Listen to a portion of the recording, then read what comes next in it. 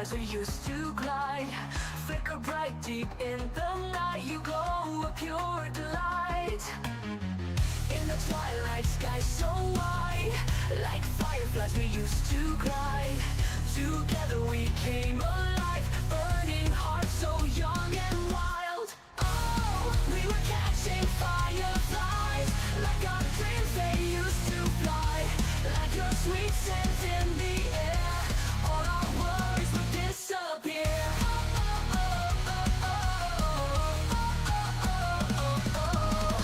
Hand in hand we ran so free, me and you unboundedly. Whisper wishes to the night, captured moments in my mind. Oh, we were catching fireflies, like our dreams they used to fly. Like your sweet scent in the air, all our worries would disappear. We were catching fireflies, like our dreams they used to fly. Moments I will cherish in my heart. Oh, you're my guiding star.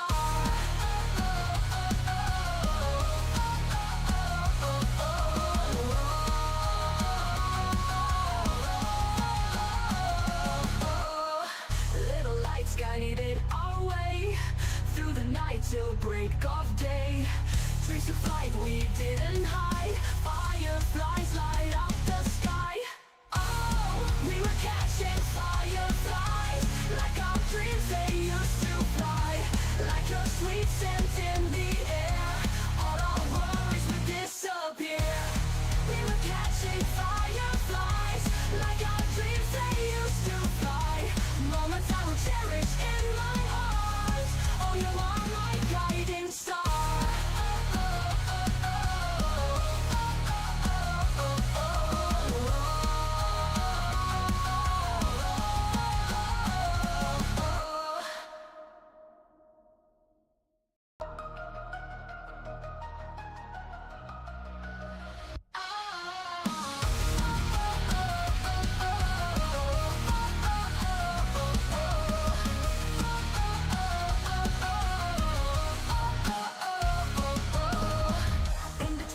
Sky so wide, like fireflies we used to glide, flicker bright deep in the night. You glow a pure delight.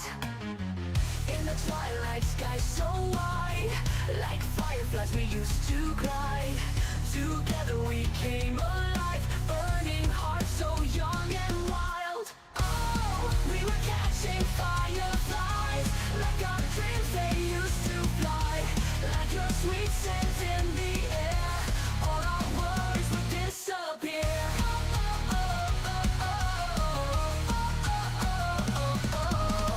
Hand in hand we ran so free, me and you unboundedly. Whisper wishes to the night, captured moments in my mind. Oh, we were catching fireflies, like our dreams they used to fly. Like your sweet scent in the air, all our worries would disappear. We were catching fireflies, like our dreams they used to fly. Moments I will cherish in my heart. Oh, you are my guiding star.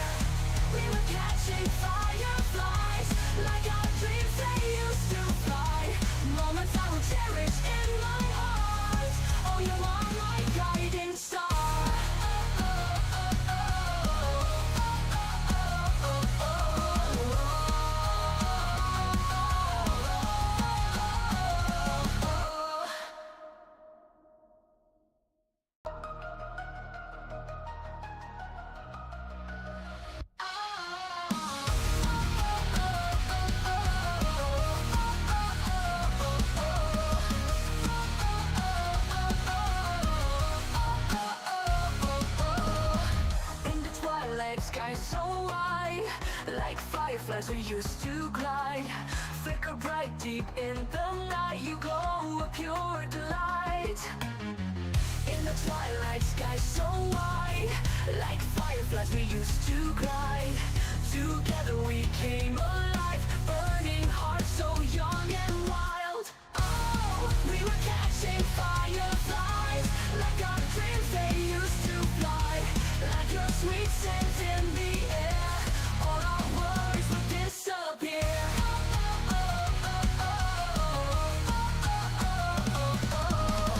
Hand in hand we ran so free, me and you unboundedly.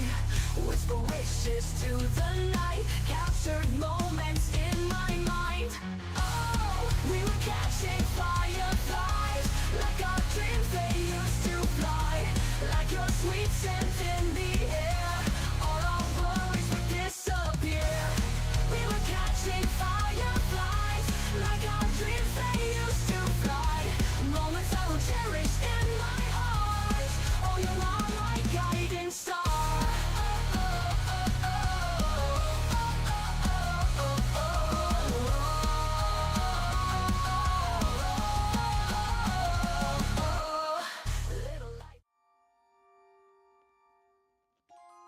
Ah, there we are. Hello, everybody. Good day. Happy Mondays. Good time zone, one and all. And how is everybody in my den doing today? Hope we're having an acceptable Monday. You know, for a Monday. Yes, have a host and hello, Colin, vibing away to our intro, I see. And no, Sam, not fish. You're a bit early for fish. Not too early for Mizu, though. See, Mizu's back with us today. I remembered to turn him on. It certainly is a Monday, isn't it? Just, yeah, they do have a habit of sneaking around on a somewhat frequent basis. Ironically, about a weekly basis.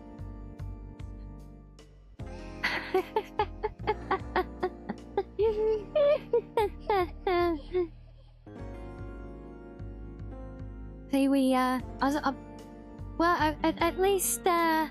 at least I know what the priorities for today are, right? Should I just put my Be Right Back screen on for the next 4 hours and let you play fishing? That could work, right? One day it'll be nothing but fish, yeah. Well, that's how, you know. I technically could. And you got your Foxo fuel, have you, Reggie? Yes, I've got mine as well. For all the good it's doing today.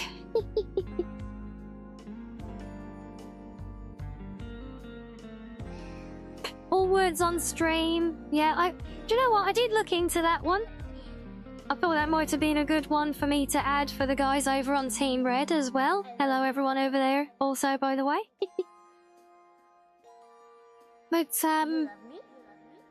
But yeah, it kind of bugs me because it seems to be very, very manual. Like, not just each day that you use it, but each instance you use it. There seems to be quite a lot of clicking and doing of things every single time, and given my frequency of breaks, it's going to be more of a hindrance than a welcome thing, so that's why I haven't added it yet, but I did look into it. Yeah, no, that's what I got from when I investigated Host, because you've been using that one, haven't you? But yeah, so yeah, with it, we say it does indeed require a lot of additional input. 'Cause I saw the option in the settings where you can like automate the restart, but I think that's just basically once you start a session, and if a word gets done, then it kind of just keeps going, you know? So yeah, you can set it up like that, Sam, but the problem is you have to like open up a new browser session, configure it, and tell it to actually start the game like every single time that you use it. And that's just going to end up adding minutes to every one of my breaks, given how fiddly I've got everything set up on my streaming PC with a little screen. So yeah, that's why I decided not to test it out for us. But I did actually go to. I did go and look at it. I signed up and I added it to the channel and everything, and I was going to give it a try.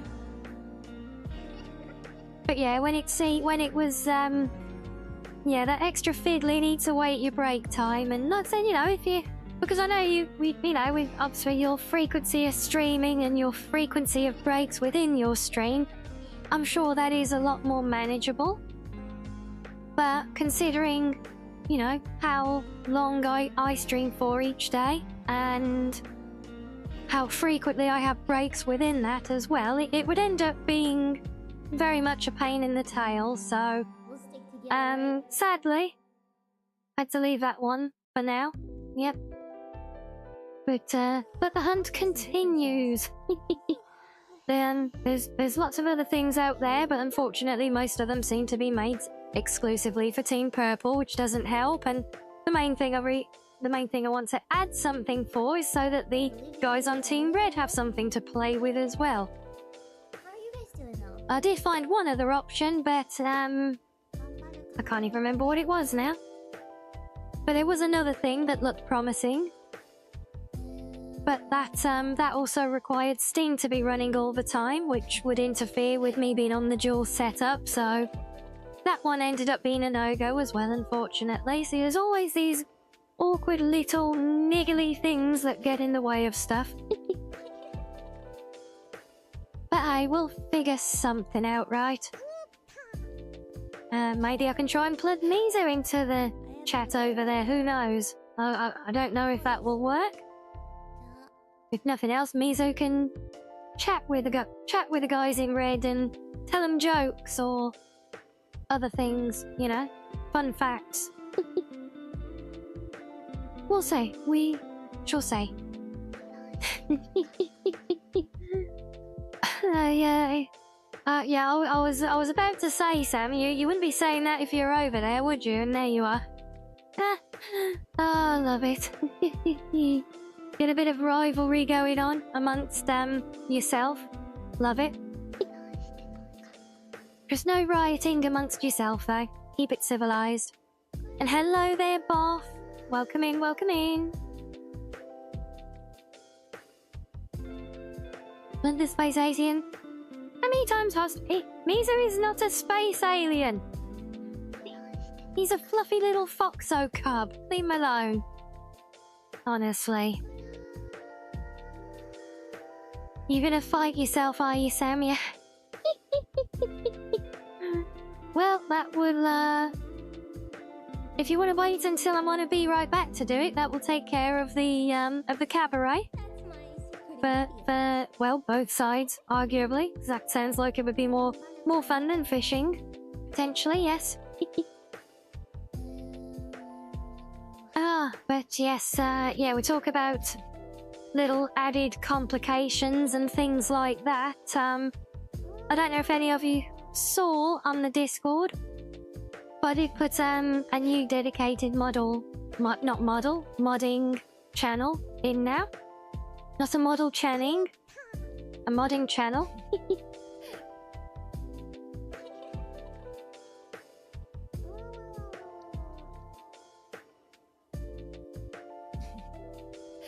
Wait, what?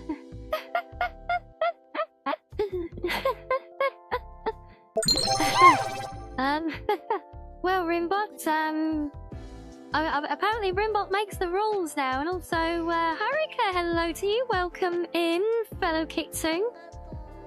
Lovely to have you with us. Don't mind us, I think my bot is, it's literally, I think Ringbot is flexing. Ringbot, are you flexing on chat and trying to make them dance for you like little puppets? Because Sam did not challenge Reggie to a duel there. Yes, a duel Rimbot. Except Rimbot doesn't have the capacity to answer, sadly.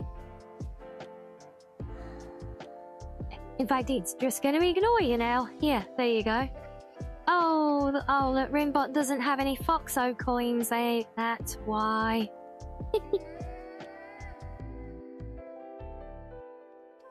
Well, it was a good idea. It was a good idea. Yeah, that's right, you win, silly little bot.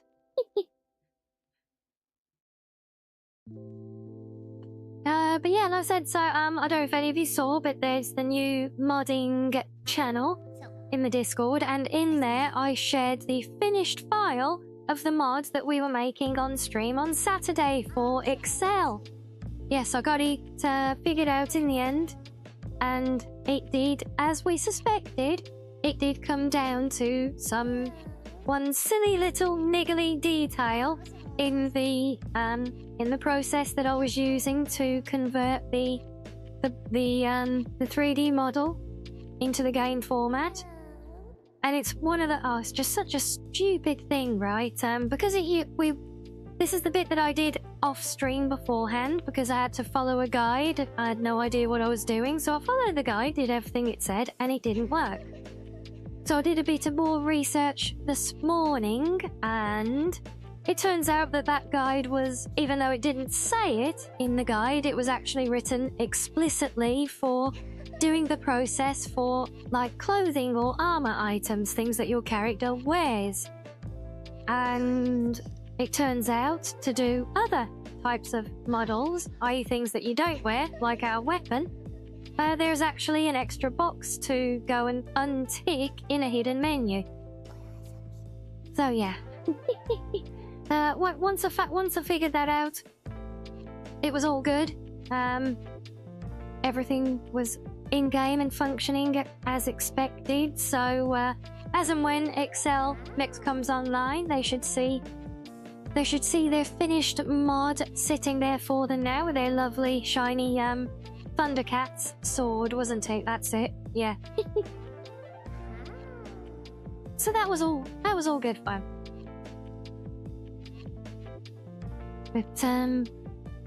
But yes, back to today though. We are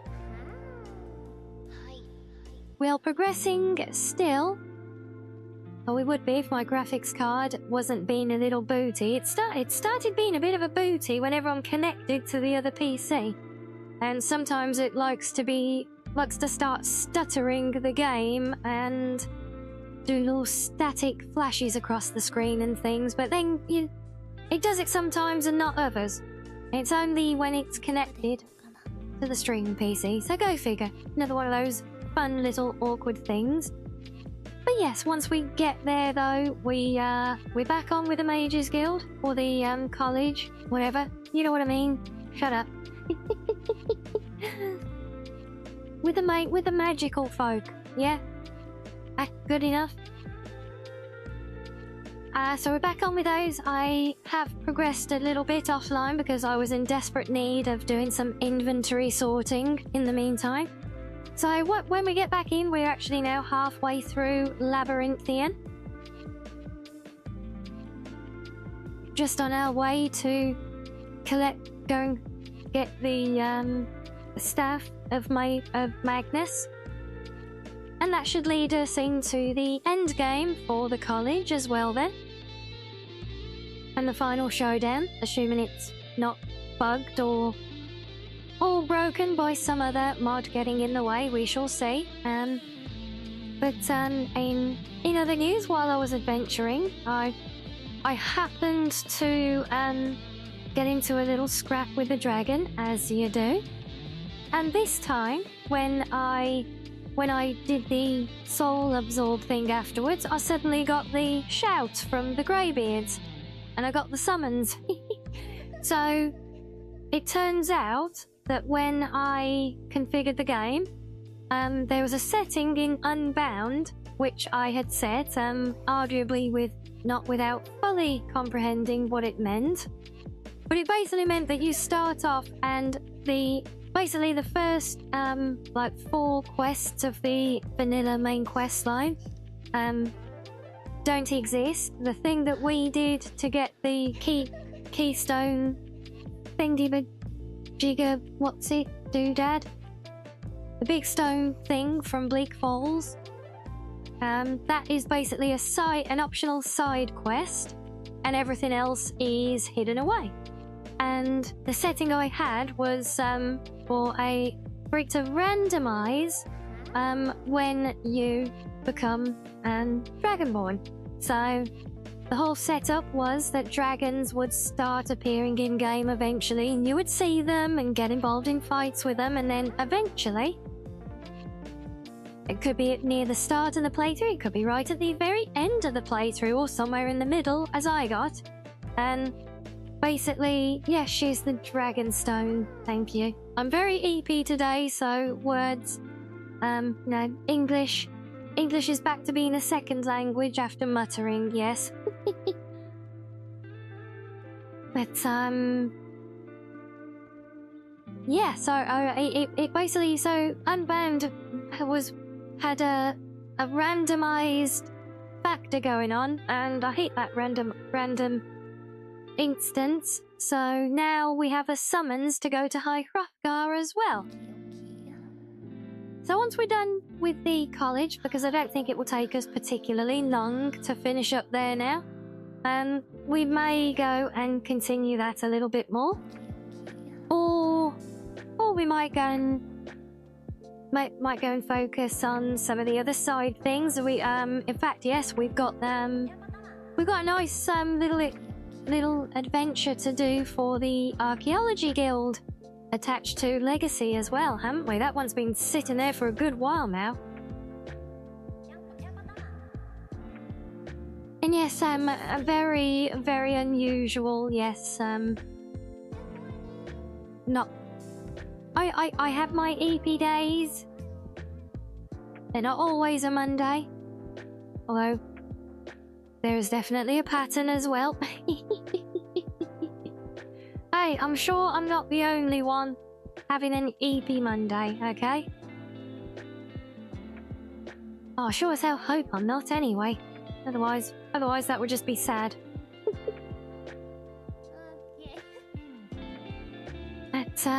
But yeah, so,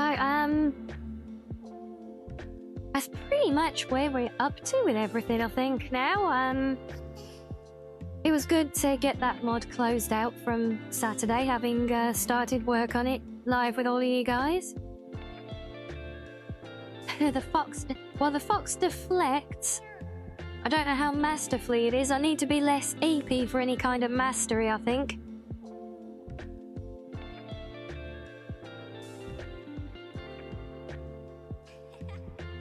And I'm working on it, look. That's why I keep breaking my tracking, sipping from my giant coffee mug.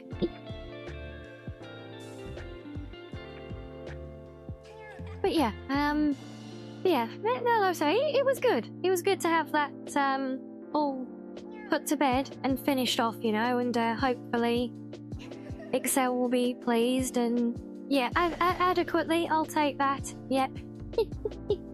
If I'm managing to do anything at all, I'll take that as a win. Yep, that sounds good to me. Yeah, I hope Excel is happy with the mod when they see it.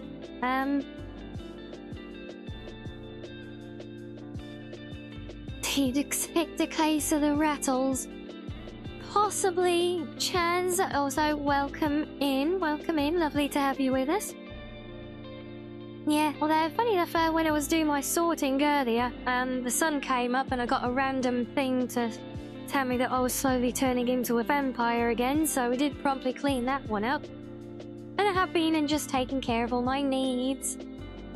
You know, had a nice bottle of water or two, eaten a few sweet rolls. So, and had my bathing, so hopefully no more diseases for a while now, when I was squeaky clean fox again. But at that stage, you never know what's going to happen. And I do tend to, because it's so hard to keep on top of the bathing thing with the keep it clean mod when you're adventuring a lot. You know, you pretty much, you know, if you really want to keep on top of it, you need to play much more immersively, like as into the actual time in game and everything, you know. So go and do an adventure, go home and sleep that night and everything, and have a bath, wash all the dirt and blood and mud off, you know. And yes, indeed, Volcate. Sleep is indeed temporary, gaming is eternal. Oh, I like that, yes. Hey, you should put that on a mug. You should put that on a coffee mug and sell it on Etsy. I bet that would do well. Sounds like the kind of motivational thing that you get on those, doesn't it? I remember I used to have one. It's what was it? It said, gamers don't die, we respawn. Yeah, sleep is temporary, gaming is eternal. I like that. Stick it on a coffee mug, make your fortune. I'll take a modest little commission for the idea. Patent pending, trademark, all that.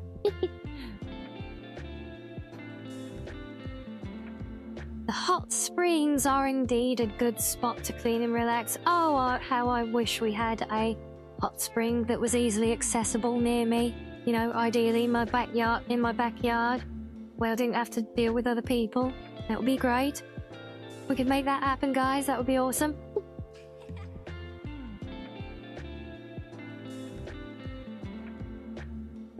Oh, I see, Sam. You think I should bathe more often? Specifically in third person, do you? And what, pray tell, is my incentive for doing that exactly? I know what your incentive is for me doing that, but... Well, hello there, Cairo.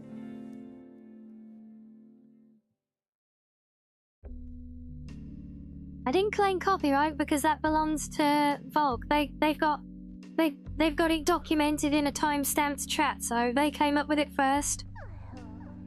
So Volk has the copyright and the proof of origin and all that. I'll just take my humble little commission for putting the idea together. Yeah, there we go. 10%. Yeah, that'll do. I'll go with that. Why not? You know what the funny thing is? I do actually have a print-on-demand Etsy store that I could even do something like that with if I wanted to. But no, that's not what I do. That's not my thing. You have a team of overpaid lawyers that say otherwise. Who are you, Nintendo? And hello there, Michael. Looking very excitable today.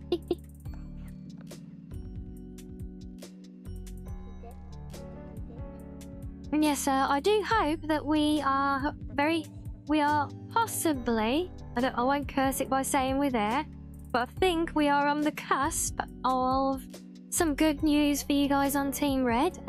Seeing Michael using all my little dancy emotes there. Because we are, according to the channel analytics now, we are well over the baseline for unlocking the first tier of perks for you guys, which will hopefully let me add some things like the emotes and stuff to the channel for you, so I've heard. Although I've never done it there before, so I don't know.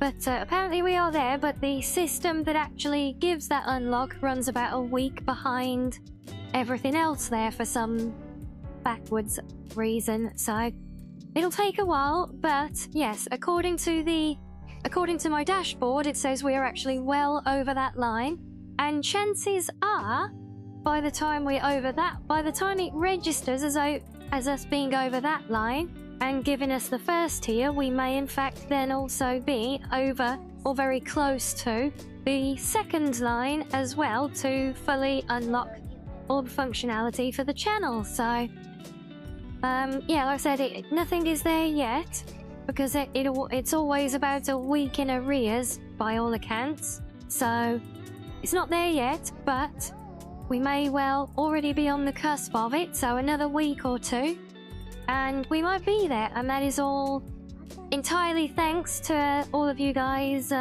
supporting in the streams over there, and I know a lot of you enjoy the VODs and everything as well. So yes, it's just to let you know that the efforts have already made a huge impact, because when we started doing the lives on that side as well. We were still about 1,000 watch hours away from hitting that first tier, and now we're basically halfway towards the next one according to the analytics. So yeah, and that's all down to you guys. So thank you, all of you, and hopefully long may it continue. And as soon as I can get things done to unlock features for you guys, rest assured it will be getting done, and hopefully in the not too distant future. Yeah.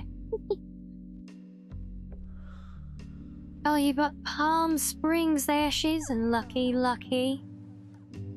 And third person is more immersive for the viewer, is it, Sam? Is that, and is it, and that's, I still see that that's your justification for, or your incentive for me to do bathing in third person in game, but that doesn't really give me an incentive to do it, does it?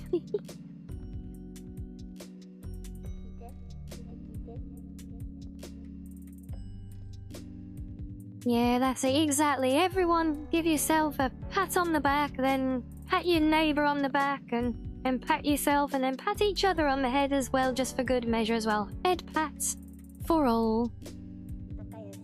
And yes, sir, I know some of you have been just helping to support things by straddling both sides of things for us. And yeah, so I just wanted you to know that it is indeed making a difference, far bigger difference, and faster than I ever anticipated. So yes, I do hope, I won't say I'll anticipate or make plans yet because I know better, but I do hope that this means we will soon be able to, and we'll have cause for celebration there then, yeah.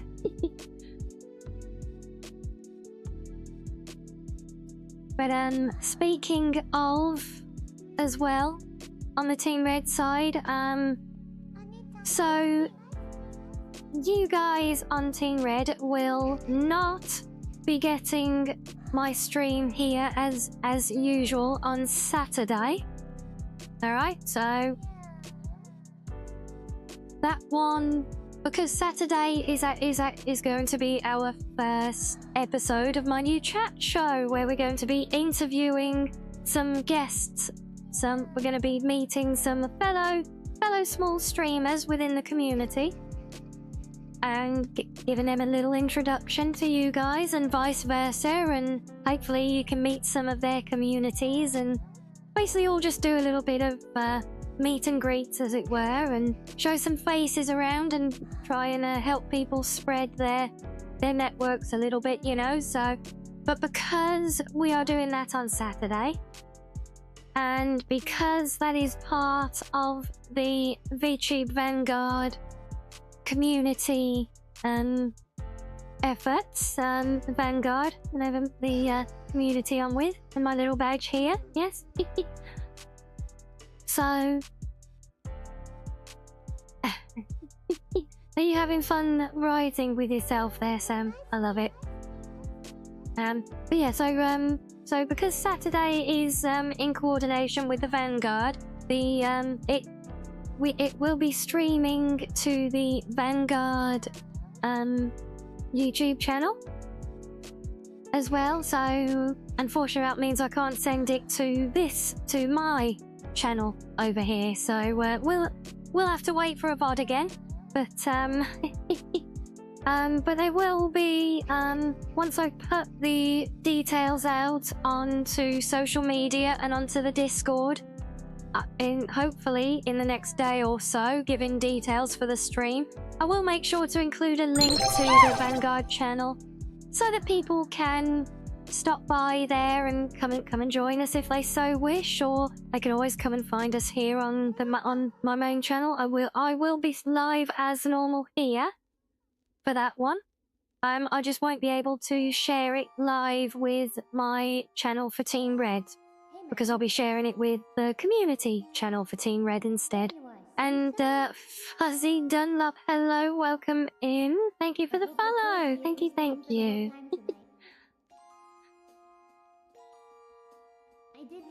I don't know it very well though. So And apparently your name hits all the right notes with us. Okay, Rinbot. Yep, you do you, my little guy.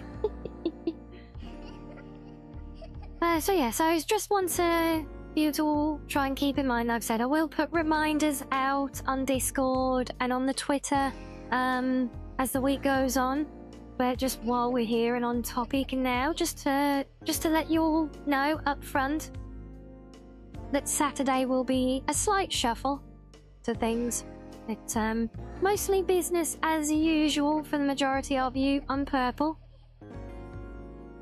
And just a little diversion, and this is going to stop. This is going to be a regular thing moving forwards. Probably once a month we'll be doing this show. So I'm very excited about it. Some of you may remember we did a pilot version of the show last year with co-hosting with Miss Rye. And so this is this kind of like, it's not a direct continue, but more of an evolution into my own thing based on that premise. So yes, we have in fact five fellow streamers who are going to be coming along on Saturday, hopefully, and we're gonna meet each one of them. And the idea of this, like I say, because we're going to have everyone's communities all intermingled, and some of them might be co-streaming it as well. And we're going to be putting everything out there on the Vanguard's community too. So what that means is, well, we can introduce a lot of these streamer friends to you guys and to other communities that might not have met them yet. Some of them might, because we do have a lot of crossover with the friendos. But, and equally, it will bring, you know, other communities together. And yeah, that really is what it comes down to. Is it's given us a little bridge between what might be some otherwise isolated small communities to and it will help. And you know, I love introducing you guys to other friendos who I think you'll find entertaining, like when we go and do raid outs and things. And you know, it's all really part of the same principle as that. And hopefully, you know, and for the case for some of the friendos that we're getting, maybe not in this first round, but you know, maybe in, if not this one, maybe in some future ones and future episodes, you know, some of these could be very new streamers. When we did the pilot show last year, there was one guy who was going to come along and unfortunately couldn't make it, but that was actually due to be his first ever collab stream, and he'd only been streaming for a few weeks as well. So so we're actually going, because I can't believe I'm saying this out loud, but because I am reasonably confident that I can trust you lot to behave and be nice and respectful. And of course, as much as you tease, I know you are all absolute little gems. That's why I love you all so much. And so when we get folks like that coming along, I know that we can help them by giving them a little comfortable environment to find their feet in and just really get themselves comfortable. Yeah, I know, Sam. I said it. I know. So yeah, so when we get to that show, it's gonna be, yeah, totally behaved and respectful. Well, there, you guys are actually always really good to guest. It's just me that you bully, so that's all good. But yeah, no, when it gets to that one, so yeah, we are going to be, the idea is, just like last time, we're gonna put a spotlight on each of our friendos. So we'll do a little one-to-one, kind of just hanging around and chatting with each person. Yeah, just hanging around and chatting, kind of like a very informal, you know, like your old late night TV show interviews, that kind of thing. You know, it's just have a nice little yap with everyone, with each person individually, so that they get a good bit of attention from the whole shared stream. across all the shared chats, and then what we're aiming to do is, after everyone's had their little one-to-one session, we'll just bring everyone in together and maybe do some Q&As and just chat and vibe. And yeah, so I'm very excited that we are now counting the days until we get there. I think it's gonna be a really, really good thing. It's something I'm excited to do for the community, and it's something that I hope that you guys will enjoy and reap some benefit from as well. But so yes, much hype, much love, much excitement, and well, fingers crossed. And for Saturday, yes. On hello, Joe. You mean Saturday's stream? Because yesterday we were just lazy in the den and we watched anime all day.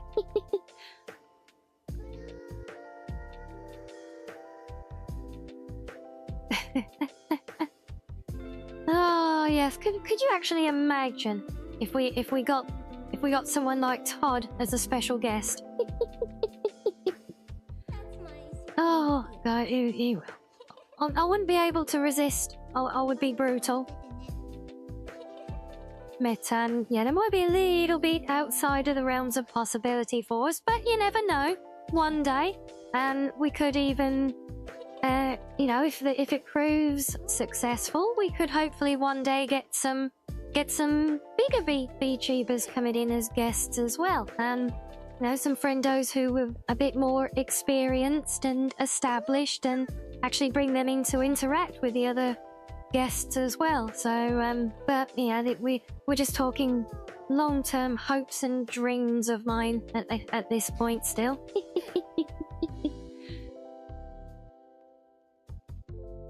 He's too busy swimming in our Skyrim re-release money, and now the Oblivion re-release money.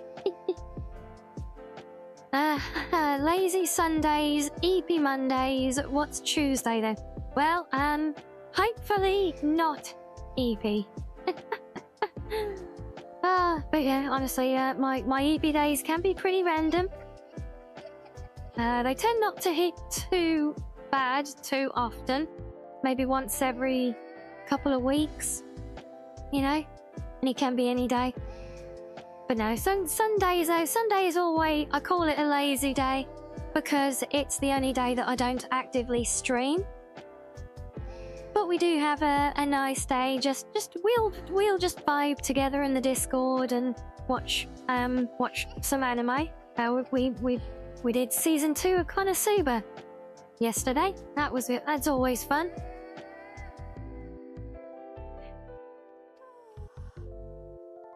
Did it? Like gonna be the Oblivion re-release, yeah. Well, yeah, we're pretty much there now, aren't we?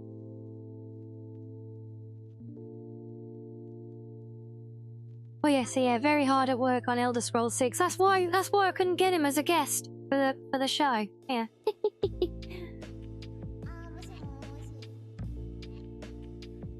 Yeah, they gotta spend another 2 or 3 years making the next teaser trailer to keep everyone going while they do more remakes. You know, they're still doing like basic patching for Starfield. We haven't even got into remakes and remasters for that one yet. And now that would be an interesting one as well, wouldn't it? Yeah, we've all speculated about, you know, I'm pretty sure Fallout 3 is the next to get the treatment. Maybe New Vegas, maybe Morrowind, but it's all stepping backwards. But what about I don't see it with Skyrim, to be honest, not yet. I can honestly see it for Skyrim as something like a 25th anniversary shadow drop. Yeah, that's my guess.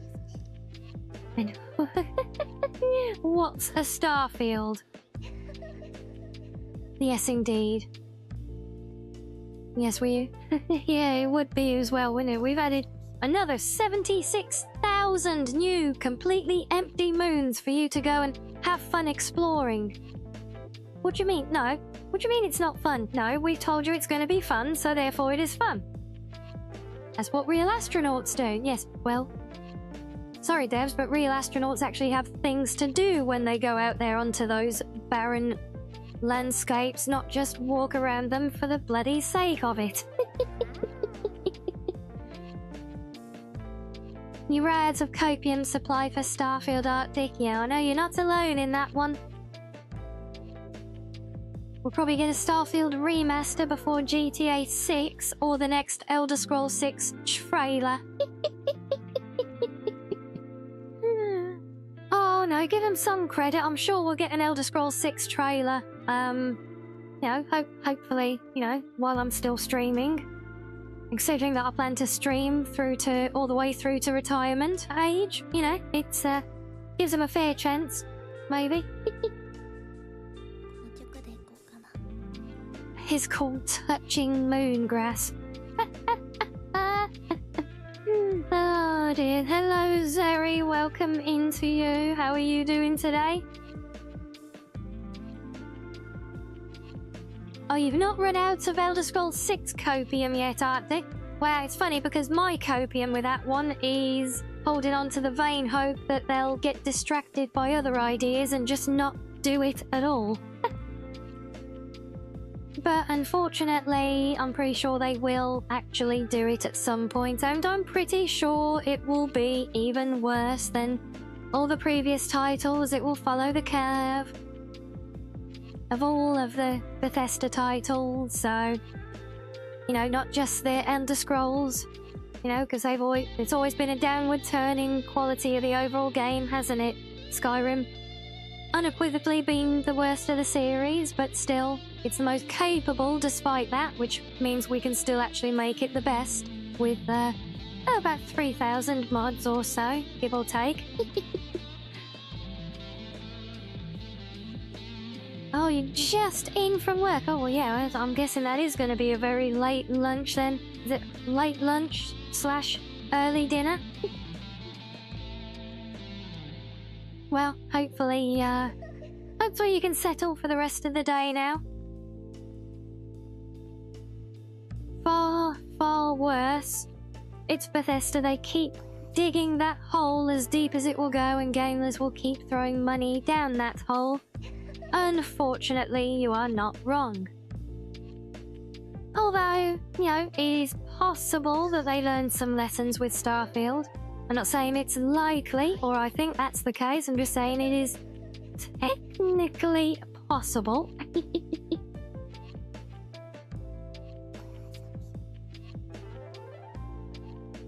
Last GTA that you had fun with was 4, was it? 5 was a letdown in matters of storytelling. Yeah, I got a bit... So, which one was 4? Was that, Oh no, it was GTA 4. Wait, I've got them here. What am I saying about? Because I've actually got the whole collection now. Wherever the hell I put them. Is it in this one?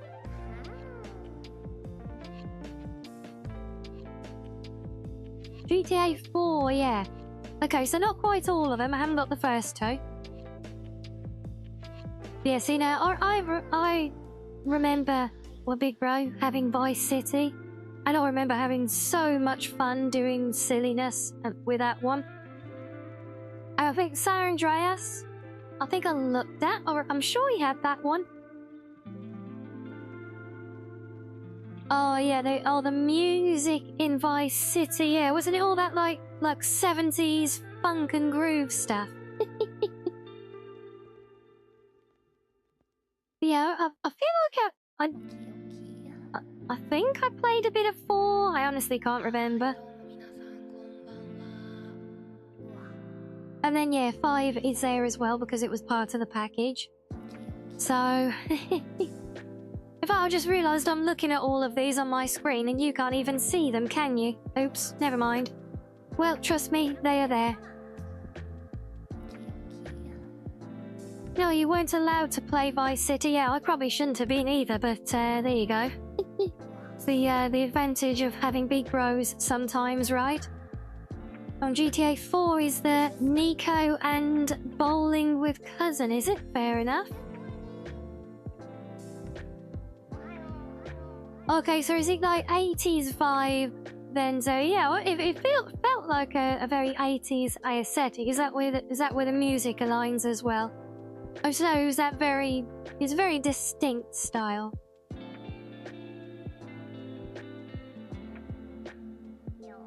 Oh, I see, Optic. So you're the big bro there. So you look after your little bro. Well, that's cool.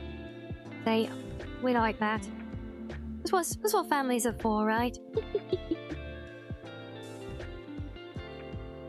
Yeah. So I do actually, you know, these the GTAs, at least some of the older ones, they are on my list of games that I want to go and visit here on the channel at some point.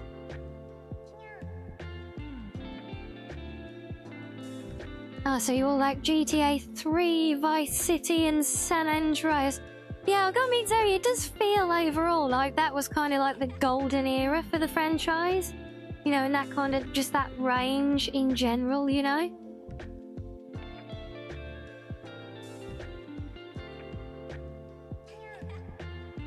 Oh, and Vice City is what got you into an 80s aesthetic and music, is it? I can understand that. And you want to get into them as well, do you? Are you planning to stream them then at all? You can definitely mod them. Yep, well, I can definitely play them then, Sam, yes. I don't know how much modding there is available for them to do the kind of pretty stuff that I like to do. I won't expect anything to look like our Nolvus Skyrim, but if I can do things, well, you know me, guys. If I can, I will.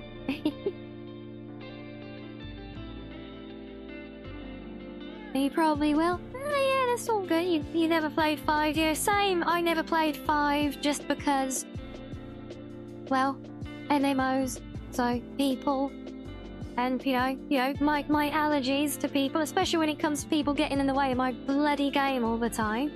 Bad enough with NPCs and followers getting in the way. Last thing we want is other people doing it, right? And yes, this is coming from someone who used to run a guild that not only did casual stuff, but also training and even actually competitive world firsts and raiding and tutorial videos and everything else, yes. Someone with such a severe people allergy actually ran a guild like that once upon a time in an MMO, yes. Go figure. Although you can probably guess why it didn't work out in the long run.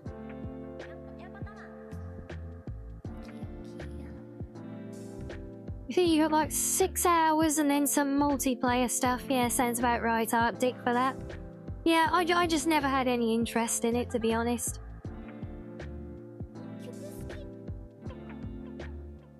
But yeah, so we got that there. We've got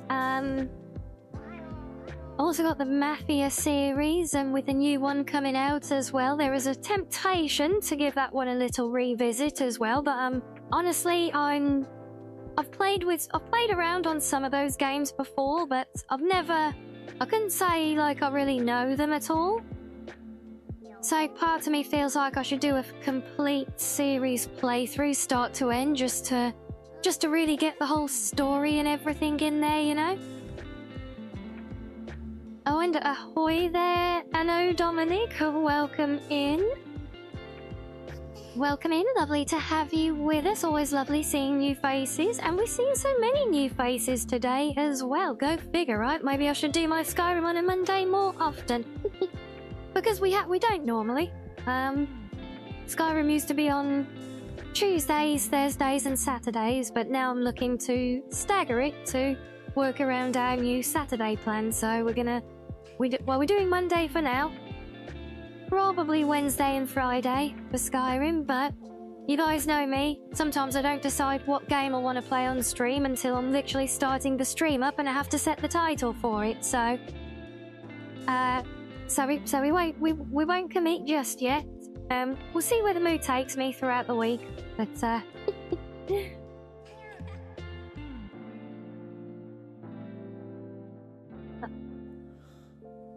Oh, so you didn't get into the whole MMO thing? You were too engrossed in the fighting game community? Well, for what it's worth, I don't think you missed out, to be honest. I never liked it. The only reason I got into my one MMO that I really did, which was Star Wars The Old Republic, was because it was basically a very, very, very, very, very, very long and actually quite good single-player story that just happened to have other people running around in the background sometimes and a few pointless activities you could go and do with them if you really wanted to.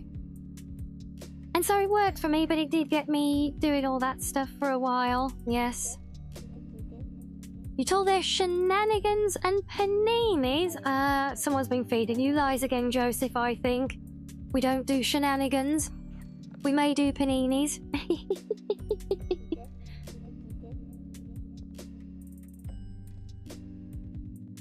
Oh, you see like Far Cry or Metro? Yeah?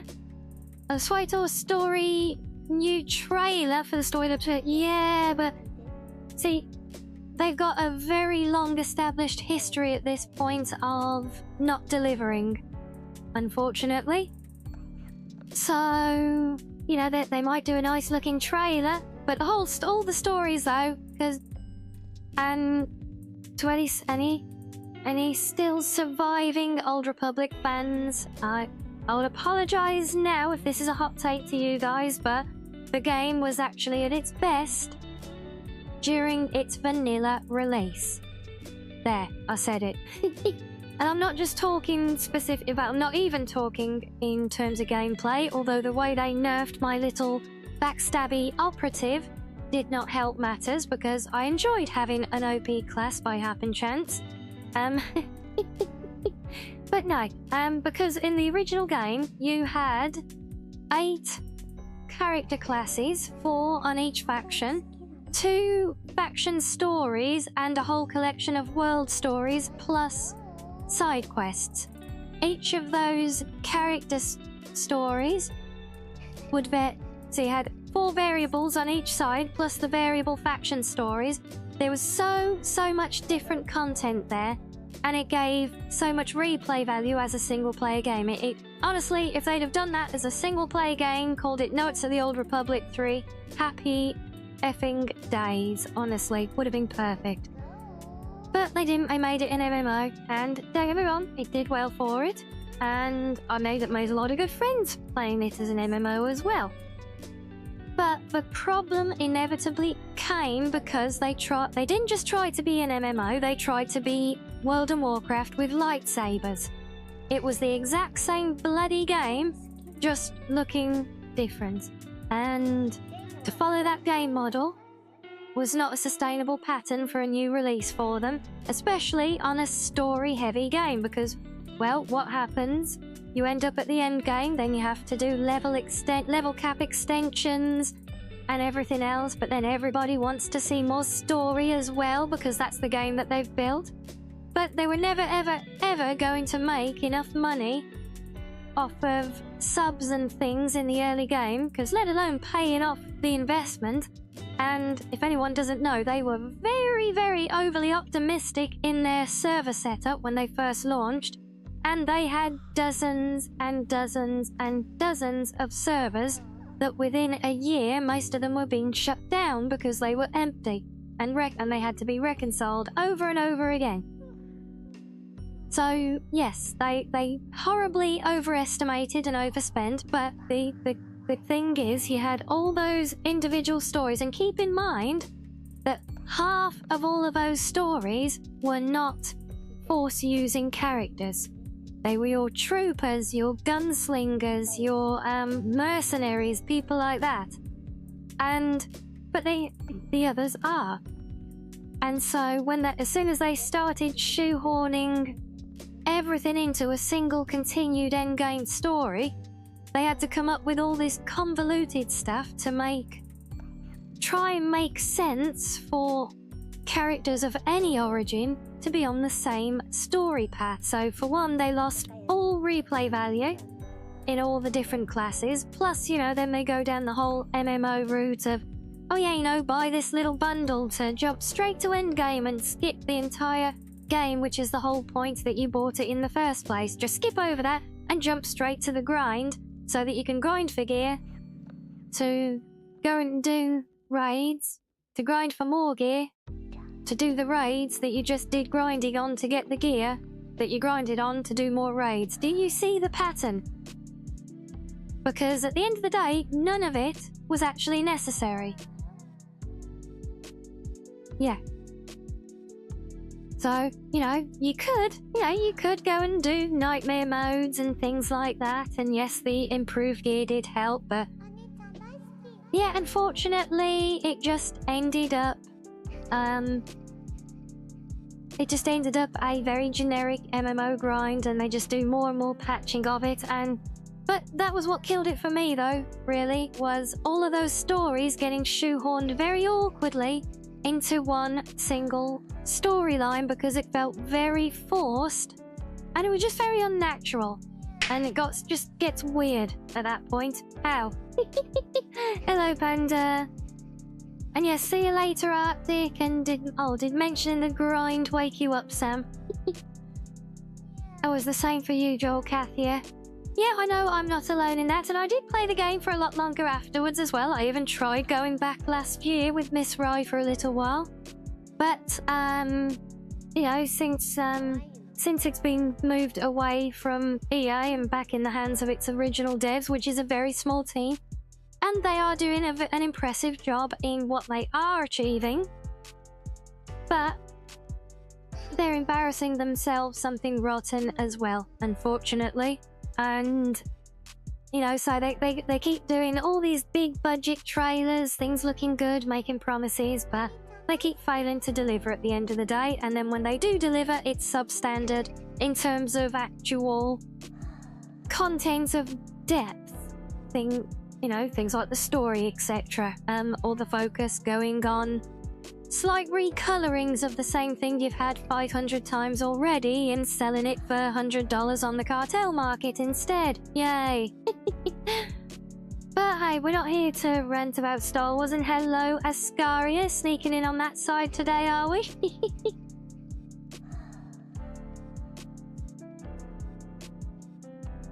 I see, Shiz, you like playing with Vader and Starkiller and Soul Calibur 4. Fun times, right? Yeah. I don't know quite how we ended up on such a rant about the Old Republic there, but there we go. And here's what it is. The direction goes where it does. Who are we to argue with it, right? I was just talking about games that I want to play on the channel, actually. Let's hope we get the KOTOR remake, Zeri. Well, more to the point, given the current trends of the industry, let's hope that if we get it, we get a respectful one, and not a slop job, which more and more seems to be these days. Because if they do a slop job, that would just be horrendous. Well, given the established patterns, especially when EA is involved as well, I for one won't hold particularly high hopes. I'll believe it when I see it. That way, if they do, by some miracle, do something good with it, then I can only be pleasantly surprised.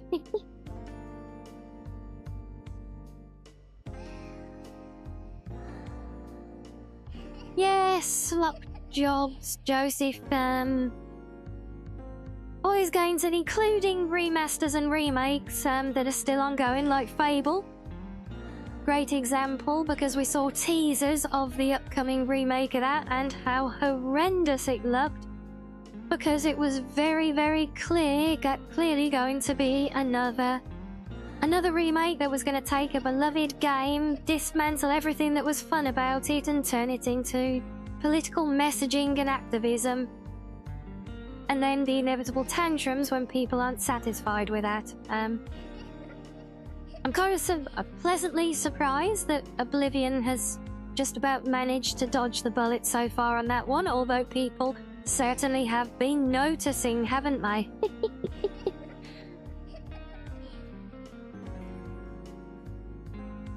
On this hill to recognize Revan back into Star Wars, you'll take... Oh, Edit chat scroll. I saw DA4 there.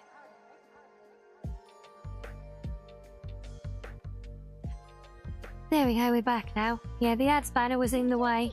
You've taken DA4 again at this point, yeah? Well, hopefully not, you know, I would rather see... Obviously, I want to see something respectful to the origins. But I would also prefer to see nothing than something that actually hurts the franchises.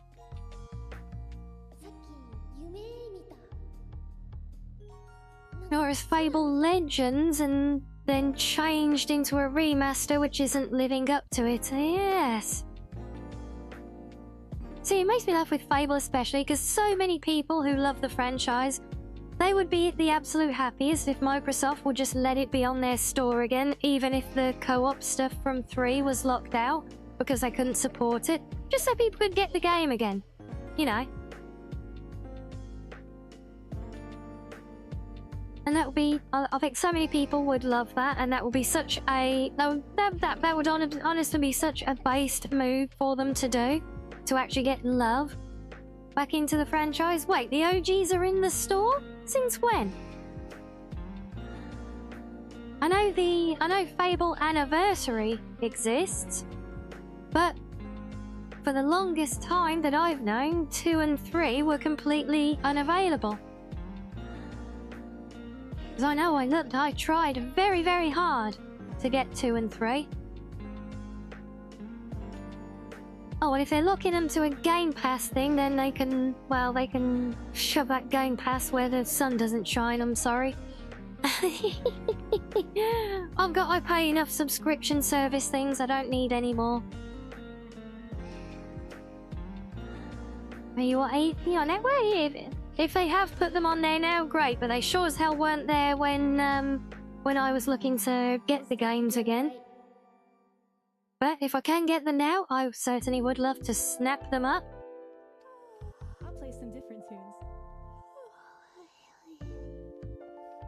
Yeah, there could be welcome news there.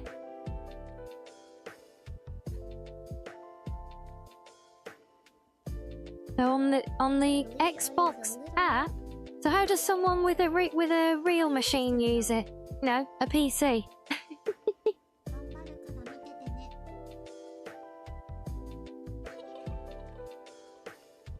Yeah. So does that mean you can just get them if you have an Xbox, so they're still gatekeeping them? Because if so, that's pants. Let's get them on...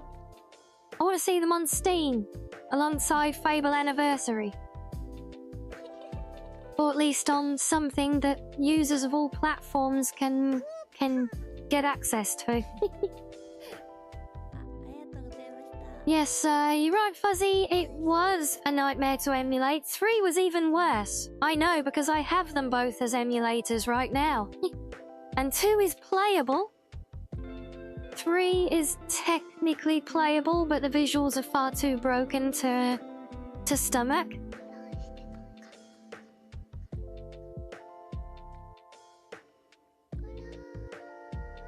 Yeah, no, Zarina, I want to be able to go to I'll go to an online store and get it, like I'll go to Steam or Epic or something like that, but all that Microsoft stuff that's like buried viruses in a Windows installation, it will have indeed been cleared off.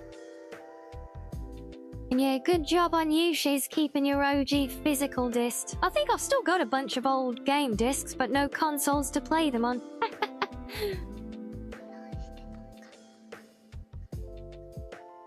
Now on time for you to sail away, is it, Dominic? Well, thank you so much for dropping by. It's lovely of you to come and say hello to us. We hope we'll see you again. But yes, fair winds to you as well.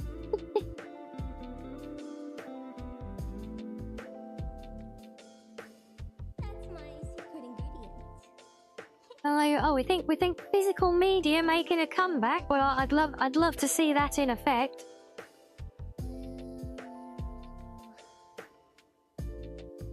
And Panda, I'm pretty sure I've seen mods that allow that. Xbox is not inferior to PC if you get all the add-ons. No, what I don't like so much, Shiz, is the way Microsoft operates its stores and basically like things like the Game Pass, you know, it's like, yeah, you can have all of this, but you just constantly, it's just constantly chipping away at you and just pilfering slightly more money out of your pocket all the damn time with little subs and things. And you know, they're even worse, you know, I mean, technically on Steam you do not own any of the games or software that you purchase on there. You just have rights to them as long as they decide to keep them available. I think GOG is the only one that outright gives you ownership, if I remember rightly, but at least you still have something that you can just get hold of yourself, you know, and you're not tied to forever sustaining that subscription just to be able to see what you've got.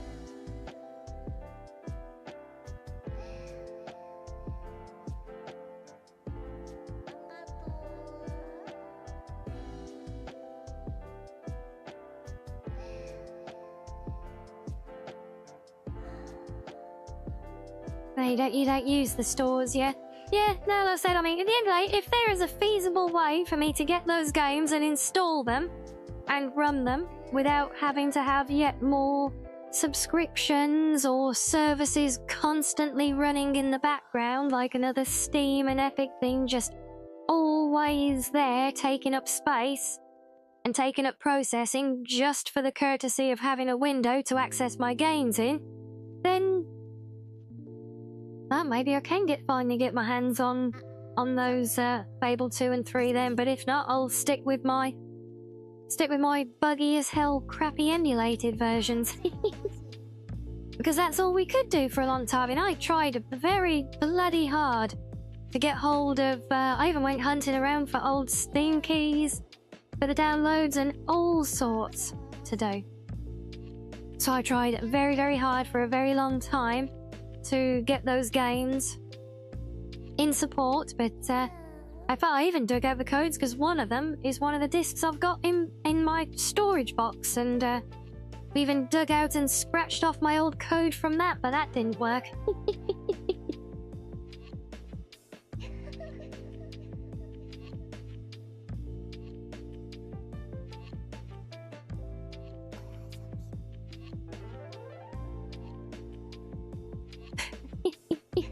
Oh, these Codder's Fortnite Junior. Well, that's a whole... All of that side of things is a whole side of gaming that I don't think I will ever be touching into. I'm aware of it, I know it's out there. But the closest I get is going and laughing at Maxo when he tries to play Tarkov. And maybe jump scaring him on occasion.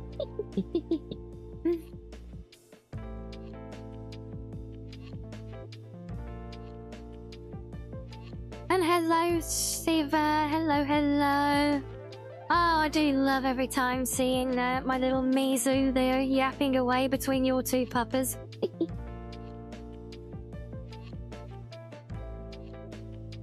Yeah, same post. I know of the franchise. I know how it exists. I know how ridiculous it keeps getting as time goes on.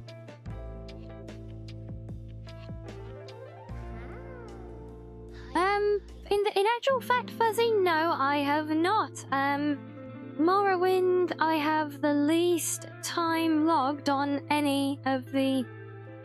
Well, okay, not any, because I've got less time on an Arena and Daggerfall, but yeah, out of like the big three for Elder Scrolls, if you like, that is the one that I have played the least of. And I never got into any major mods for Morrowind, sadly.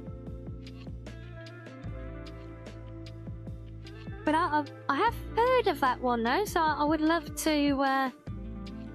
hear a verdict on it once you've had a chance to experience it yourself though. It's still your favourite. Yeah, don't get me wrong, I absolutely love the game.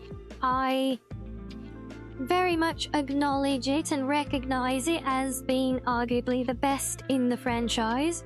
But see, I was raised playing OG Oblivion, and that kind of got me into Skyrim, and Skyrim modding got me to, well, where I am now, and like playing modded Skyrim today, eventually, which we should get to soon, probably. So I've literally just never really had much room in my life for really giving Morrowind the love that it deserves, you know. But my friend Eris did do a lot of playthroughs on that, still does at times as well on her channel, and I have always enjoyed watching her play it. And yes, thank you for the hug there, Panda. Oh, look, everybody's getting the hugs, look. Well, I tell you what, while you guys are all having lots of hugs and being very adorable and affectionate with each other there, how about we let you all play with some fishing in the background? And then we'll come back in a few minutes. You'd love to see me do a Morrowind playthrough on stream some point. Yeah, and I love the idea of it as well. And I'm sure we'll get there at some point. But, and yeah, Panda, if you don't do it now, I will. Just saying.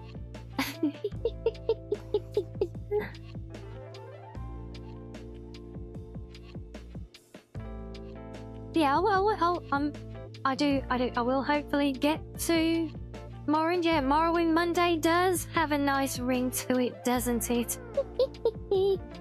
Yes, one day. Like I said, I've got a very long list of games that I'm trying to get through at the moment. But still very much focused. Almost half of our weekly stream time goes to Skyrim right now. And you know, I might still pick up on either my OG modded Oblivion or the remaster at some point. But honestly, I've kind of left those alone because, you know, there's so much coverage out there for Oblivion with the remaster right now. Everybody is playing it, and I feel like everyone's just going to get sick of seeing the damn game. So, Concord when, Panda? I'm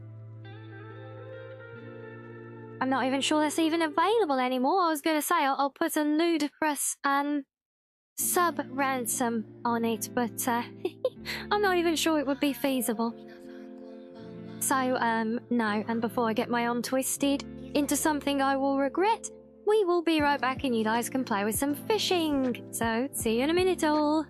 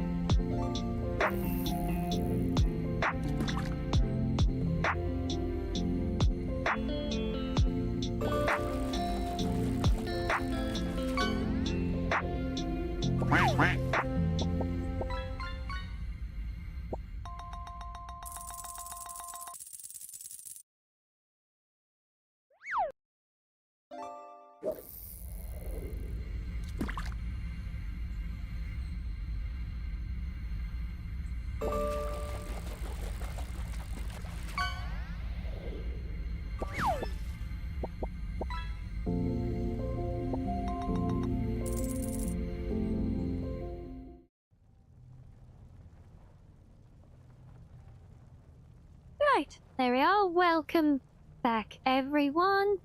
Let me see, take a little break there now. I trust we've all Had some fun fishing. Did I see another one of Henry's shoes turning up there again? You must have an awful lot of feet, our Henry. But yes, here we are. As I mentioned earlier, right in the middle of Labyrinthian. And hey, what am I being sprayed for? Honestly. Me?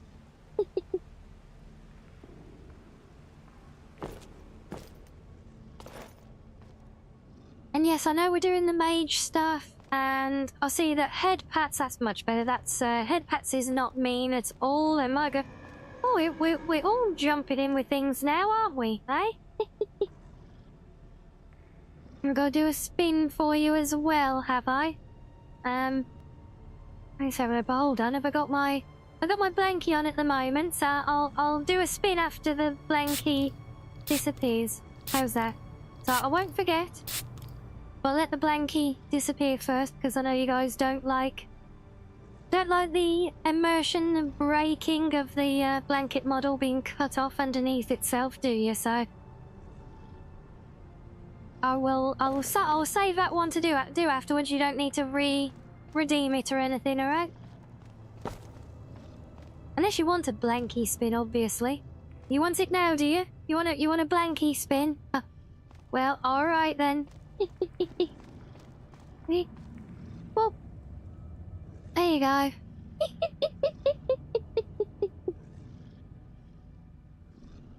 He did pay good points for it. That's why I was gonna save it and do it without the blankie. But now you have it. Now you've had it with the blankie.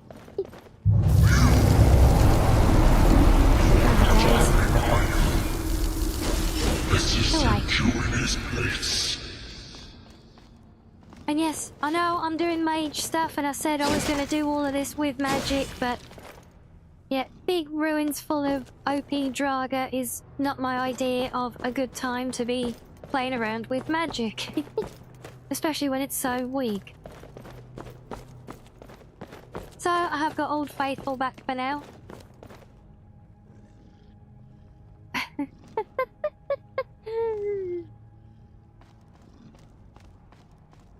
Are you short, Sam? Yeah.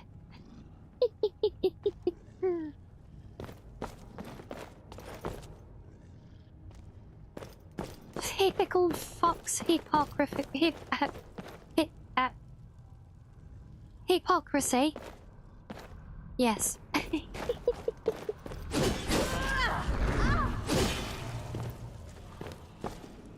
Look, I've said this already tonight that, you know, I get your guys' incentive for having me do the third person bathing for you. Now you gotta realise, you know, it's very embarrassing to be standing there naked with all of you watching while I have a bath. So there's not much incentive in me for that. It looks like Dark Souls with this Desert Fuzzy. Yeah, you should see the full version of Nolvus. The whole UI and everything, and the way it plays looks like Dark Souls as well. So I've got my game I've adjusted, and it's somewhere in the middle. I just so happen to be using my scythe right now because I love my scythe. Makes me feel like Ruby.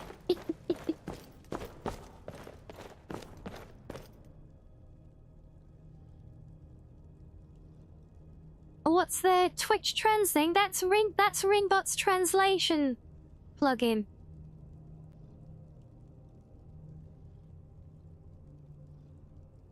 I'm not sure why you've seen it for the third time today.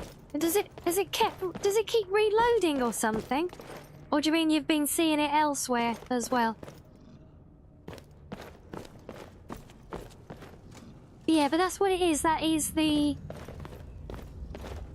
function that allows Ringbot to do its oh so perfect and accurate translations in and out of English for us.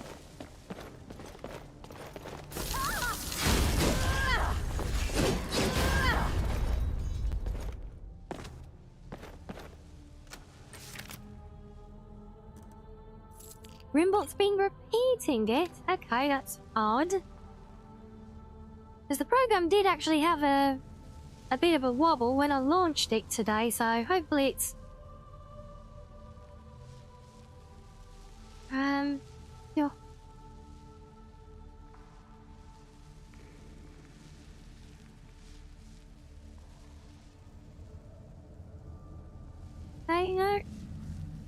No, it's not. It's not doing anything weird on my end. It's not stacking processes or anything like that that I can see. Maybe it's just having connection problems or something, because that message appears, like when I first launch it, that message will appear. Normally comes on at the start of stream then, before I actually go live.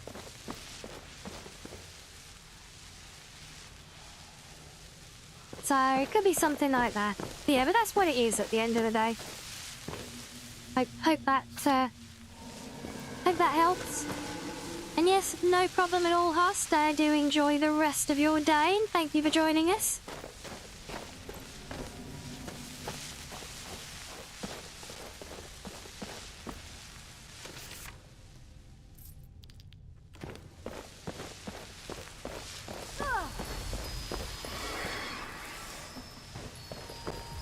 There you are.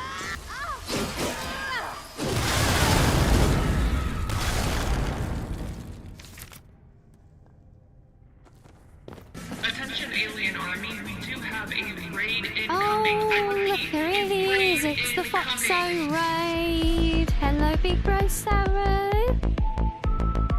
Oh, hello. Thank you so much for the raid and welcome in, everybody. Lovely to have you with us. How was stream, guys? What have you been getting up to today? Because I was looking, I don't think I saw you doing the usual with Miss Rye when I was doing my setup. Or was it something a bit different today, was it? Oh, you've been playing Repo with the friendos. Oh, we love that. Was that the squishy friendos or the friendos? Oh, she did. Oh, bless her. Well, I know she's very, very busy with all her new content creations, so it's no surprise. This is all good, though.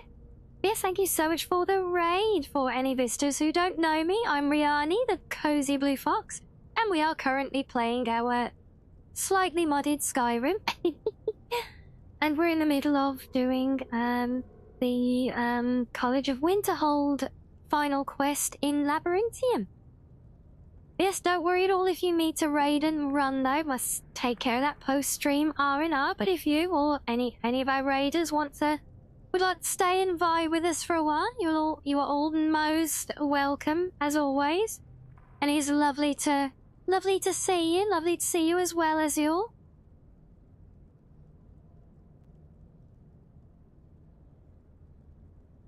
And yes, no problem at all. Like I said, sorry, you do what you need to do. Look after yourself. Thank you so much for bringing the love. I promise I will try and take care of your foxos. In other words, I'll try and keep my cats away from them. That it would only serve to strengthen me. Hey, that is very loud.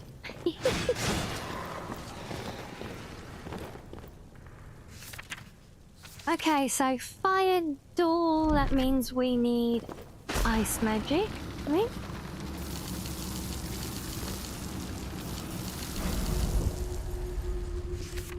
And there we go.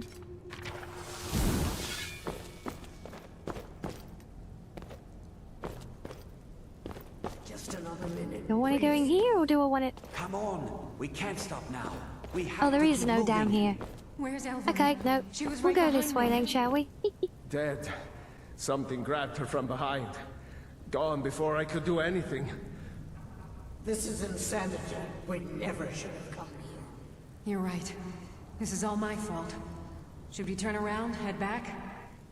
I don't think going back is a good idea. Going back would be the end of all of us. We keep pushing forward and we'll make it. We will! Come on, you can make it. Let's go.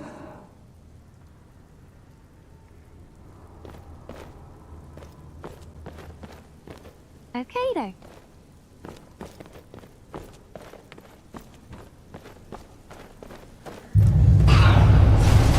Face your end.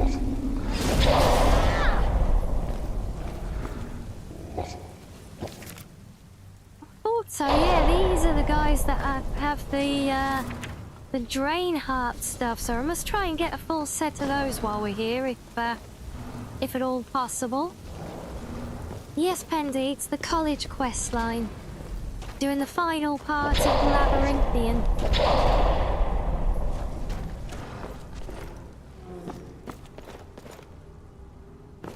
Say, I was holding myself to strictly using magic abilities for this quest line before, but now we're into the part of, you know, fighting OP dragas and things. It's just not viable. I don't think my magic as it is in game is sufficient for this level of combat, so that's why we're running around with Old Faithful again.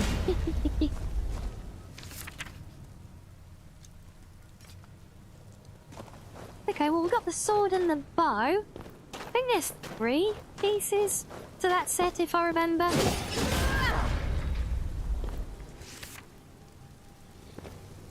Another sword.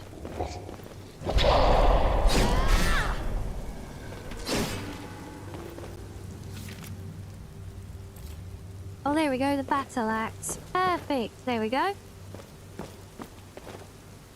That's the OCD for the museum collectibles satisfied.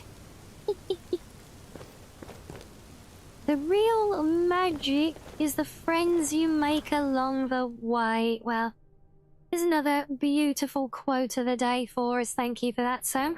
And yeah, shouts. I do actually have one of my shouts equipped, and I do keep meaning to use it more often. But EP Fox is a forgetful fox sometimes.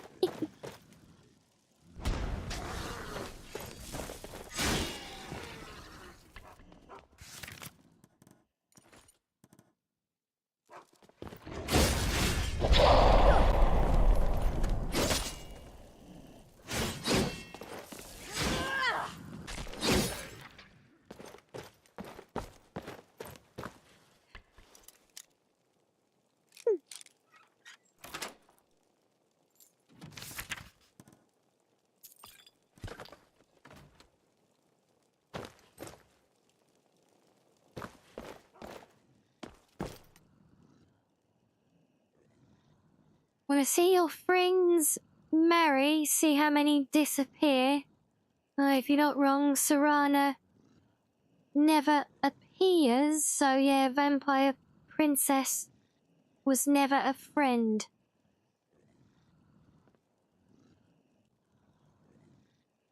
I'm not sure I'll get the tie-in for Serana.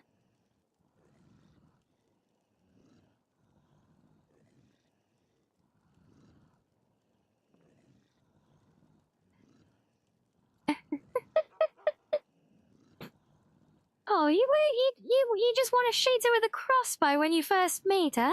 That's just mean. We love Serana.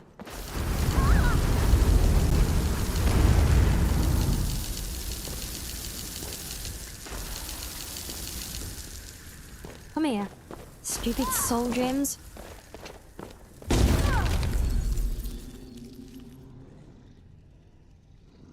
So guys, if you lived in the Elder Scrolls universe and you ended up getting soul trapped into a gem, would you rather be a gem that gets used to enchant somebody's beloved weapon, or a gem that just sits on one of these pedestals shooting annoying magic at passers-by for the rest of eternity? Cast your votes now.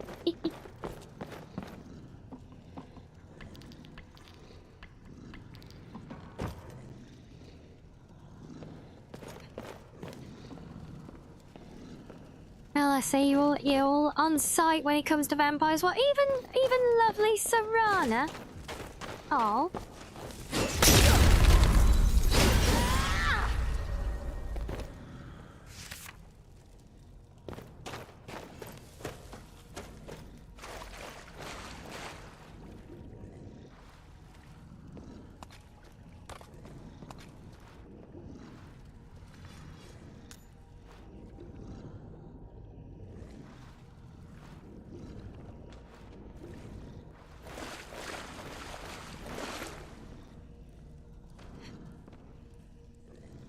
Gem used to enchant a martial aid for your a marital aid for your Oh, well that's, that would certainly be one way to go, wouldn't it, Joker? Yeah?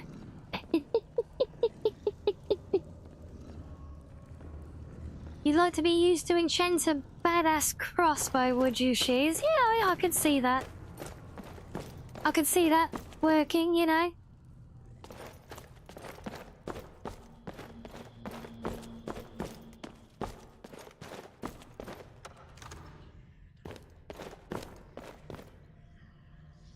Or worse, yeah, you get enchanted into some incredible, completely unique and very OP weapon, and then some idiot comes along like me and just sticks you behind a display case in a museum forever. Hello. Oh, that wasn't quite enough.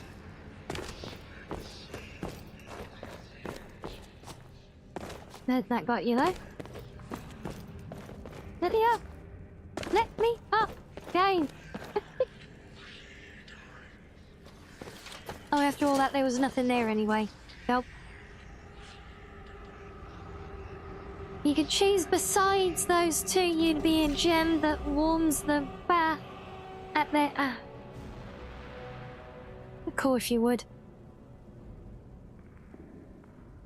I'm starting to remember why I don't ask you guys these kind of hypotheticals anymore. Always end up making everything so sussy, don't you? Eh?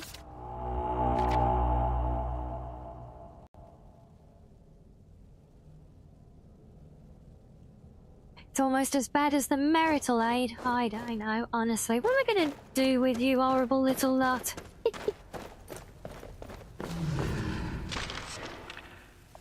Whoa. Hey, you're not a normal skeleton. Neither are you guys, you creepy ass little gremlin skeletons. What, are you just gonna keep spawning more, are you? Can we get rid of you? You shouldn't have left her there to die. Yep, that's got rid of you. Stay there and die with her? I refuse to go on. We didn't have a choice. This is it, you know.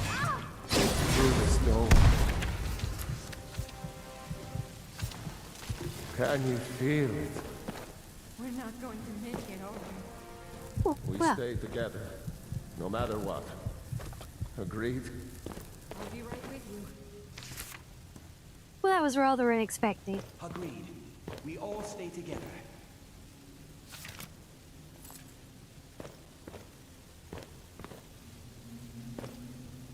Is there not a loot pile for that big boss thing? Whatever the hell it was. Oh.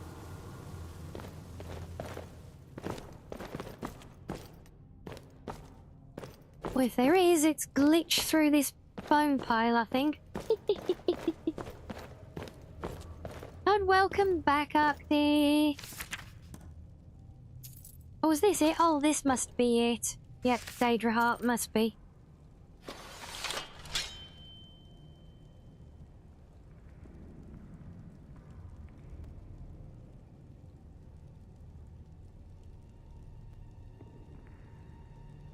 Ah, yes, very, very true. Oh, you've got a comic idea from that, have you? She's nice.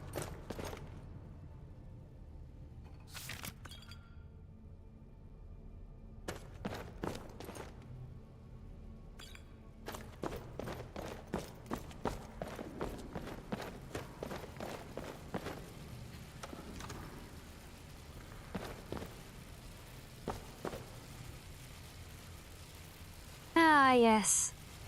It's this part, right.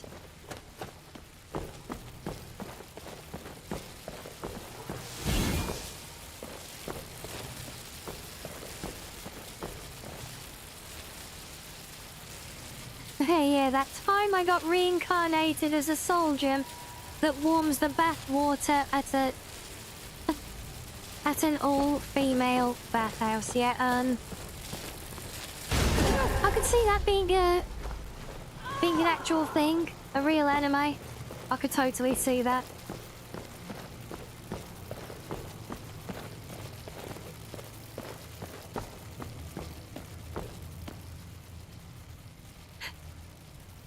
Oh, hey, actually. How far can one mod Skyrim before it starts becoming a whole different game? In this SII... Yeah, I mean, I'd you know, honestly, and a lot of people do make that observation. Not just with my game, a lot of people look at heavily modded Skyrim and say in either as a good or a bad thing. I've seen it written both ways. But they say, yeah, it's not Skyrim anymore. I've had people, I've had comments on my videos saying, you know, if some of them quite laughably as well, being like, you know, no, you've changed it so much, it's not even Skyrim anymore. If you don't like it, just go back to playing Dark Souls. And well, I've never actually played Dark Souls, so I think I'll just reply to that one saying, oh yeah, I'm actually a Skyrim player. I've never played Dark Souls before, but thank you for the recommendation.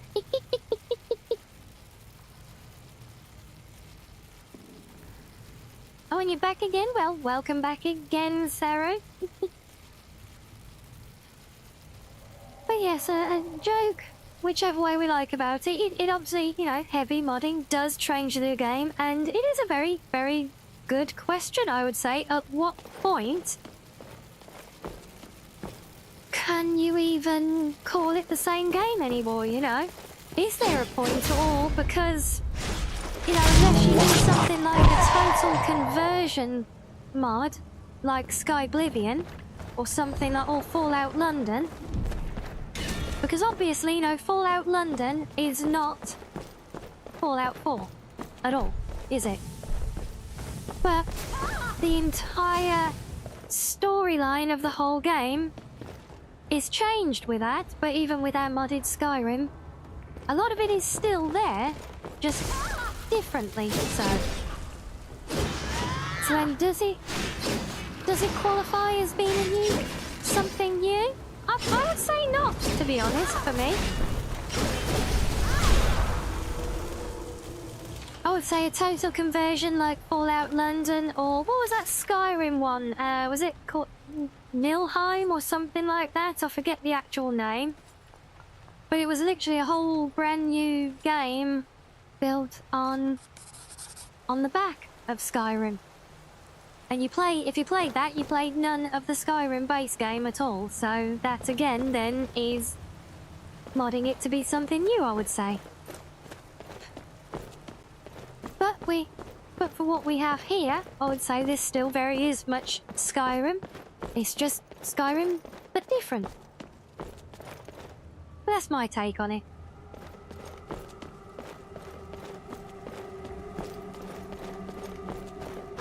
Are you doing repo but no Helldivers? Yeah, it was a change of plans. You had a ton of fun though with some friends. Well, I'm glad, and that is the important thing at the end of the day.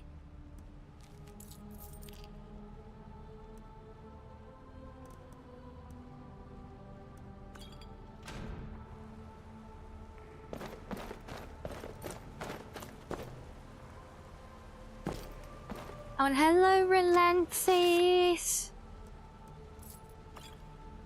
Well, I'm not sure if we can say it's a chat being appreciative, because I keep getting attempts to persuade me into because I have to bathe in game a lot, so I keep seeing lots of attempts to make me bathe in third person, not first person as I normally do, to preserve my player character's dignity. I'll never let this happen again. I'll seal this whole place away. And yes, that is very true, Psycho Candy.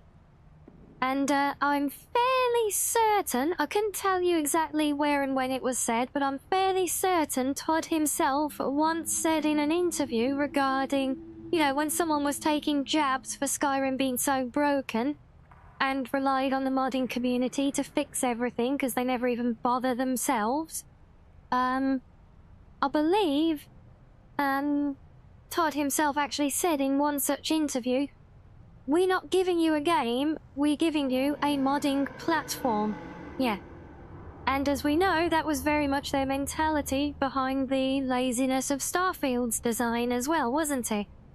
They made a big song and dance saying, yeah, well, you've got all this empty space, but we're just giving lots of scope for the modders to play with, you know? So, yeah, Bethesda, above any other studio, has always had a very symbiotic relationship with its mod community, and that's what's always made it very special.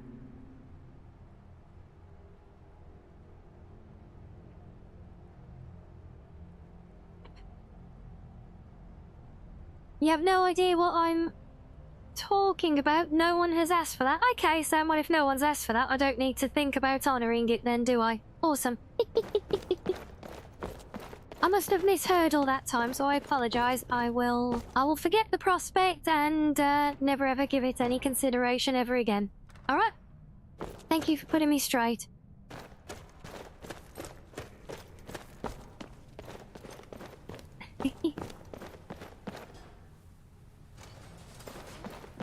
But yeah, like I said, you know, I do see a lot of these comments around at times, you know, saying, look, when people see modded Skyrim, like I said, people have commented on my videos with a negative connotation, saying, like, well, like the example I cited there, saying, you know, it's not even Skyrim anymore. If you don't like Skyrim that much, then go play Dark Souls.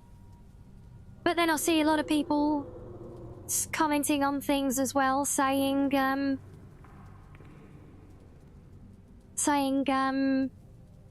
you know, oh wow, it's it's so heavily modded, it's not even Skyrim anymore, it's like a whole new game, and that's awesome. You know, so people can say the same thing, but with both negative and positive views on it. And I, for one, think it is positive, but my caveat is, and I always hold to this as well, you guys have seen me do it in chat here when we've had new Skyrim players in the channel asking about mods. And I always tell people, if you're going to mod a game, like Skyrim, play the vanilla game first, because, well, for what, if nothing else, if you don't play the vanilla game, how are you going to know what you want to mod? You're not, are you? So you should mod to make something work for you, not just for the sake of doing it, you know? So yes, I would always encourage people to mod within their comfort zones if they want to mod a game, if they want to play a vanilla game only.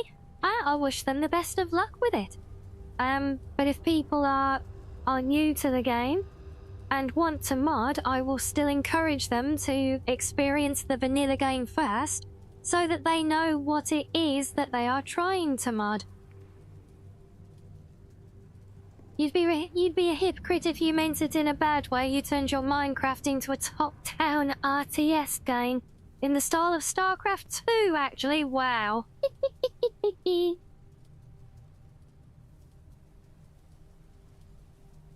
And ask me about the fresh cookies and see how I lie. Well, what is there to lie about the fresh cookies? They are what they are. There you go, no lies there. Next question.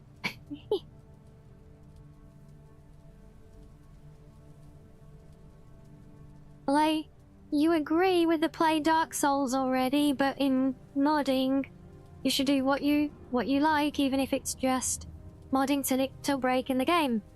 Agreed as well. I have done previous installs here where I've specifically set out to see how far I could push the game before it broke.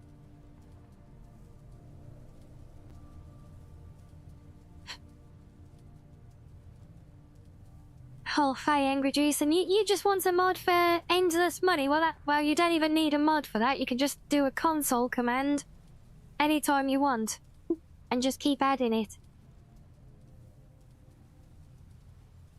And yeah, and there are, people can have good reasons for doing these things. I've heard lots of good arguments for stuff like that. Even, like doing very cheaty God mode playing and stuff. Because for some people, they want to experience a lot more of the game. But due to home life and having families and things, they might only get an hour or half an hour every day to play. So, they don't have time to grind away at all their skills, and they just want to literally experience the content in what little they got. And I respect that, So, yeah, as you said, Pandito, it's, you should do what works for you at the end of the day.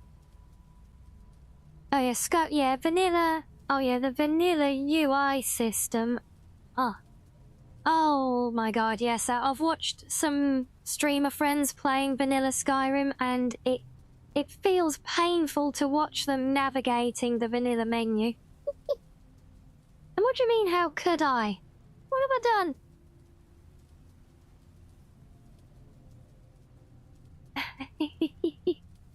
I know, like those. So we're just. It's an interesting topic that just came up with how people view heavily modded games, and the constant semi-joke of, when does it stop being the game that you started to mod in the first place, Ankana was right. You are dangerous. I'm afraid I'll have to take that stuff from you now. Ankana wants it kept safe. Oh, and he wants you dead. Nothing personal. Yeah, I think some games it's quite valid as well, Zeri. Especially things like your survival crafters, like our Enshrouded game, because it's got a lot of adventure to it as well. But having it in something like that, basically just a sandbox creator mode, is a great example, I think, for stuff like that. But what was the one I tried out at the weekend? I tried Sengoku Dynasty. Yeah. And that had the same thing, just like Medieval. And that's nice because it's very customizable as well. Now it's time to go sleep, is it now, Sarah? Well, good night. Thank you again so much for the raid. I hope you have a lovely sleep. I have no quarrel with you. I'm afraid you do. Well, you lost, my dude.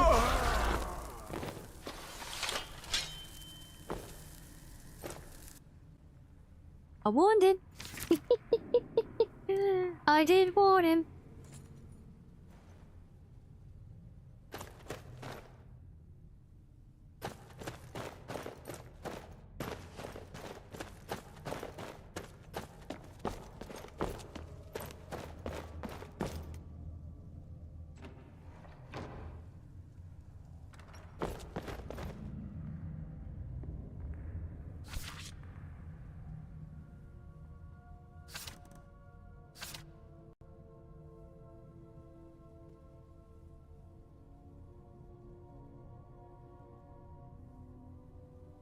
All my days were a very moulty little madam snuggling up here, getting handfuls of fluff. Lovely.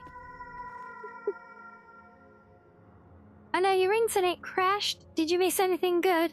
I don't know, did it crash before or after I revealed to everyone the meaning of life, the universe, and everything?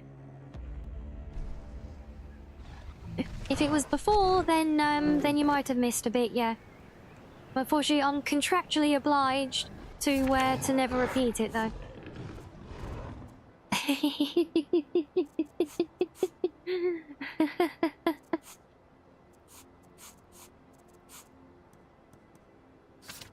Oh, stupid enemies nearby. I heard it as well. There he is. Bloody trolls. You're trolling me, aren't you?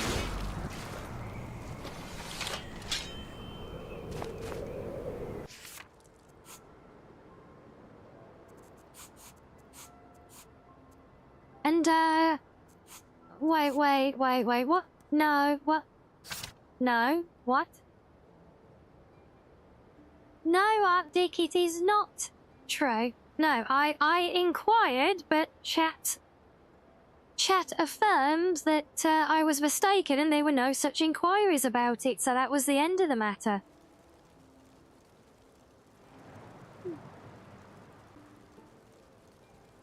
So the Dovahkiin in Dragonbone armor enters a tavern.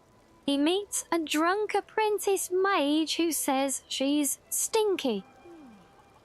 From that day, there wasn't a single sign left of his presence in that place. Okay then. Oh, and hello, welcome in. Is that a Supra? Is that a Supra? Is that a Supra? Hello, Supra. Welcome in. Welcome in. Thank you for the follow.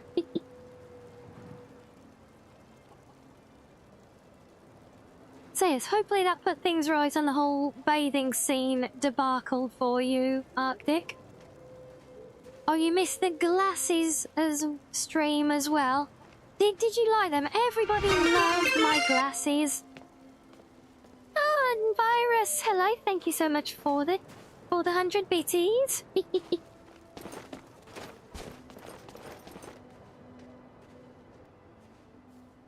Yeah, just where am I going? Because I can do it if I can find them. There they are. Just so you see what you missed. There we go. Here's my glasses. See, don't miss out now, look. I told you guys I'd keep them around at the very least.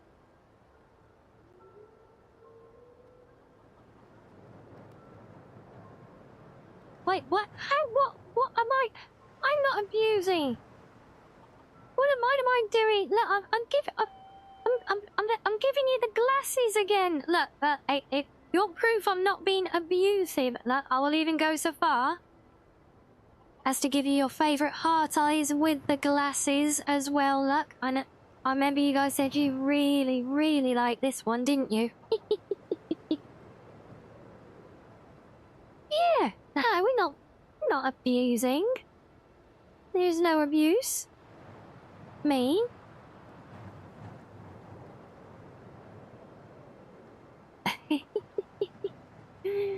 Oh dear. But yes, so yes, I did keep them around for you all, since it was clear how much you like them. And now I've not gone back on any word. Look, the last that was said about it, I inquired, but you lot reassured me that there was in fact no discussion on the topic, so we forgot about it. And the last thing prior to that I apparently had mistakenly remembered was me saying that there was no incentive for me to expose myself like that. And, you know, you guys gave examples of the incentive, of your incentive to have me do that. Shockingly. But not mine. But it doesn't matter anyway, because you told me that I was mistaken in all of that, and there was in fact nothing discussed in the first place, right?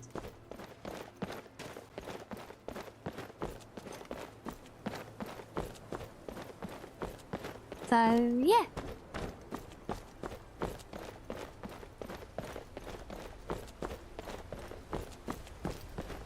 Unless are we going back on what was said before now and saying that you survived? There was in fact you have it then? A discussion? Let's hope it's as powerful as the Psijics believe it to be. In which case I will refer back to my original point of what's my incentive. Why are you all the way out here? Look for yourself. Ancano's power is growing. We can't crack whatever magic he's using to shield himself. Using your own trip to words Labyrinthium against was worth you. Well, yeah, it's funny how that works. Let's get in there. I'll be right behind you.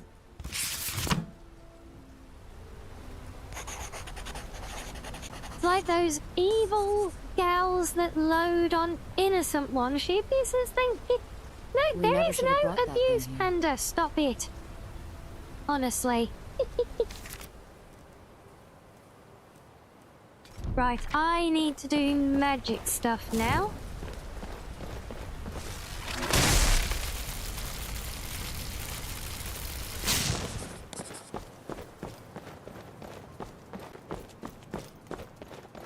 Do I shake off or use a towel?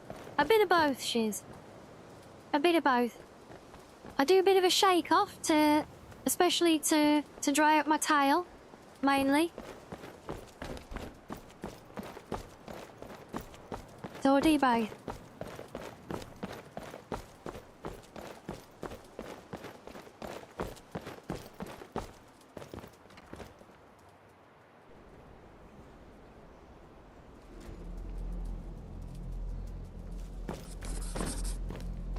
You've come for me, have you? You think I don't know what you're up to? You think I can't destroy you? The power to unmake the world at my fingertips. And you think you can do anything about it? Ha! I am beyond your pathetic attempts at this. You cannot touch me. Use it on the eye. Enough! I am told there, I'm using Still it. you persist? There you go. Very well. Come then.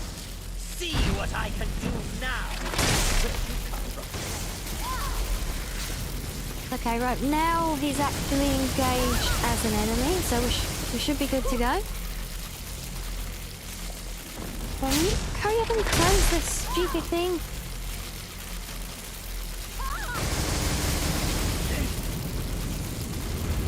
Come on. Right, now I wonder, can I quickly... Yes, I can. What do you think? There is no escaping the side. I may be old, but I can put up with it. Ow! Oh dear.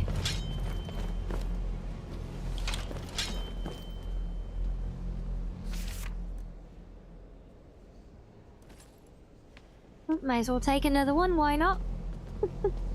You can't verify that information without adequate evidence. I knew you could do What information? What evidence? What the... I'm seeing a lot of comments about being stinky. Rude. Time for you to go lurk, is it? That if you finish what you're gonna do, yeah, no worries at all. If we don't see you again later, do enjoy the rest of your day still.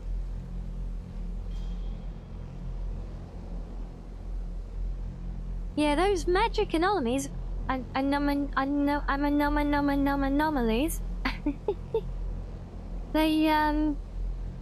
Yeah, they are way high leveled. That was like 106 against my level 60. I knew you could do it. Wasn't the sun? Like, behave. I'm not a stinky fox. What do we do now? I don't know. Ancano is gone, but whatever he's done to the eye doesn't seem to have stopped. I have no idea what yes, to do. anomalies.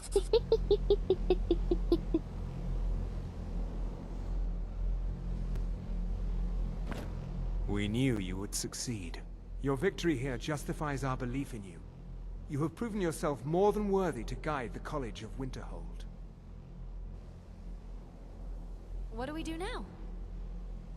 The eye has grown unstable. It cannot Say remain true, if I here, or showered else it today, may I did, destroy in your fact, college thank you. and this world. Obviously. It must be secured. Onkano's actions prove that the I had world a is shower not ready myself for not such long a thing. before stream, We shall safeguard and it. I also had a bath For now. in game You not now long have the before opportunity stream. to maintain So, your yeah. college and carry on with Yeah. your lives. You have our gratitude, Archmage. Yes, Ringbot, covel the world indeed. If you say so.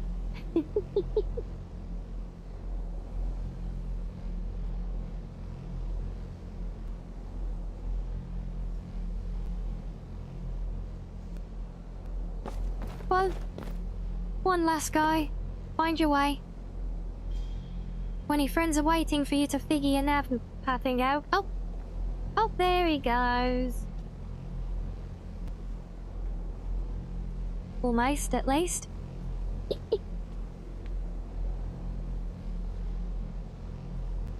There's always just one, isn't there? Keeps all his friends waiting, look. Might have to take Ringbot out back like old Yeller. Yeah, I get that. I knew you had it in. I dare say the Psijics are right. There's no one more deserving to be Archmage, in my opinion. Here, consider these yours. And the question is, do I have the mod installed that will let me, advice, like, make Tolfdir a more fitting Archmage, or am I just stuck with it now?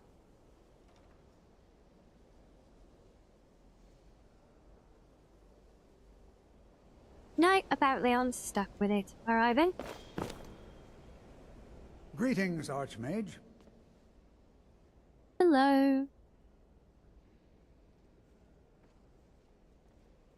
Would you like a donation courtesy of the Thieves Guild from your Archmage and also listener of the Brotherhood? Here, this is for you.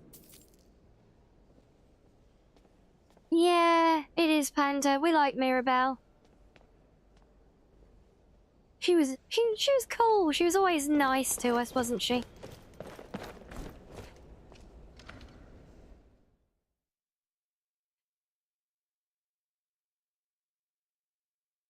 Right, we'll just do a little quick loot check in our new Archmage quarters.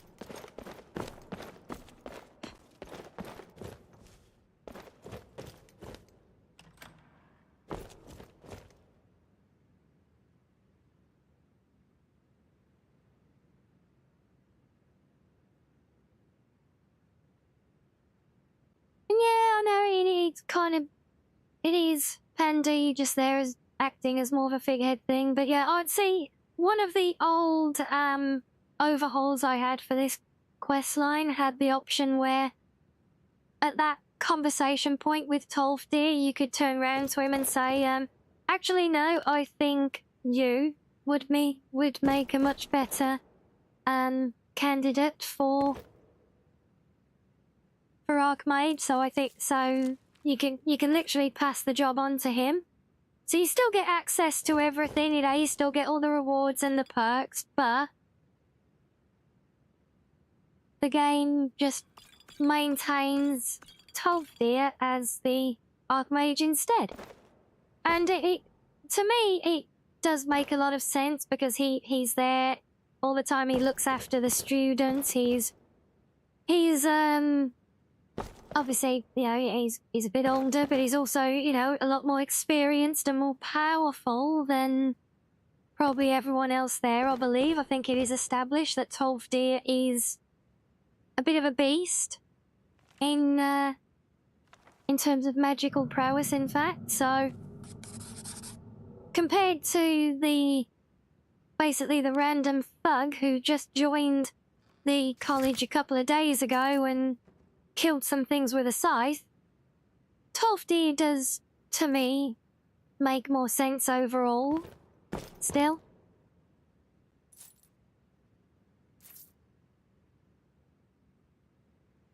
Of course, that's not going to stop me having all the shinies, of course.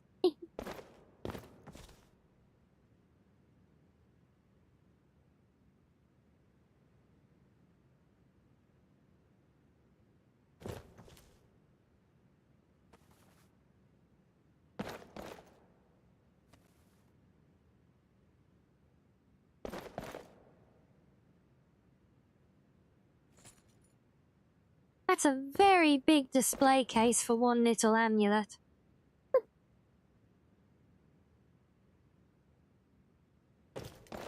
How can he be more powerful than stick?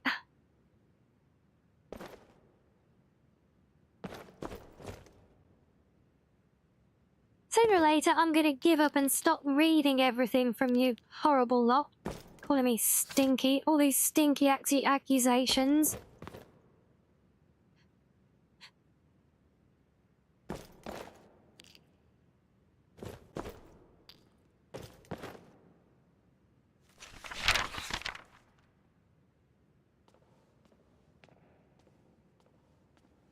I'm sure Panda canonically it does take a much longer amount of time, but still, in terms of what we as the players see, it's only been a very short number of days, in-game days passing, since we joined the college.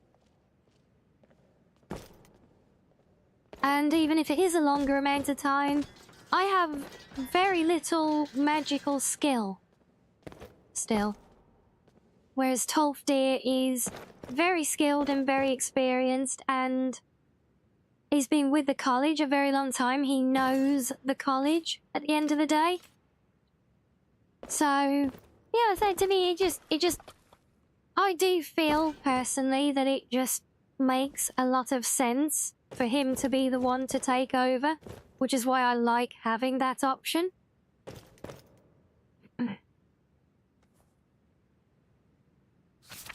The hell is that? Altar of Gathering Magic? Ooh, pretty! Oh.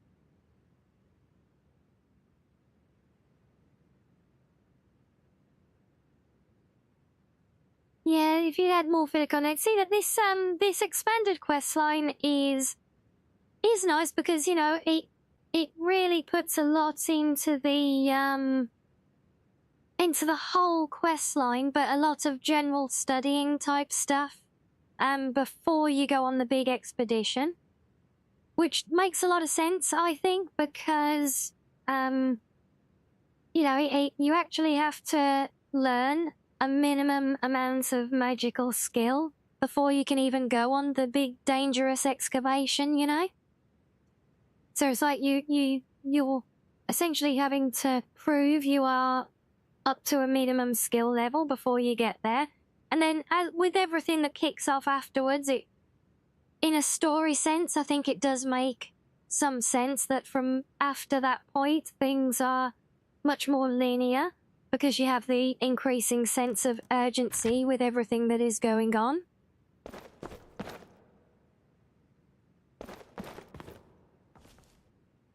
So I like it like that. Like I said, the only thing here that is missing to me right now is the option to name Tolfdir as Archmage at the end. Just for a bit of immersion.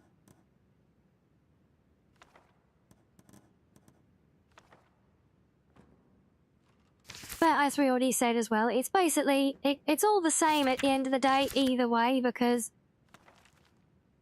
me, as the player character, well, I'm not going to be sticking around the college to run things. I'm not actually going to do anything, and Tolfdir will do all that in my stead, but you know what I mean? It's just a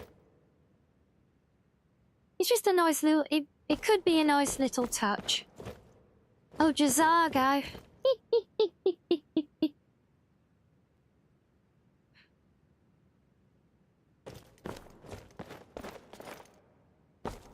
Yeah, he does, and I mean, for everything that the player character achieves, you know, I do get the strong argument for the player character being Archmage as well, but at the end of the day, the Archmage is the headmaster of a school. And in all your adventuring and saving the world and stopping the Thalmor evil plot and being the chosen one who just so happened to be the one who helps kind of coordinate everything and get the Eye of Magnus out the way. What in all of that wild adventuring qualifies you to run a school? At the end of the day, it's completely irrelevant, you know. So, you know, a solid bit of recognition, sure, yeah. Maybe even you know, I think in reality, a more accurate thing would be for Tolfdir to take over as Archmage, and for you to take over Tolfdir's position as the professor who trains new recruits. Because new recruits are much more worldly, they work with minimal magical skill, which means you have the technical capability proven through the quest line to be able to impart knowledge and to keep control of them as well. So for me, that would be a truly optimal position. But again, also completely meaningless, although it could be a very interesting one, you know, as I think about it. Just imagine that. Because then you could have an ongoing Radiant quest where you could have the game, like, once a week generate a class of, like, a few new recruits for you, and you have to take them on a random dungeon crawl somewhere so that they can learn to use their magic, you know? And then you'd actually have the token element of a lot of the other guilds with the ongoing Radiant component that you can keep coming back to in your new role. So you're in fact not the Archmage who just sits up in their tower twiddling their thumbs, but you are in a position that makes sense for the relevant experience you've gained through the associated quest line, and you could get a Radiant quest system out of it as well. So there we go, we'll add that to my list of mods that that I think would be good, but I'll never actually make.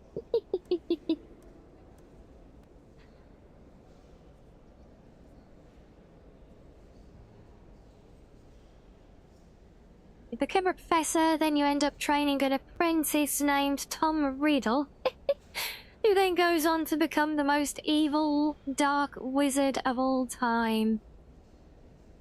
Yeah. Now, wouldn't that be a fun twist? So, what have we got now? So, we've got the Greybeards, our main story. What are we feeling, guys? What do we think? Main story or more adventuring? I'm thinking more adventuring right now. Maybe because this quest has been sat here for so long. I'm getting fed up of every time I empty my inventory. I can't take the note out of my bag for this one because it's glued to the quest.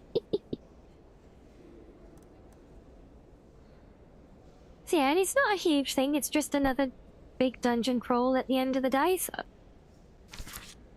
So yeah, we'll do this. So again, if any of you were not sure, so this is one. You remember we talked in the past about Legacy of the Dragonborn and how much more it gives you than the simple giant collection of displays for you to use. So this is part of it. So a part of Legacy, for anyone who doesn't know, is that you get to create an archaeology guild. You actually build the guild house using the Hearthfire's system. You build it as an extension to your museum. Oh, we've got the gold thing to do as well. We need to do that. We'll do this one first, mix things up a bit. Yeah, so you build this guild and then you have to go and recruit some unique NPCs to be a part of it, and then they just kind of exist, passively giving you perks and benefits. But I think a lot of people will think to bypass the archaeology guild as a waste of time there. Oh great, a dragon in Markov. Where the hell is this thing going to land so I can actually hit it?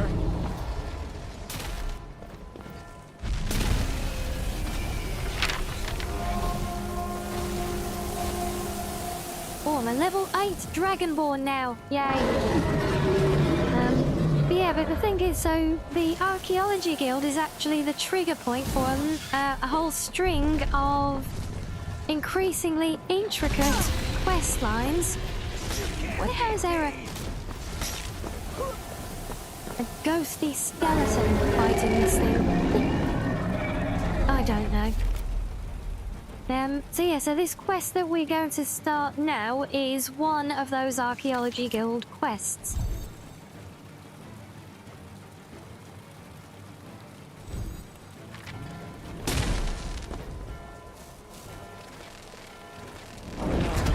By the gods, no one crosses me!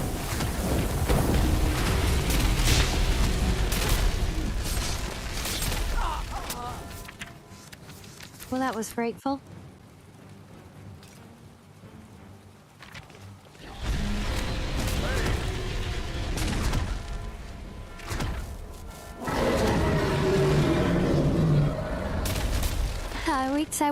We'll keep holding back on the main quest line just to give Alduin some more time to vibe, yeah? Stretch his wings a bit and all that. Okay, I think he's down. Oh, damn it, no.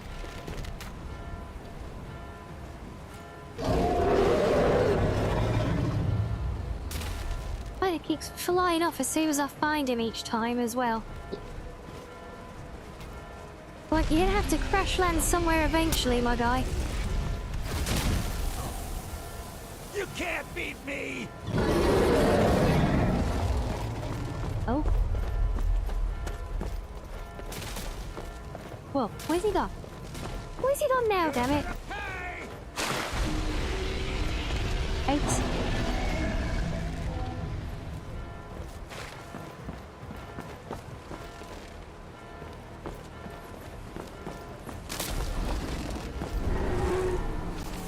Ah, there we go. There's a good boy coming and landing on the ground where I can hit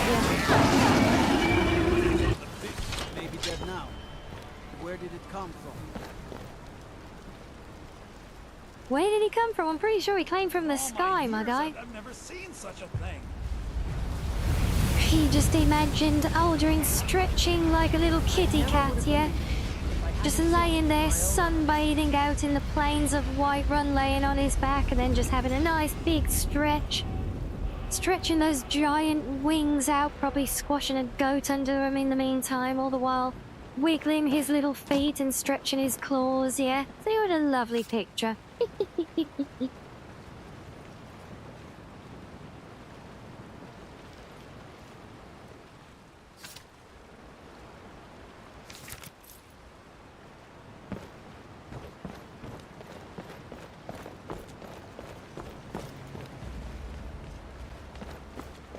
yeah, Skyrim, that reminds me, we haven't even done the Forsworn quest here, and that's actually quite a fun one as well. I didn't get the auto trigger for it because this was one of those rare playthroughs when I was actually able to save Margaret at the beginning, so she never died. And so I never got the notes forced upon me with it all. Wait, no, that's not. I'm not where I thought I was. Damn it. No. This way. Yes, round here, that's right.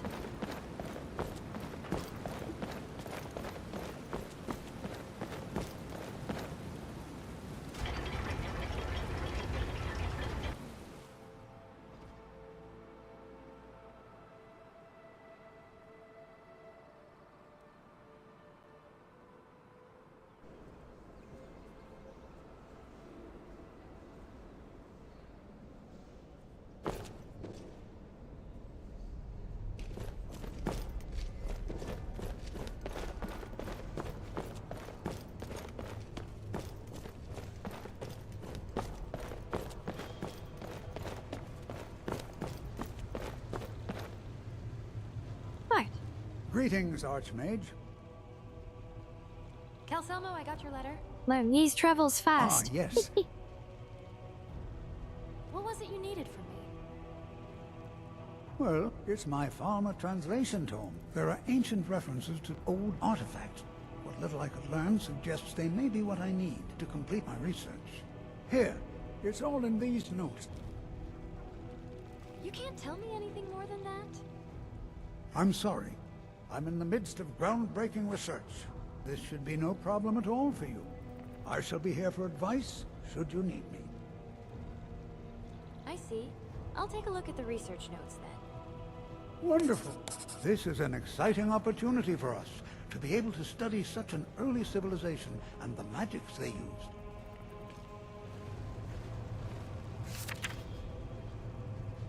Okay, so we got some notes.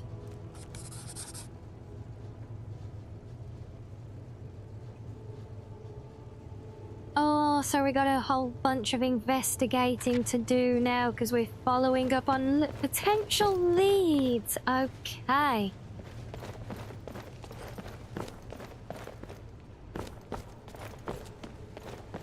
Well, in actual fact, before I leave here, am I right in thinking...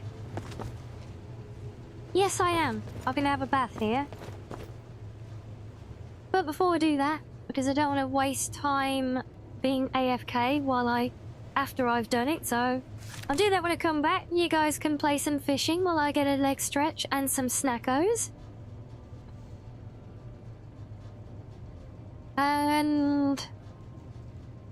well, you can have a think about this theoretical incentive to do some third-person bathing as well while we're at it. And who knows, if we actually come up with an incentive, maybe you'll get what you want. But probably not. So you've been warned. But yes, enjoy some fishing though, guys. Get your drinks and snackos in as needed as well. And we will continue the adventure after a short fishing break. So see you in a few all.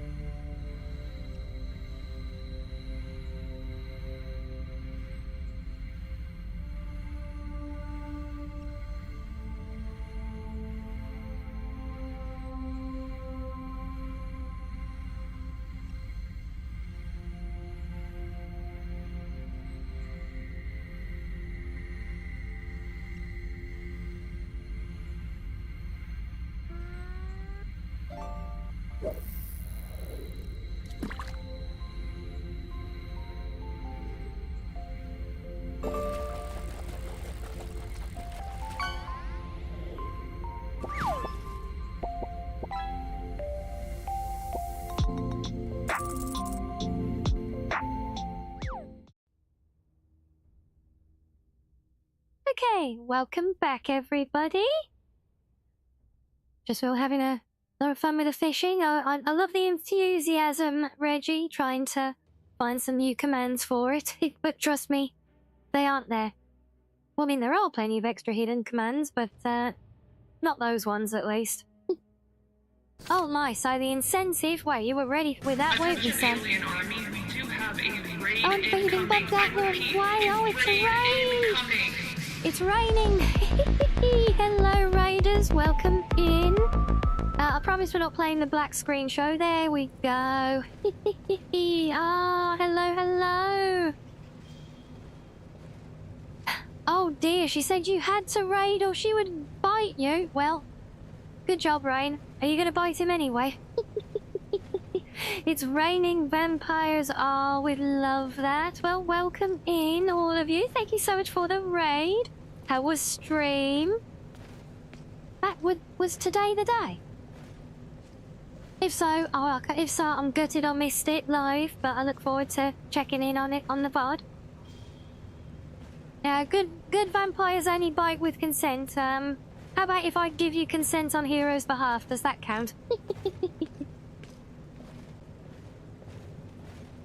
LBS, I do hope you've had a lovely day, though. For any visitors who don't know me, I'm Rianni, the cozy blue fox, and we're currently playing our slightly modded Skyrim.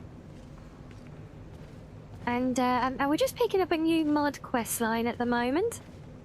Today, this was the re-debut, was it? Oh, marvellous. I was watching with bated breath, seeing your like shadow meter filling up on Twitter with the teas.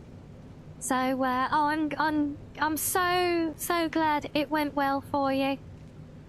Very, very exciting day. Lovely to have it, and well, and extra exciting that you chose us to bring the love on to afterwards. So thank you very much for that. And obviously, yeah, if you need to go get your post-stream R&R, obviously if it's been a big day and all especially, so don't worry if you need to raid and run, it's all good. But if you and any of you raiders want to stay and vibe with us, we're just chilling, we're playing games, and now I need to go and break my tracking so I can go and see what I just missed from chat there, you know, little ongoing arguments of today. Is it gonna let me scroll today? No, of course not. Thanks, Trap.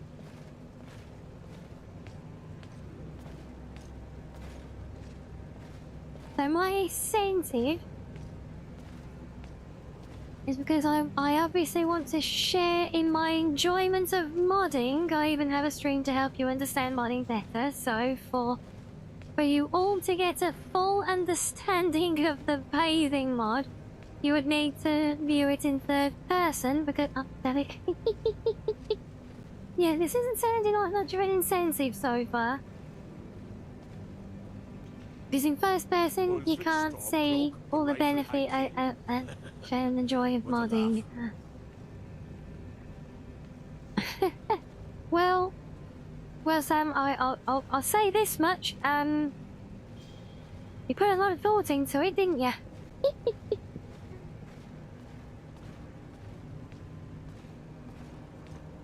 Do you know, if anything, I would have thought that having rain give you nibbles would be kind of incentive, but well, you missed that boat, didn't you?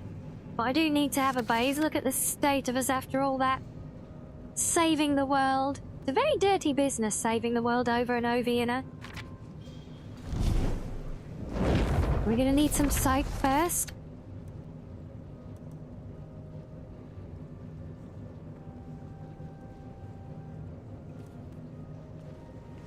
Now, I know if Asari was here, she'd already be pushing once more for the whole...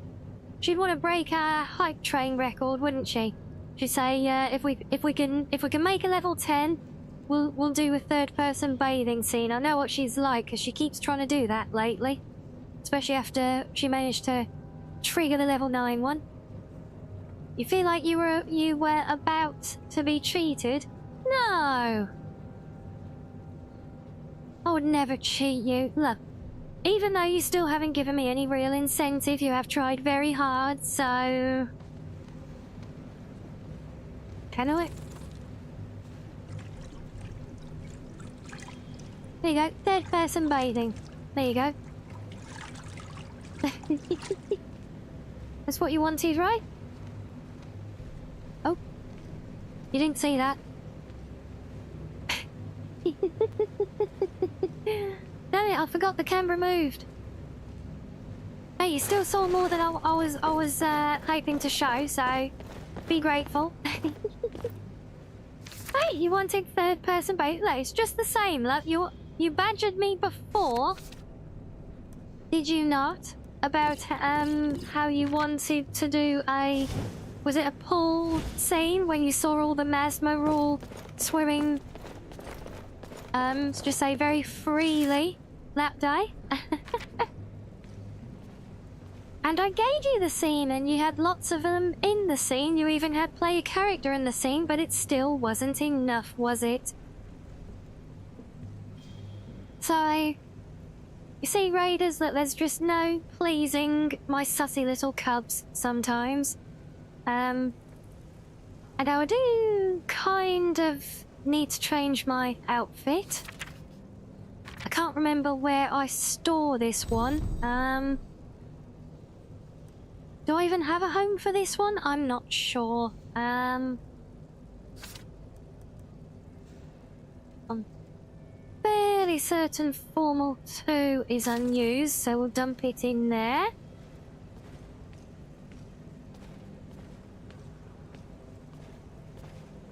And then... yeah, there you go. Even a bonus as well for you, look.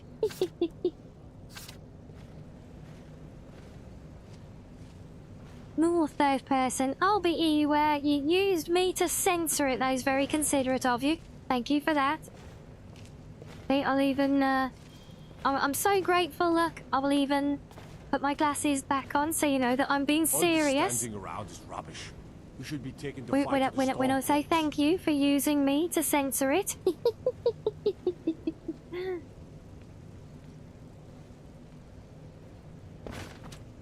Yes, we're going to go back to our classic adventuring outfit for now, I think. Oh, did I not put myself back? I thought I did. There yeah, we'll go back to our favourite look for now. Megan Foxy, is it? Oh, she's got nothing on me.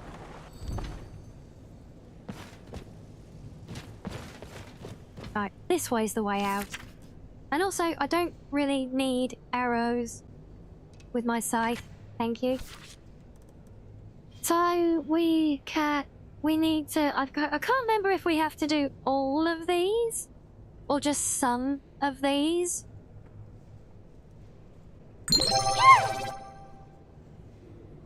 John, welcome in, Cap, and welcome in, Whitney. Thank you for the follow as well. Thank you, thank you.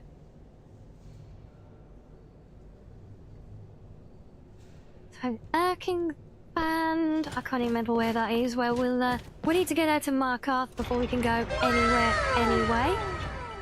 Yeah, so, wow, indeed. Is that actually satisfied unit for now, so we get less bullying for a little while? Am I off the hook now? Did you manage to catch a sneaky glimpse? Even though I didn't actually intend to give it. Ulfric Stormcloak, the rightful High King. Just a few Ulfric Stormcloak? No. Never. I think I should be the High King.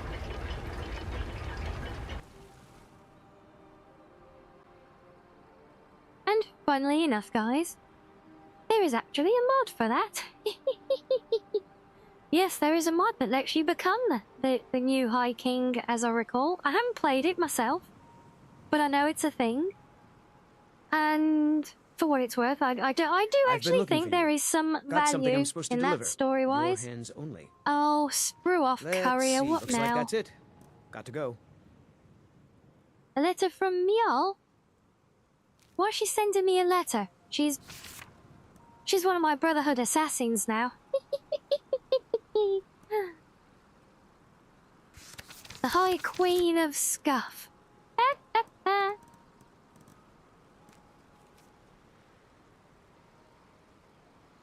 Wilhelmine Iverstade told me you helped end the nuisance of the ghosts terrifying the village. You were on your way to look into it. No, you weren't, because you now work for me as an assassin. Liar.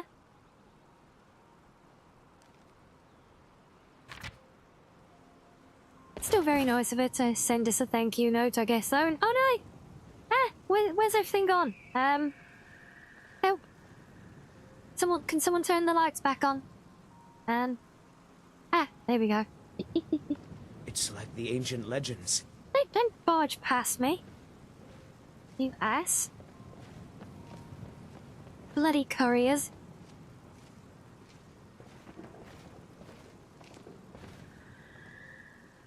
Well, yeah, so if you're High Queen, just banish everyone to the mines. Exactly, yes. Yes, hello, Poseidon. Lovely to see you as always. The Lottom button.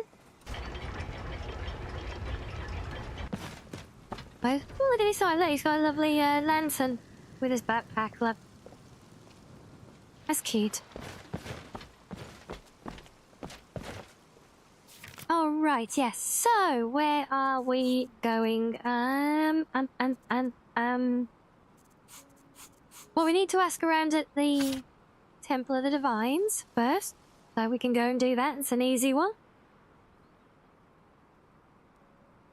And yeah, no worries at all, Poseidon. We very much appreciate all of our lurkies. So thank you for that.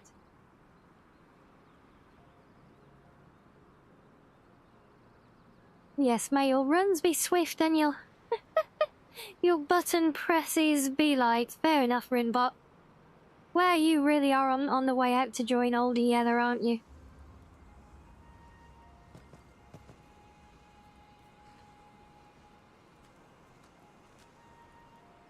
Yeah, I was going to say again, could we please not have the LOD version still there? Also, I don't think it's snowing here right now, but I love the effort.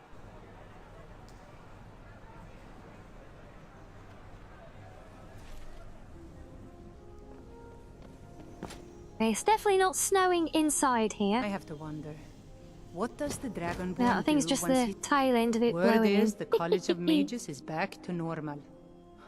If there's such a thing for that lot. Need something? What?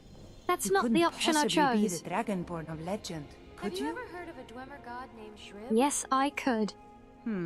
No, I'm sorry. I've never even heard that name before. But the Honorable always carry the blessing of the Eight. The gods know what you need. I'm sorry, I don't follow? The strong and honorable always carry the blessing of the Eight.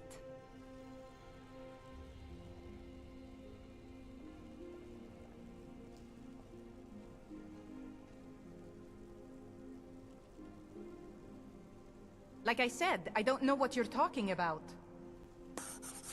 Oh, screw off. Right, I forgot I had to I reset my skill for a legendary level up on it, so I've got absolutely no speechcraft charisma at all again now. About your help with X-Rib. Yes?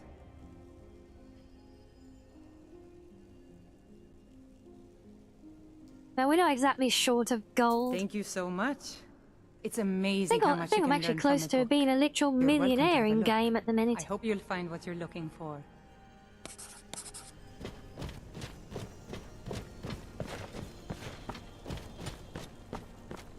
May knowledge of your divinity carry us to our Right, daily that trials. is the book we need, I believe. The Encyclopedia of Britannica.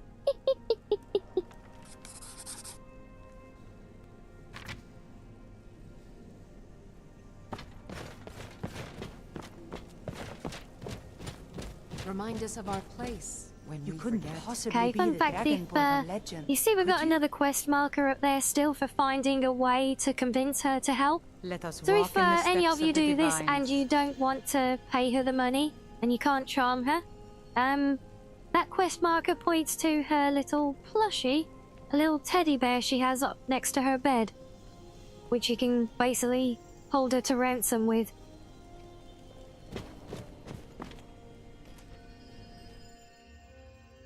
Did you miss that? Yes, you did, Relancis. Sorry about that.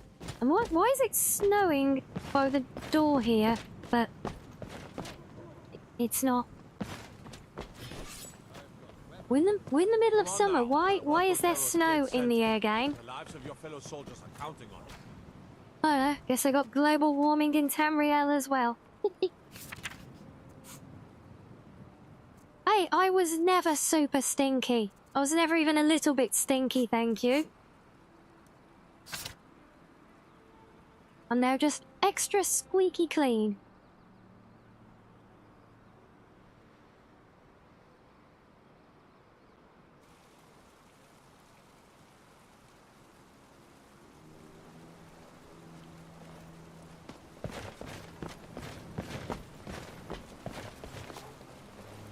Oh, no, let's avoid you still for now.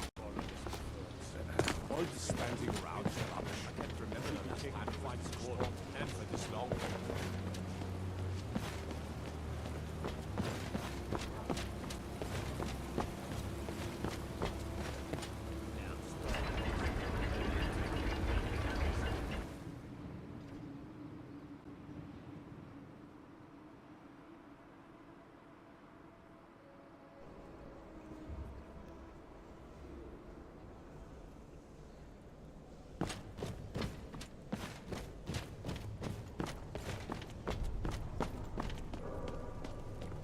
Oh, hello, Asari. Yes, back to Skyrim.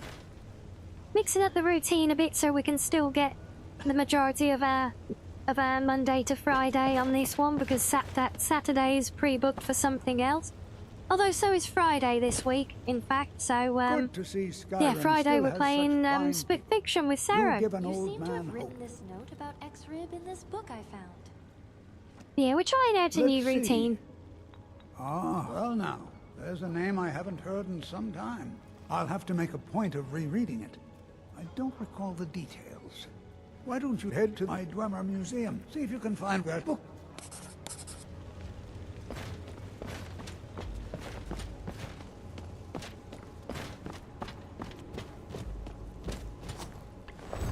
But yes, we just finished up with the college quest line before break, and now we're picking up on one of the Legacy of the Dragonborn quests.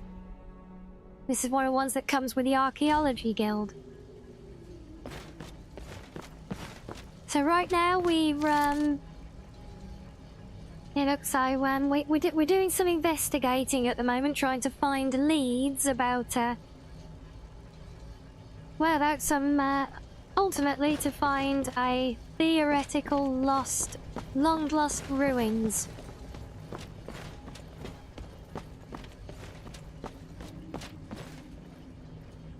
Ooh. Random collectible, don't mind if I do. Oh, have I not? Okay, whatever. Nobody's watching, I think. Yes, I hope you've had a lovely day though, Asari. Or reasonable as can be for a Monday at least.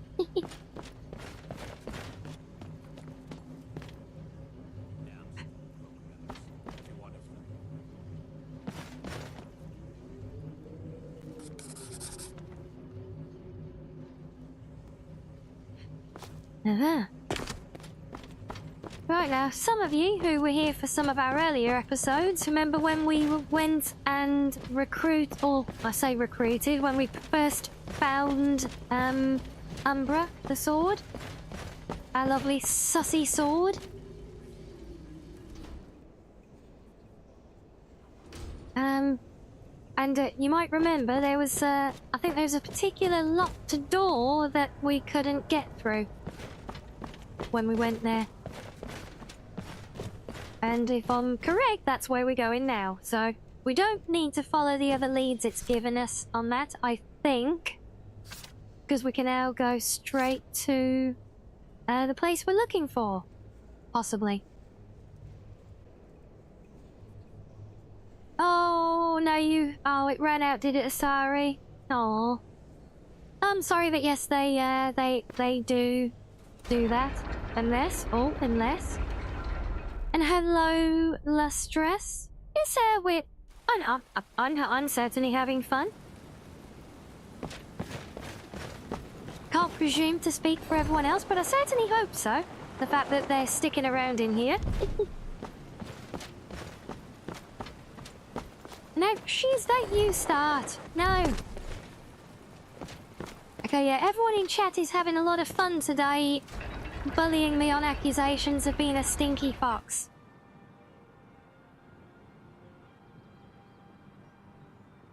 Oh, you can't unlock it with points. Aww. Well, don't worry, I'm sure we'll get some rounds of gifts going on again in due course, no doubt. Hopefully. So just have to keep fingers crossed when the time comes. See if you can get lucky and win that little lottery. So what's it pointing in there for? Is that still... Yeah, that's still the objective there. They have the altar of Zeriban. I think that's just following up on the other potential leads. So we can go straight to where we need to now. I'm no longer stinky, just... Really? No, I'm not... Look, I'll have you smell... I'll have you know, I smell very, very, very nice and sweet, thank you.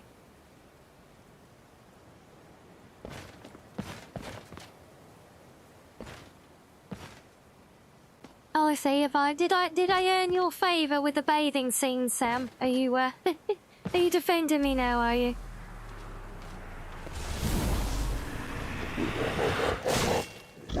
Well, I guess that, if that's the case, that would have been my incentive from the start, look.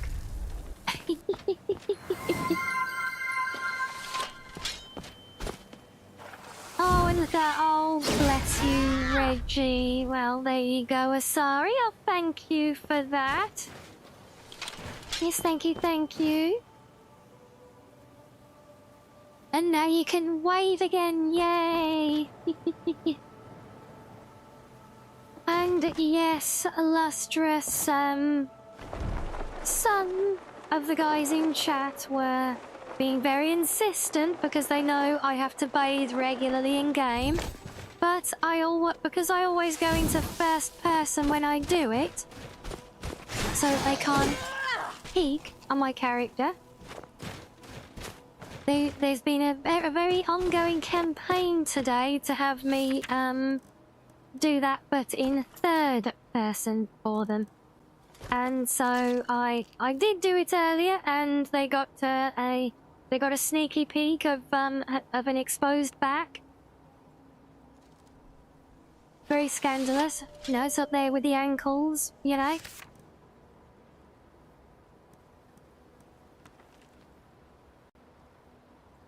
But it's still counted. I'm counting it.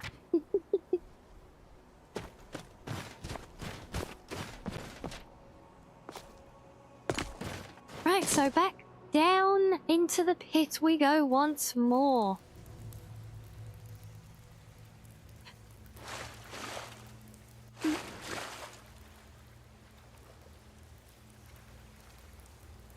Presumably. Do we literally go down?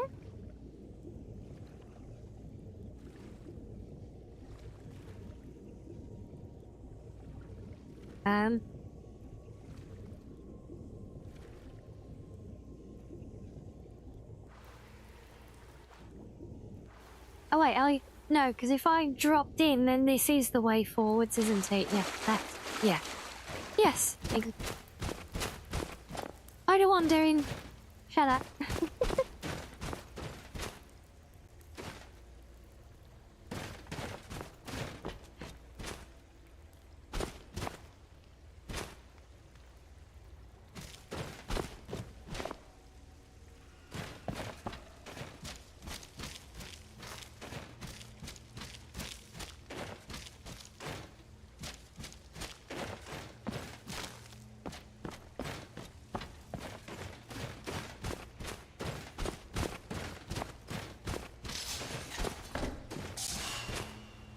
8. Hello.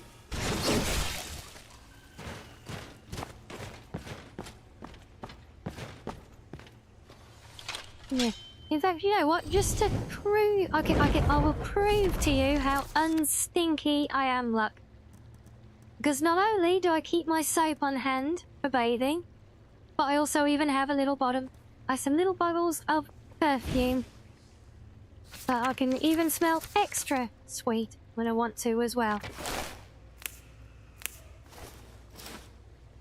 There we go. That we even got a nice little spritz. There we go. So now we couldn't be further from being stinky even if we tried.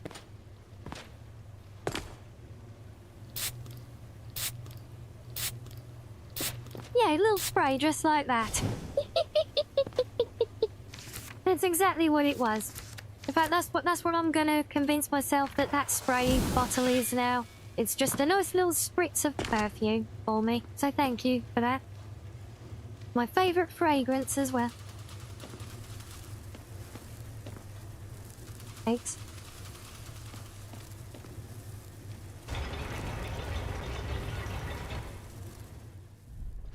Aha! Yeah, so it was this door. I was right.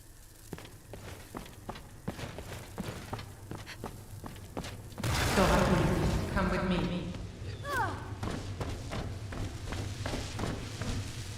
Hello, ghost.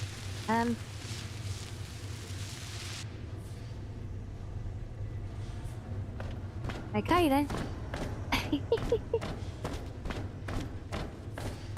Yes, exactly. So just like a lovely bouquet of flowers, just like that, Sam. Yep. Come with me.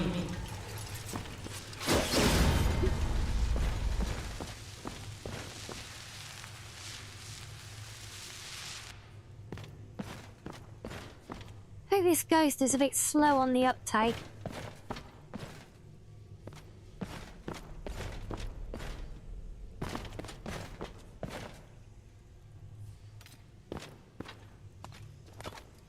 Over here!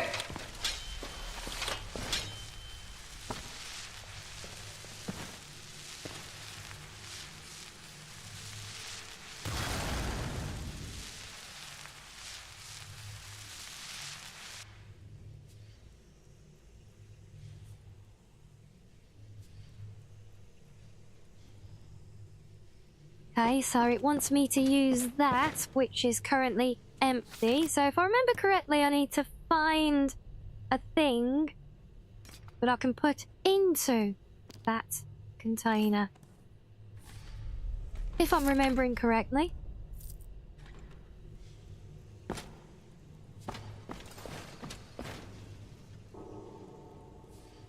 No, but yeah, I will open it, Shiz. I could open it now, but I could already see from the hover text that it's empty. So there's nothing there, it's just an empty container that... So...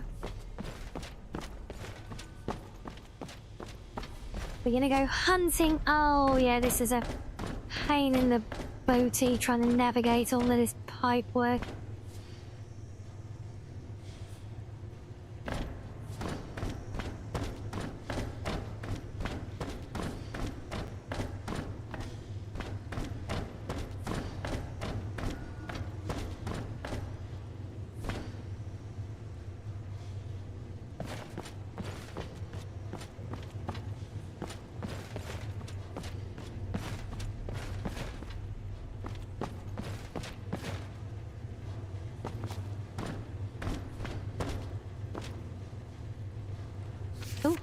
Bonus chest? Yes, please.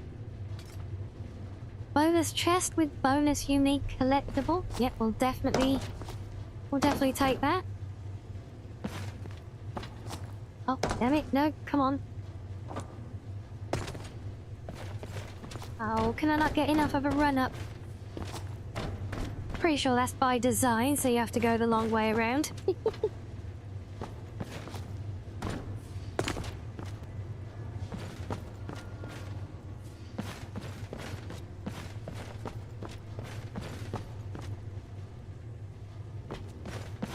Okay, nothing here. And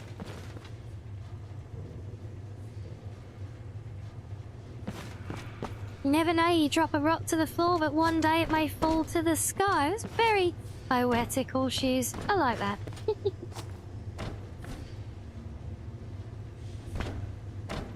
Alright, well, let's try heading back, because I can't see anything obvious for us to do in this pike room. Maybe this was just here for the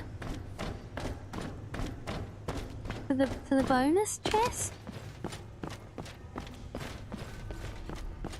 And yes, that is definitely very true with Bethesda physics.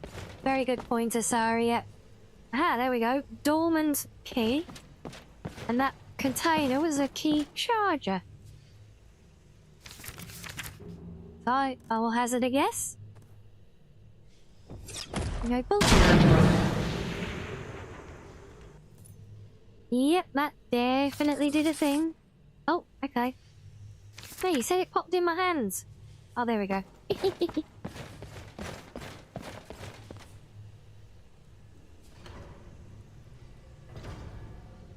Decided to do the main story for Skyrim. Game's more fun being able to shout. Yeah, so I can believe that, Lustrous. I must remember to keep using my shouts more.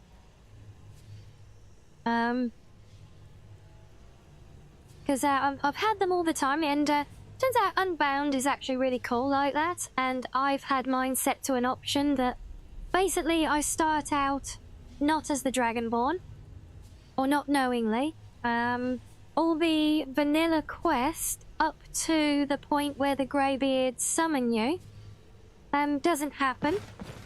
The bit where you get the Dragonstone is purely there still as just an optional side quest, but it has no actual bearing on things.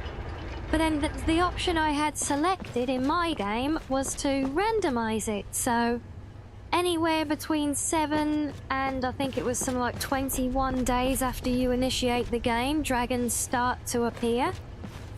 And then it is completely random chance after that every time you, in the setup I'm using specifically, it's a random chance every time after that as to whether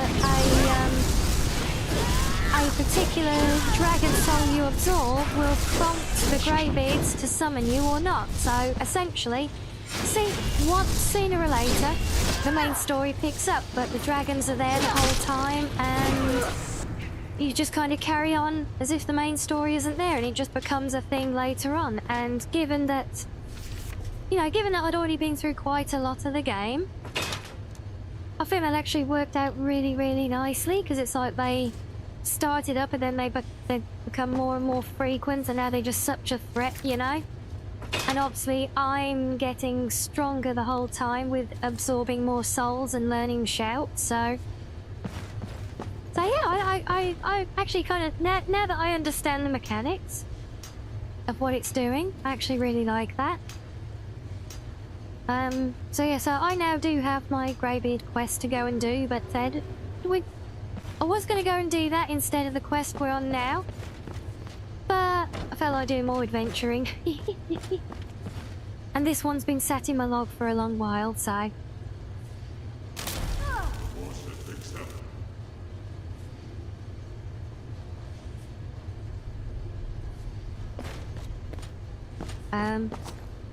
what do I need to do for this again? Is there another?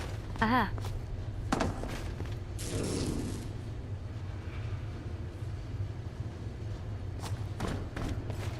And there is another one over there as well.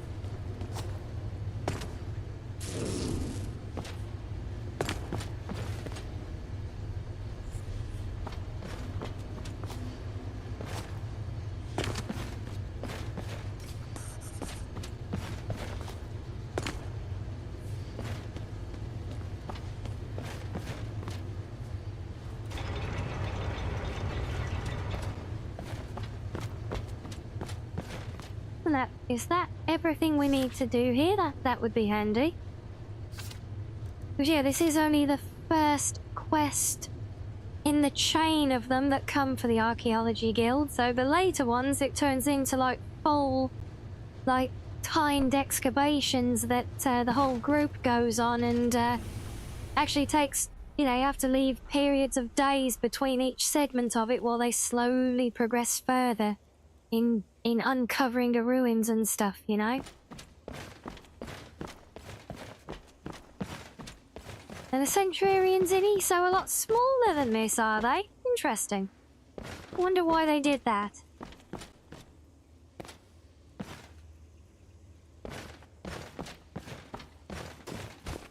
Although, well, I could probably guess, in fact, probably to do with this weird obsession that seems to go on with in MMOs about having, you know, boss characters as giants and everything else. So, you know, literally size is used to represent by overall difficulty and all that crap, because God forbid players could actually ever look at numbers and understand things themselves, you know, so. You know, this is, no, I don't want to be here. This is Umbra's room in the base of the tower. So this is definitely the way out from there. Oh, there we go, I just cleared the dungeon as well, look.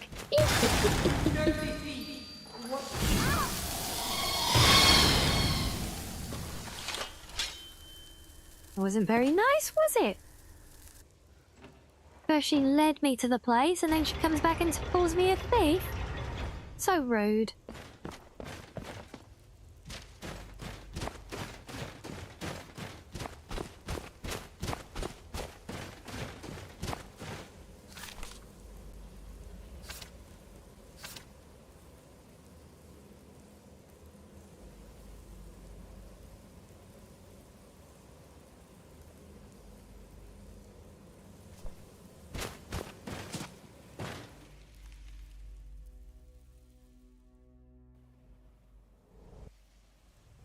Well, that was apparently More, the Redguard version of Mara.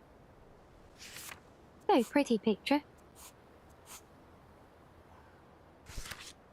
So what were we doing with this thing again? Deliver the staff to Calcelmo. So back to Markarth, which is great because I love the fact that it's got its own city world map. It's a pain in the booty because you can't fast travel in and out of parts of it, and for some reason, and I don't know why, it's only applied to Markarth and none of the other cities. So Markarth doesn't exist on the world map anymore, which also means that whenever I have a quest here, the marker for it does not appear on the world map because it's not on the Tamriel world space anymore, so it's caught me out once or twice.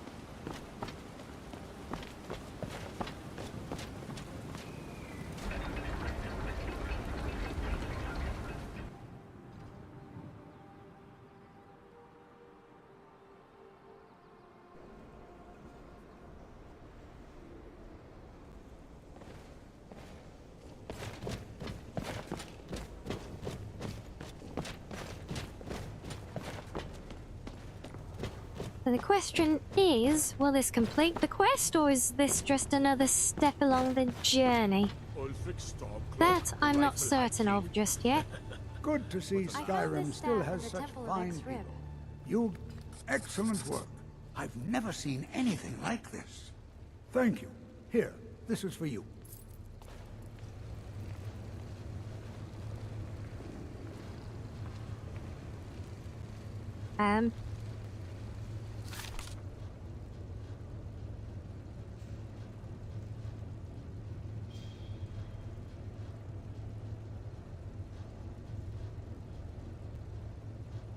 Do I still need to go and do that one?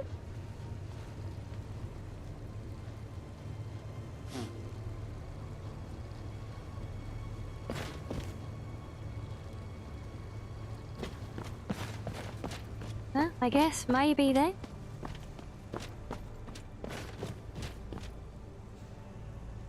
Am I a From Software fan?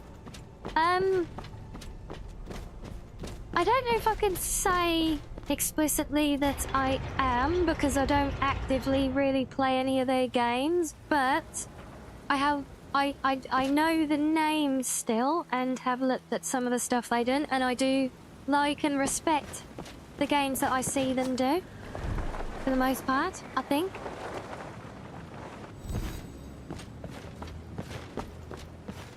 Oh, very good, Asari, yeah. I'm impressed.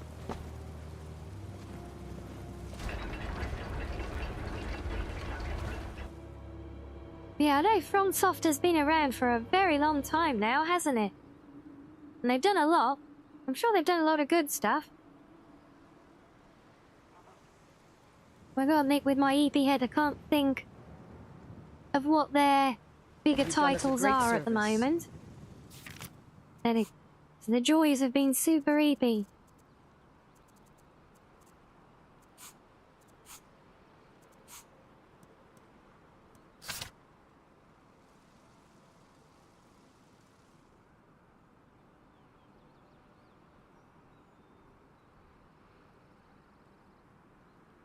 Oh, really? Souls-like has got all of that side of things to it, all the load stuff and all the anime conversion stuff. Oh, wow, it's doing pretty well as a modding community then, because that's kind of Skyrim level of modding. You know, the community's committed if you get the loot stuff in and the anime crowding. Is there a Thomas the Tank Engine as well? If there's a Thomas, then it really is established as a mod community.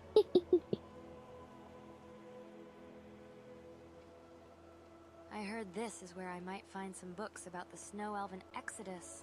I don't know who told you that. What we do have are plenty of books. Take a look around. I'm sure you'll find what you're looking for. If not, let me know. I might have it stored away.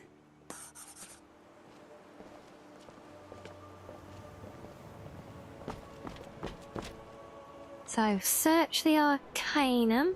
Alright. I think that's his library, right?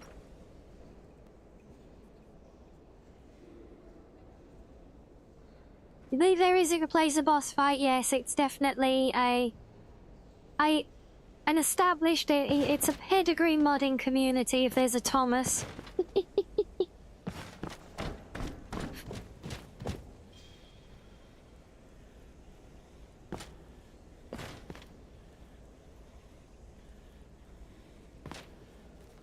Oh, unique book about the Dwemer.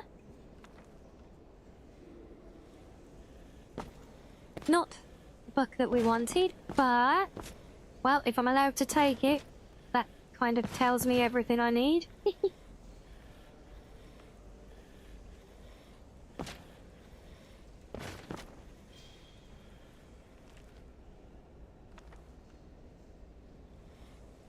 Okay, not that one.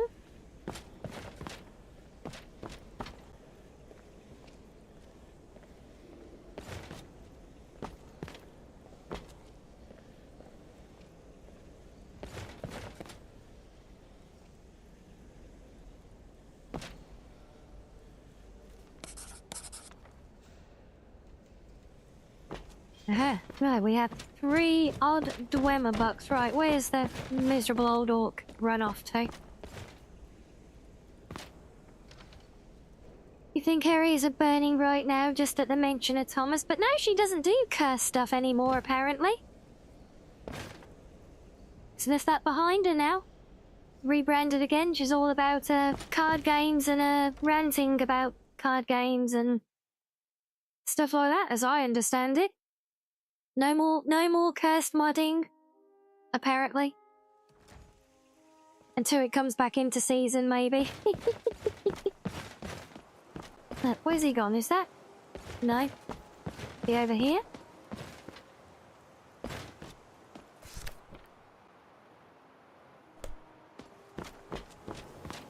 Would have thought he would be in this hall, if anywhere. Not up there. Let's have a look.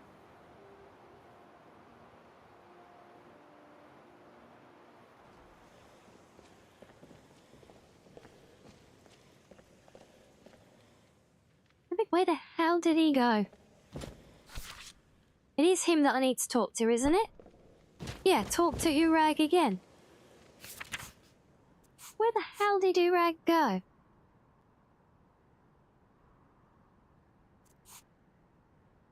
Oh, wait, it's showing an external marker to go into the room that I'm already in. Really, guy?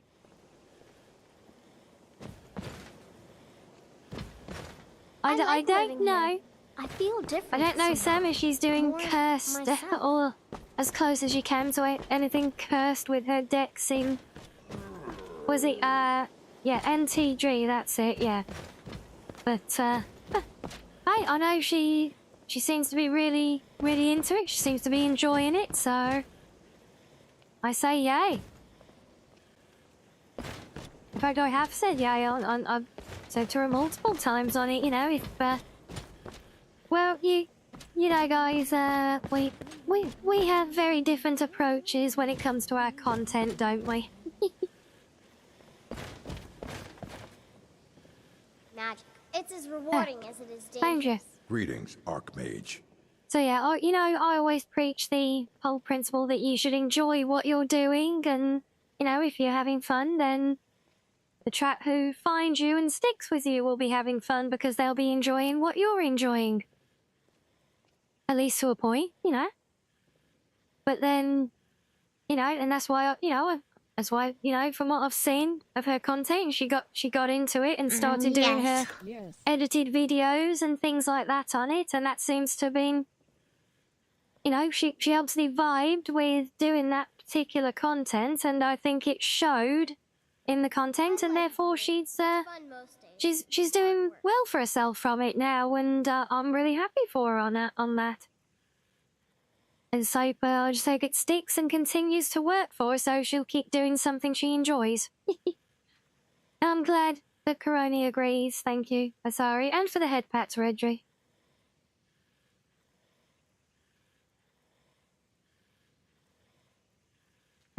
Oh, where's the dialogue to talk to him about? What the? Oh, what game? Why you being a booty?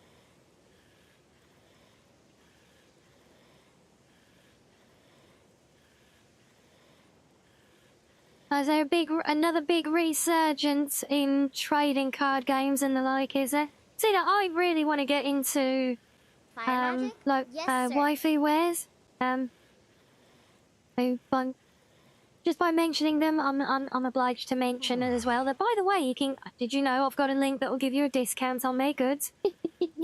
But no, joking aside, they make their own VTuber trading card game, and I would love to get into that and actually play it as well. I think it would be a lot of fun. Yeah, so it says talk to Urag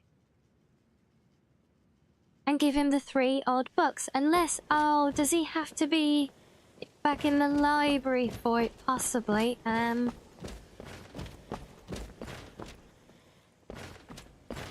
Just go and wait until he's back on duty.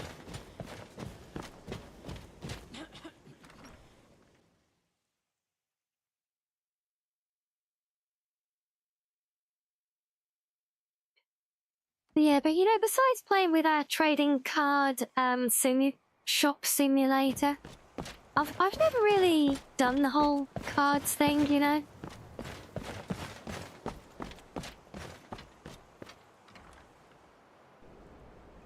But hey, if there's a resurgence and we got friends who are into it and are able to make the most of it, yeah, I couldn't be happier for them. Yes? Who are you? Oh, it's you. Okay. I don't need to talk to you. Gonna go back to the library and wait for the grumpy old orc to be back at his grumpy old desk.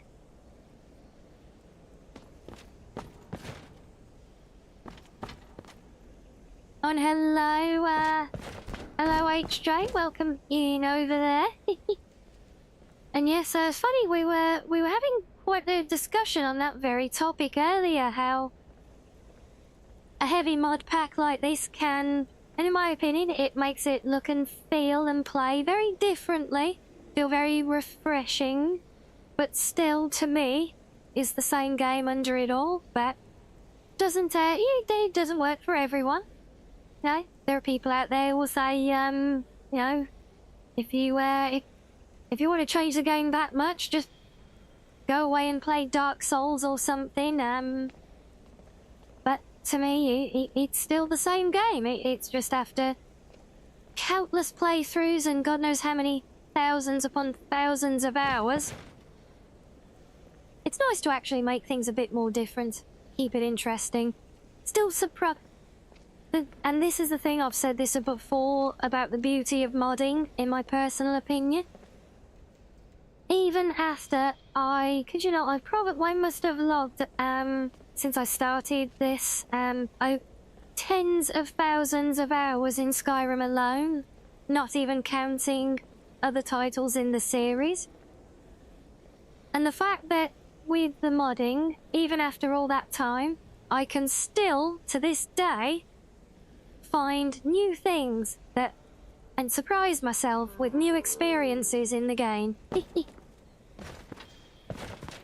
And that, to me, is quite the achievement. And that's why I do it.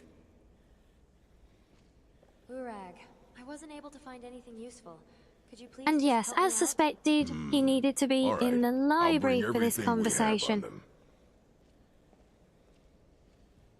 Oh, you just had a look, have you, Sam? Yeah? Yeah, I'm not surprised. I don't think theirs is the... It's not the big vtuber card game on the market. I think, wasn't it Gamer Sucks did one? And that's the big one. But I think the Waifu Wears one is... I think it's doing very well. And it's getting a lot of support with new booster packs and things. I don't feature in one of those booster packs yet, sadly, but who knows, one day, hopefully, with luck, they might see me worth having as more than an affiliate to just push business their way, who knows. But yeah, so I'm not surprised the boosters are sold out on that, though. Oh, and also, what made me laugh, I actually saw on Twitter from them, and again, this is why I am very happy to be partnered with them. Do you guys remember that whole Quandol mess? Where they just really embarrassed themselves, trying to milk the whole Cinder situation the other week, and all of their partners were dropping them en masse. You remember that one? We talked about it briefly at the time. So they followed up with a response to that by basically doubling down and just snooting their nose at all the partners who dropped them, basically, by doing this new one about touching grass. And... Right, so I'm going to read his book. Yeah, and today I saw... Yeah, the candle drum, I know, it's hilarious, isn't it? But, so today I saw their touching grass thing, but the guys from Waifu Wares had responded to it, basically calling them out on it for a bad business practice as well.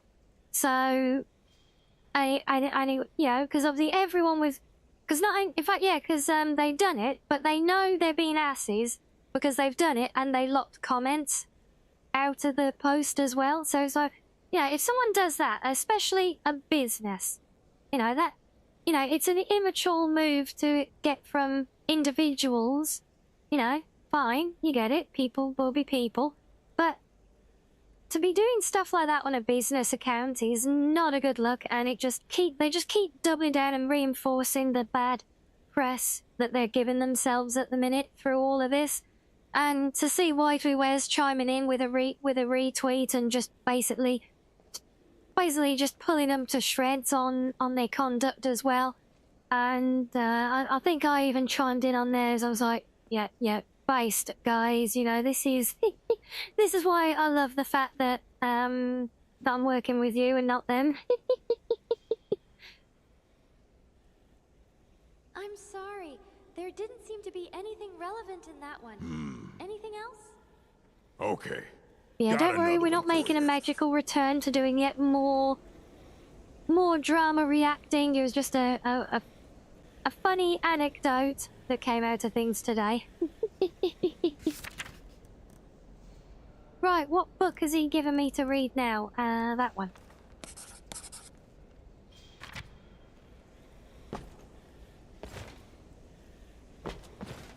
Come on, game, let me... Why do you have to May I sit so help you, far away? Archmage? That one didn't seem to have anything Stubborn old either. orc. I hate to ask, but Was there something specific you needed? as I said before, a book that includes information about Falmer Exodus refugees. Hold on there. Yeah, I just can't learn a remembered lesson, something. but the thing is, group they're of mages obviously stuck a very number of books- conscious and aware of what they're doing. And they're just showing how little they care about everything, about the community that is, you know, their entire customer base.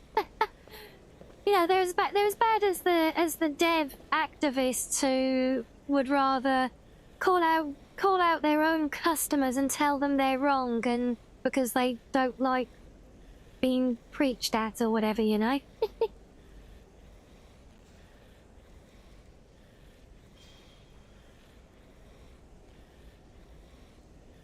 Yeah, but thing is, I don't know, Sam say, because if that was the case, I don't think they would have jumped straight on her on her proverbial grave before she'd even gone cold in it. With their very bad taste, it's just business thing that they launched at the time. Because that's what started it all and got them into trouble, so I don't think they would have done that if they were particularly fans of it. Unless, like you said, they were extra hardcore fans who were just especially booty hurt and felt personally betrayed or whatever. But to throw your business down the toilet like that, when you already were on shaky ground anyway because of how you were handling people en masse, yeah, it's not good. And the good thing that's come out of it is that I've seen at least 2 other direct competitors to them absolutely soaring now as a result. So all we need now is people like the guys over at Throne. So yeah, if any of you happen to catch this one, pay attention. All we need now is you guys to drop those assholes and start picking up merch lines from the good guys who are putting stuff out there. Yeah, there you go.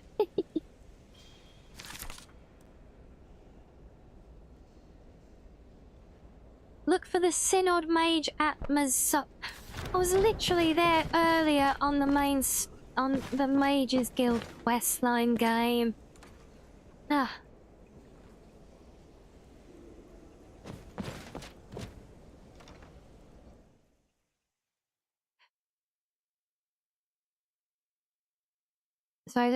So is mentioning the guys from Throne is that also a cue for me to say, by the way guys, did you know I've got a Throne list? And if I get enough gifts on it, they might consider making me a partner and listen to my opinion.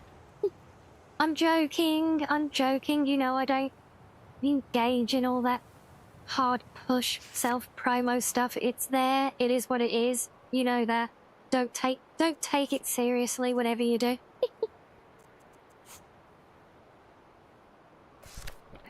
What was I doing again? Oh yeah, that's down here. Somewhere, there it is.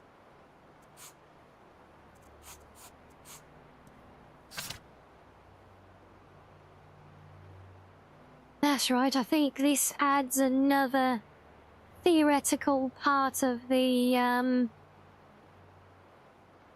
Synod group that we meet here in the college questline.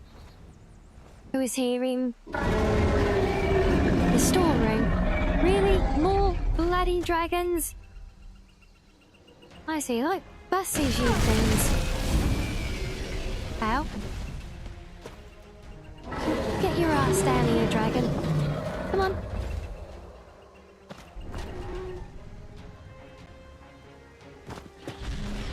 Where's he gone? Has he just... Has he just been to... Oh, you really? So you won't land and fight me, but you'll land down there and kill a random goat or whatever it was. I say dragon. I swear dragons are part goldfish. They got the worst attention span.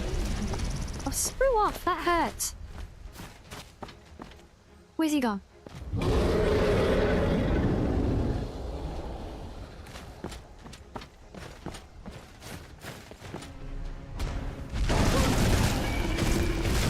Owie, owie, owie. Ow, ow, ow, ow, ow. Damn it.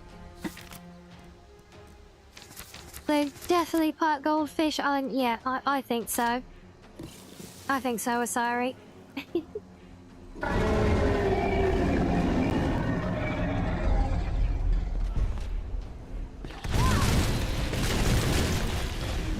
Well, I can't do shit if you're not gonna land so I can hit you, you idiot.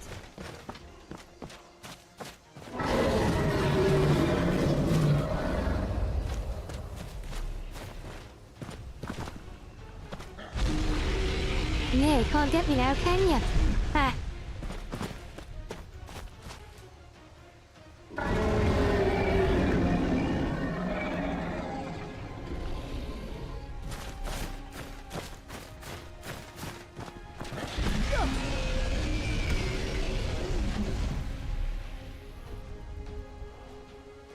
This is going to be a long day.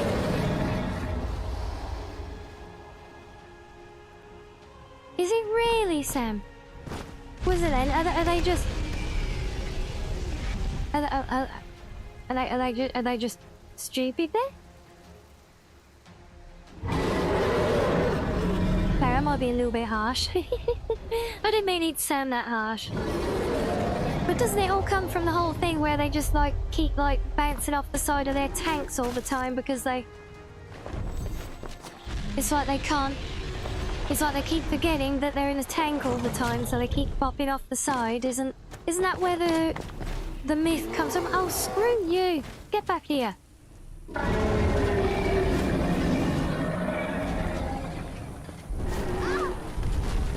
No, you wait your turn, Bear.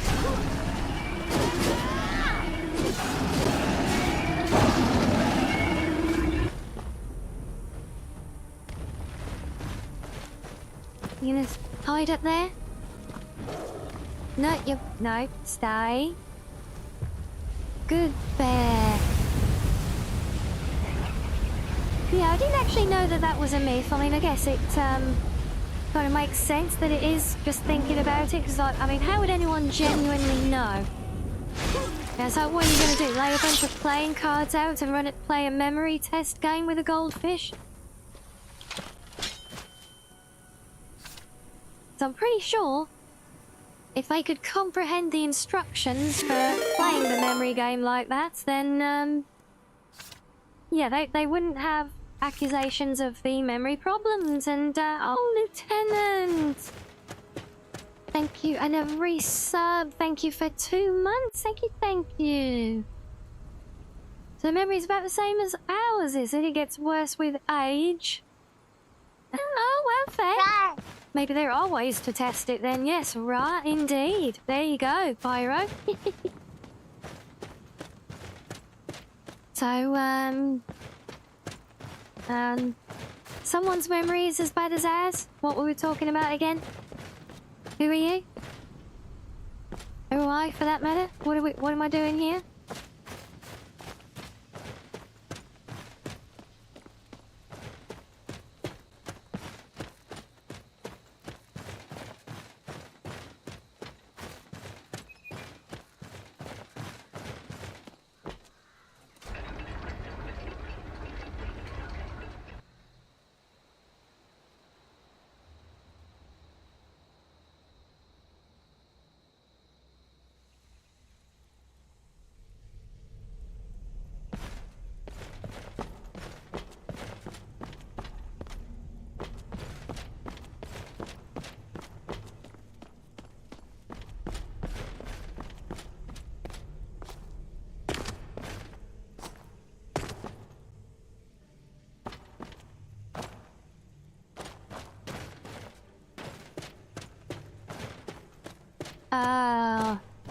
course, it was placed here, so, it used to be a synod mage.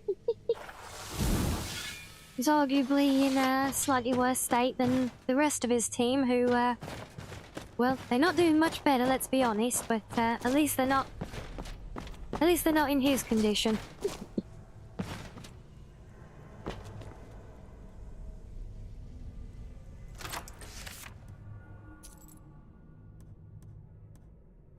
Uh-huh.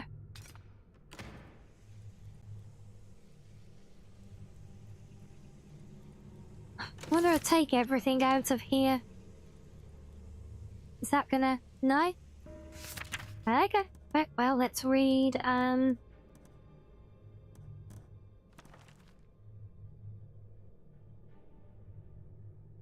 What? Go away. Still have... Stupid thing, it's a book, not a pouch. Silly guy.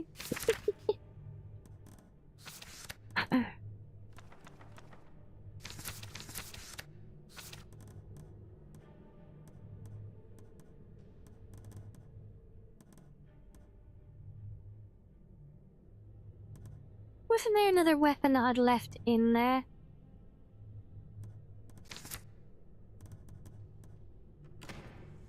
Oh well, whatever.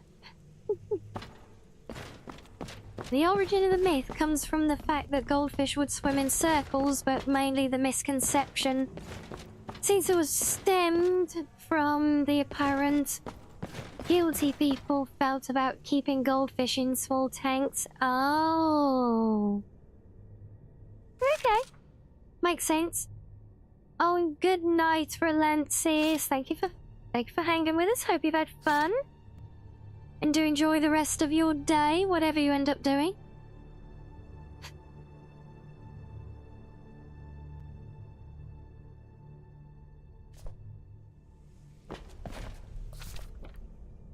So we are indeed moving onwards. So now we're going to Alfthand.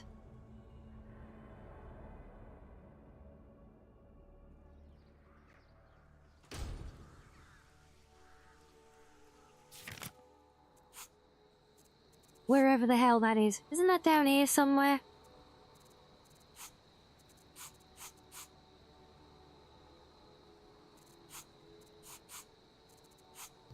Maybe I need to do this one as well. So that would be a third Dwemerui. Is that another spritz of perfume to keep me nice and fragrant? Thank you, Lastris. You gotta go as well. Well, no worries at all. Well, thank you for hanging with us. Again, hope you've had fun and enjoy the rest of your day. Now, are you enjoying a stroke of my now very firmly fragrant hair? Are you, Sam? Yes? Okay, now I know I've opened this gate before. Does this mean the bandits have respawned? Hopefully not. Well, we're getting all the poking and prodding now, aren't we?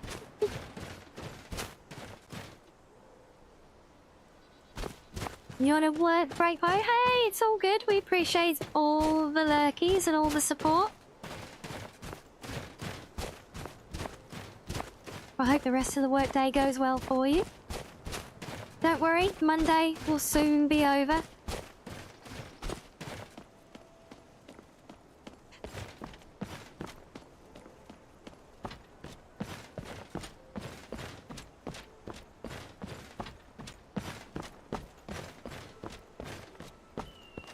You're just evening out the fragrance. Oh, that is very considerate of you, thank you.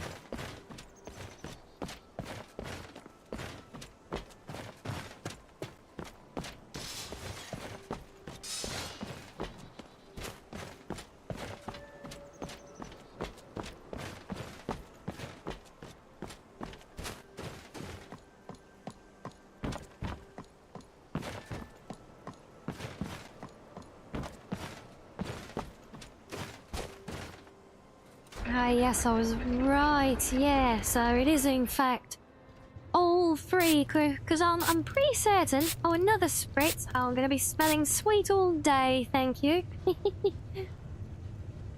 Yeah, because I'm pretty certain I remember there, like that green special key item that we picked up. I'm pretty sure there's a total of 3 of them because I remember them. I always remember thinking they're like a traffic light on the museum display. Yes, catch you later, Pyro. And we agree, do we, Karoni? Thank you. These old bones do like a bit of warmth in the... Someone there?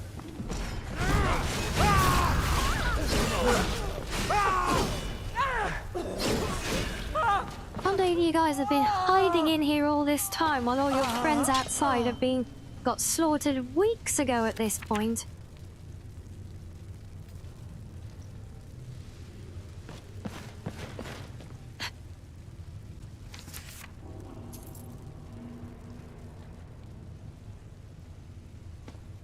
But I do actually need to take a little napping game. We're getting more boopings.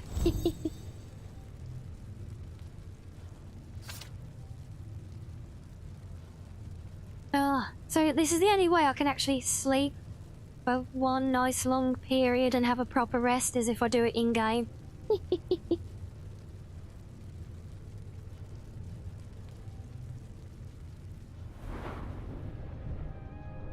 But that means we get another level up. That we can legendary destruction now. That's one thing I'm not liking about my current mod that does the UI here. My old one would put a marker against any skill that had become legendary. And this one just doesn't. This one just keeps it going, basically in an eternal cycle. But I like to be very OCD with it, so I like to aim to make sure I get every skill legendary.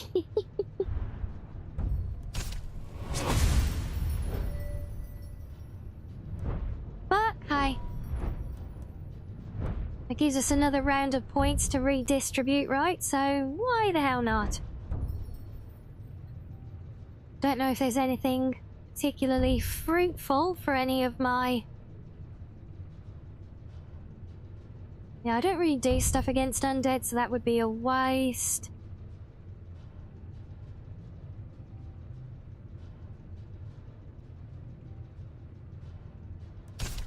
Okay, yeah, that looks like it could be helpful. Oh, and there's a boost towards there, that will be good.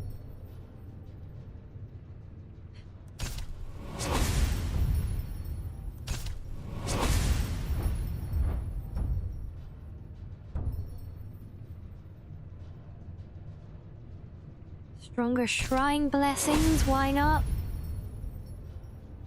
Accumulate ambient life force from the environment and release it in periodic bursts. Healing you 100 points every 30 seconds. Okay. Becoming affected by a different healing spell or effect restarts the cycle. You like the sleep pyramid, yeah? What's this one? They can overheal, yeah, why not? We'll take that, and...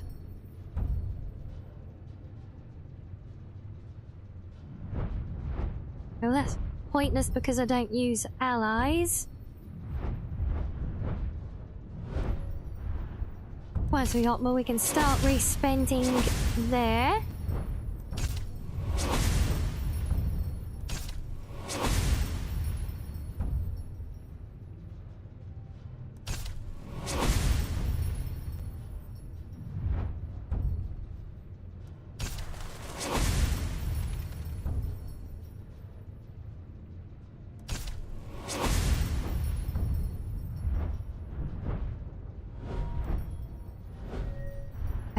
I don't want to necessarily spend all of my points on magic because we're still trying to rebuild our previous skills back up again now. So a lot of these haven't got any points in at all again now.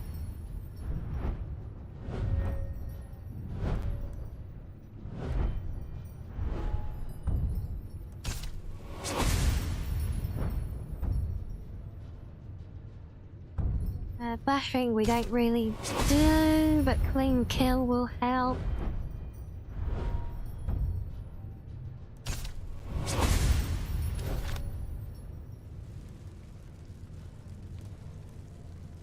Right, let's even things out again.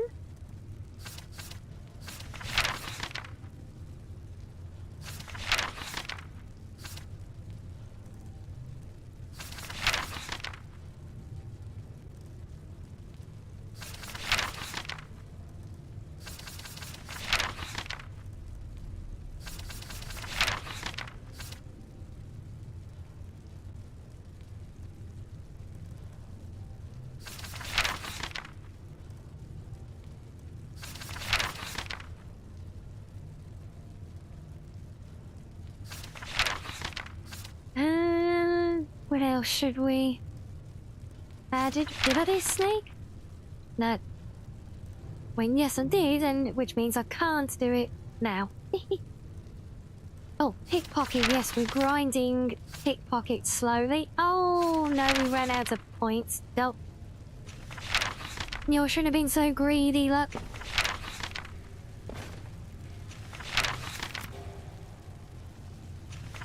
Yeah, so now we need a blue key in this room by the looks of that door.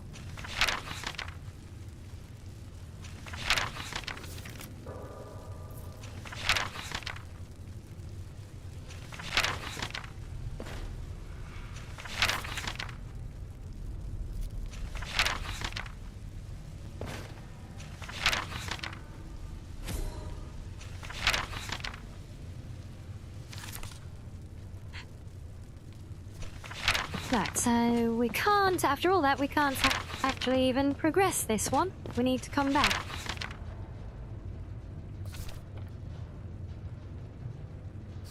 Oh my days, Steel, are you doing a Skyrim horror mod list? I have seen some great horror mods. They are definitely some out there. So are you turning the whole game into one big horror experience, are you? Yeah. I'm with you there, Rodri. I'm too much of a scaredy fox for horror, I'm afraid. That said, it can be fun. It can be very fun. So what sort of stuff have you got in there, Stilo? Is there things like that, there's like that disease breakout thing? So are you using stuff like that and affecting the whole realm, or doing things to like really bolster the scariness of things? Not just visually, I guess, but I suppose in difficulty as well, because it's one thing to get jump scared by a bandit in the middle of the night if you can't see him, but it's another thing if you know that he can one-shot you, right? That's kind of horrifying.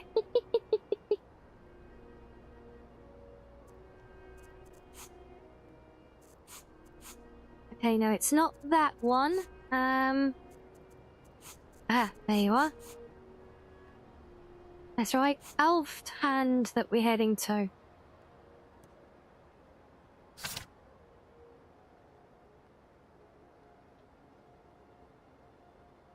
Yeah, I do love a mod list that's designed with a very specific purpose in mind, you know, when you're trying to do a specific project with the game. So I've got the gallows, yeah, great decor for a horror theme. And the dark scenes, and Twitch, why'd you have to put the bloody ad banner up there? Did you? I'm reading that. And you? It blocks out half of my chat with the banner because of how zoomed in I have to have it. You got the dark arcane weathers, yeah, desolate morning, the horror overfall, horror music and sound. Okay. So we're going just for a general overall theme to things then. Because I know I've seen some good horror style mods of specific content. Like I think there was one, I can't remember if it was called Slenderman or not, but I do know that I remember having this mod that played that played. No, it took place near Falkreath, and it added like a horror style investigation in there, and he was basically Slender Man at the end of the day. Is this not? No, I think this is. Is it? No, I've already been here. Why is it pointing me back here? Oh, because I used this as a fast travel point to get to where I wanted to go next. Stupid fox. Maybe I'm the one who's part goldfish, right?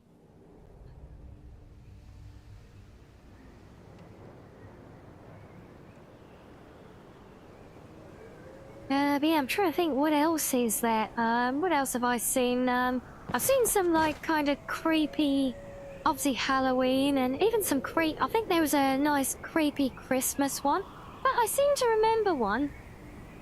And it was kind of tongue-in-cheek, but it also somewhat played out like a kind of horror thing where you were invited to a Christmas party for Santa, but it turns into...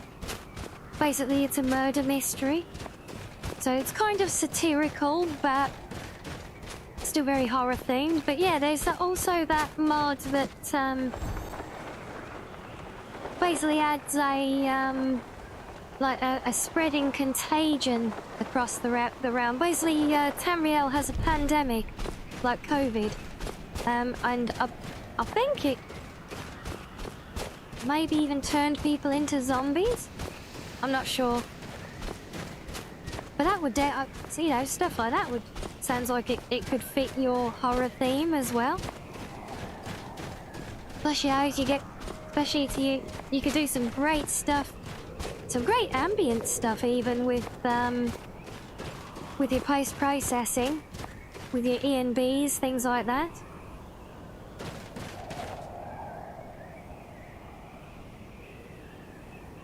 You just got spinked by a spider and 3 bears and zombies. Oh my days. Well, maybe you don't need to add anything more to make it spookier then, hey?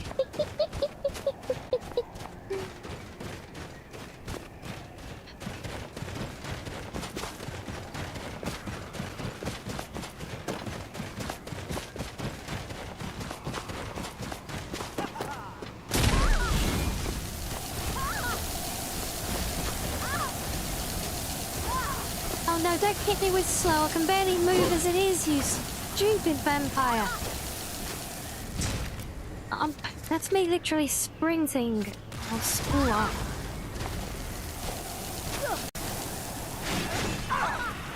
Got ya. You mine now. The hell is that?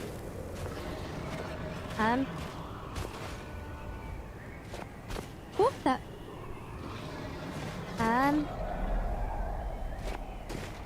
Oh, it's the exploded bits of the okay then. You know, an easy way to make this horror thing, use the vanilla inventory management system.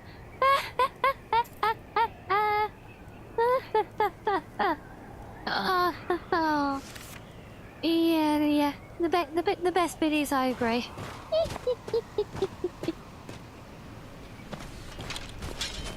Yes, that is just utterly terrifying, Sam. Yes.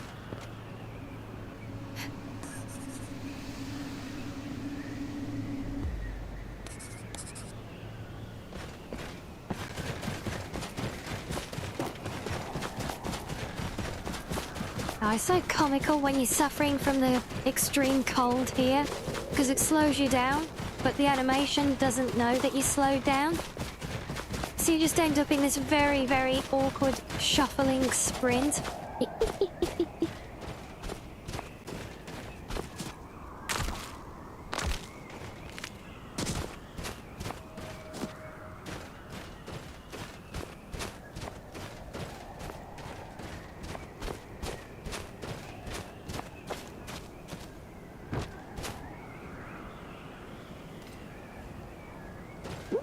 We'll have that. Why not? You know, I remember doing an alternate start once and it randomly placed me in that hut there. at level 1. And then, I think because mods overwrote things or whatever, the mechanical dragon appeared as my first encounter at level 1. That was something.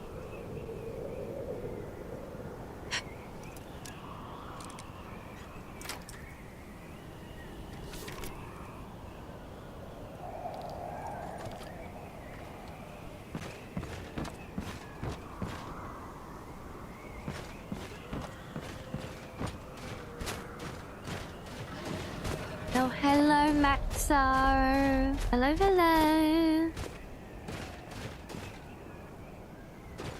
Oh dear, poor guy had his tent collapse on top of him while he slept. That doesn't seem good, although hopefully it was peaceful for him.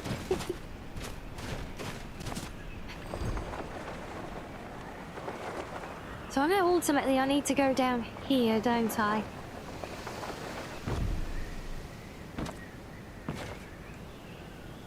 But it's how far down here I'm not certain of.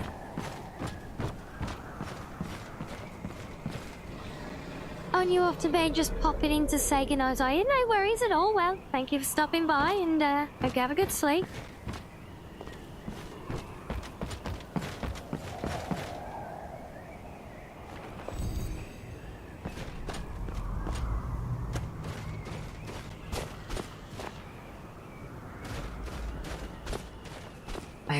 God, I forgot there's so much extra to this particular place, isn't there? I think this is a side thing, the place I'm going to is a side thing, then there's the main dungeon, which is one of the bigger ones.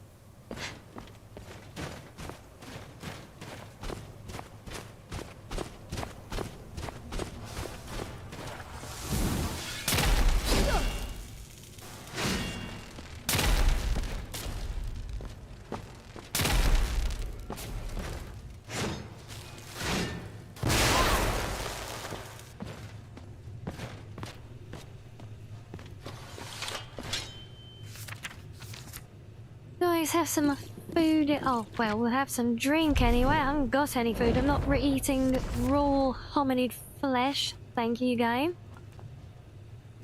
But we've at least got some bowls of stew still to rely on. Oh, really? That wasn't enough? Oh, screw you, survival mechanics. I'm not eating the human flesh. No. We've already skirted around Namira's quest, thank you.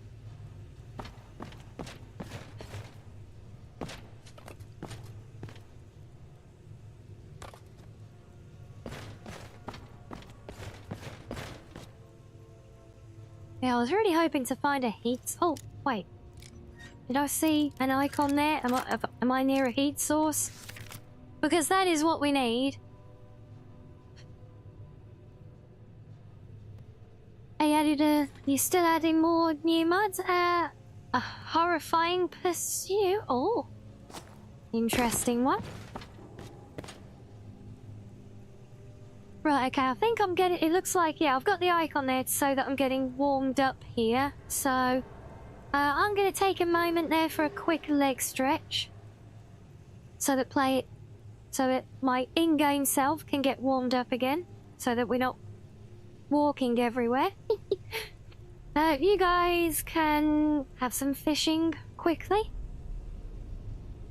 And we will continue when I get back in a few. So, yep, see you in a minute or...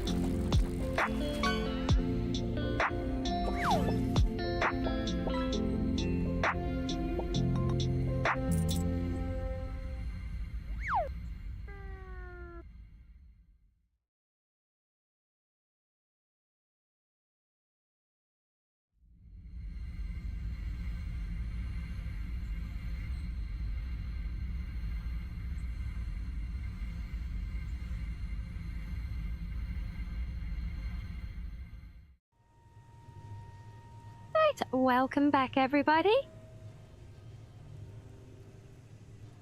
Did we get any good catches that time?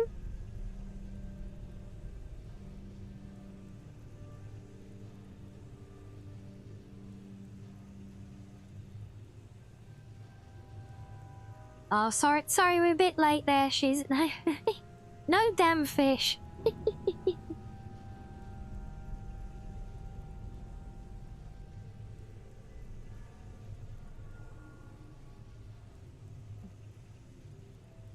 Is that your dinner time, Asari? No problem at all. Do enjoy. And we'll see you after. If we're still running by then, we'll see how I get on. Because I have EP Fox today. But yes, enjoy either way. We don't see you after, we'll see you soon. And, oh, welcome in. Hopefully it's a warm welcome to Sinister Daedra. I've been good, I swear. I've been worshipping my princes, honest.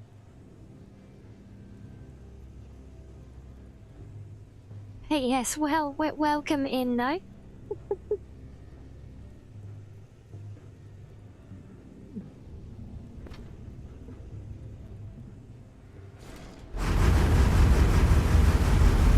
And yes, thank you, Shiz. It was a nice little stretch.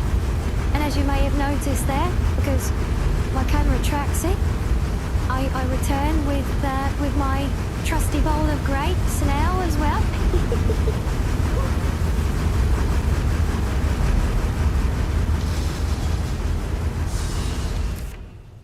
So, where the hell's my weapon, Don? Get back here.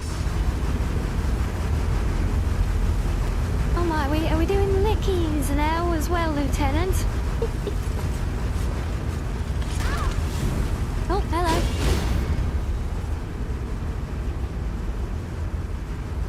Are you? Oh, so it's good. You're a friendly Daedra, are you? I'm glad to see it. But yes, we're doing very well, thank you. How are you? We've been playing through we finished our College of Winterhold quest earlier, so now I'm playing. We're doing a little bit of exploring alongside apparently my player character showing off her scythe for us. Thank you for that. Now we're playing through one of the quests from Legacy of the Dragonborn right now, if you're familiar with the mod at all. Which is taking us on a nice little exploration journey.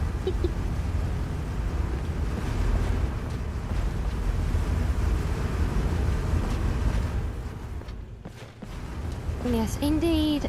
Lieutenant, the Boulder Greats is a legendary mainstay of the channel here now, isn't it?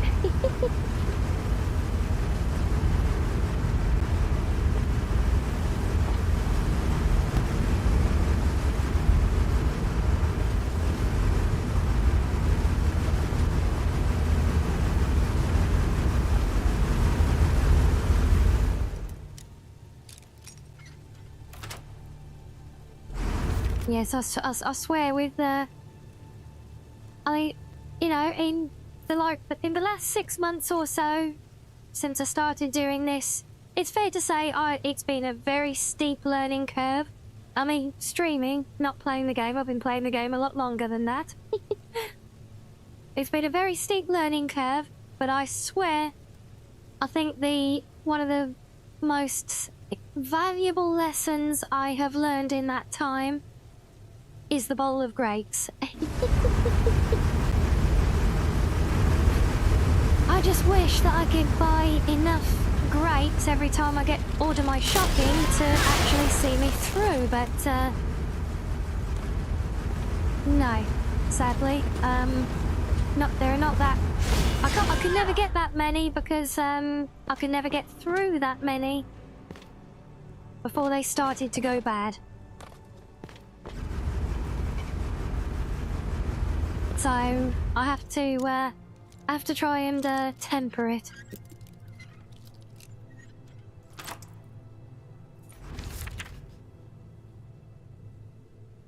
Oh, you like my fluffy tail, do you? Yeah, I love my fluffy in-game tail.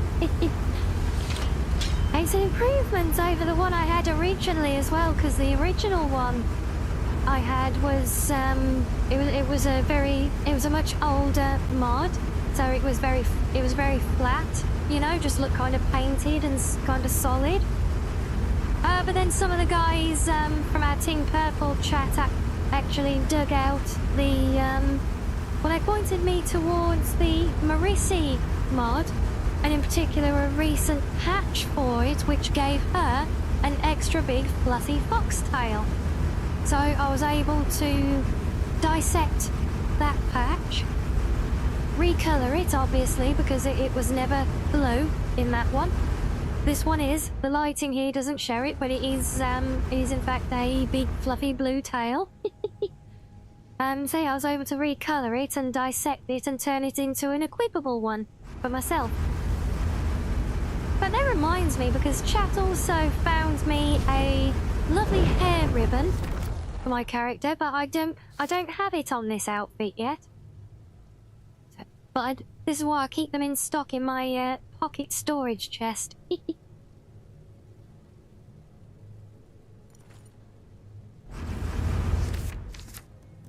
Let's put that right, shall we?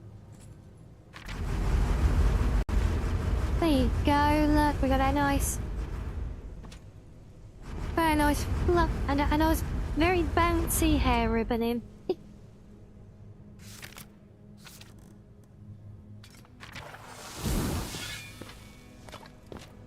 Yes, we decided the law is that because when I'm adventuring in game, as you can see on screen now, that's totally me doing this, not me playing a character that's doing this, of course. Yeah, we decided the law is that when I'm off adventuring like I am in game, I take my two little pink ribbons from my hair and I tie them together with fox magic to make them one big ribbon so that I can tie my hair back into a convenient ponytail to somewhat keep it out of my face when I'm adventuring, although as we can see here, it doesn't quite work. My bangs aren't quite long enough to tie back, see? Oh, we do like to have silly fun with these things. But yeah, the ribbon was also... It was another mod that someone in chat found for me. I'd been unable to find anything, but yes, my lovely cubs were able to. And yes, we love being a stylish Dragonborn.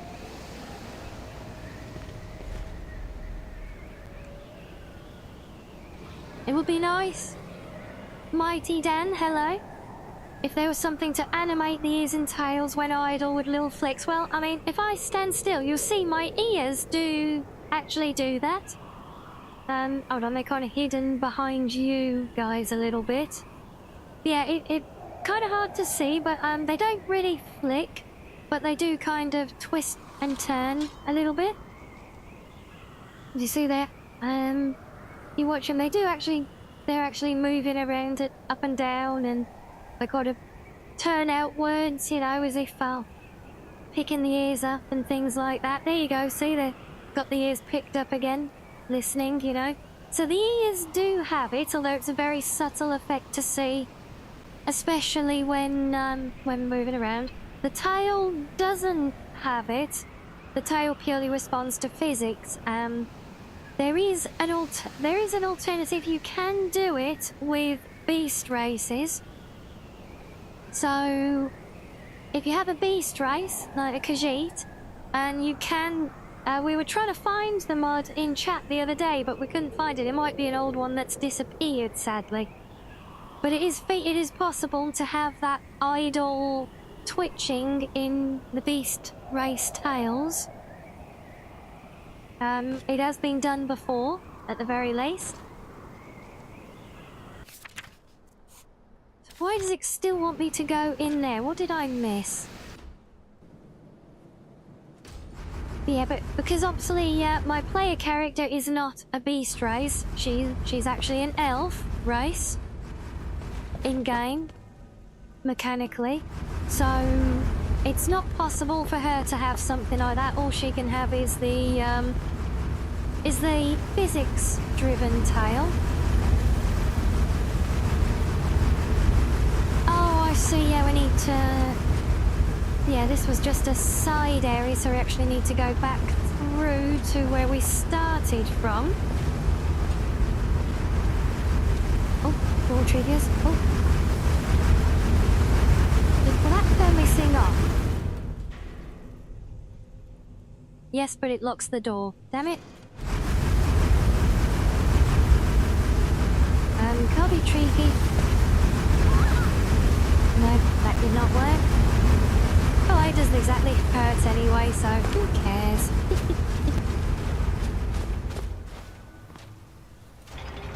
But yes, as I'm sure you all know, the stats and defense and armor ratings, these are all very important when it comes to what you use as your adventuring equipment in game.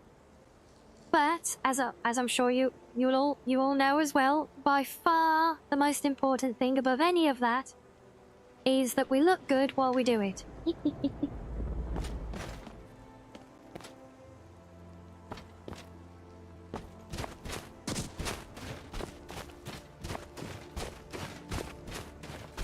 Aha!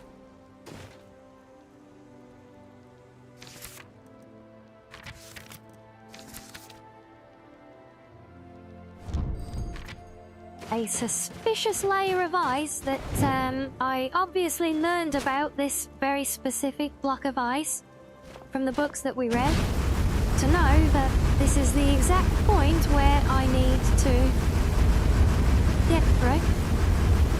Because obviously we would know this completely intuitively without having a quest marker to follow, right?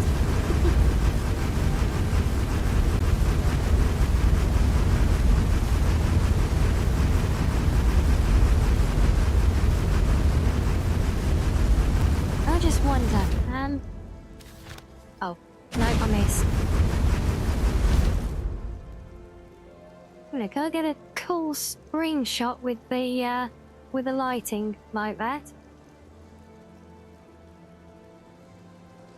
Wait, why is it only coming from one hand? It's a two-handed cast. What?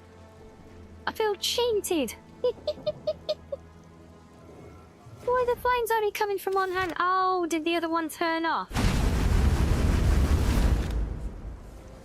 Yes, because of my weird keybind, it doesn't recognise the mouse button that I've got my bind to for the camera mode. Because I'm already holding the buttons for the attack, so that's unfortunate. Ow. The hell was that?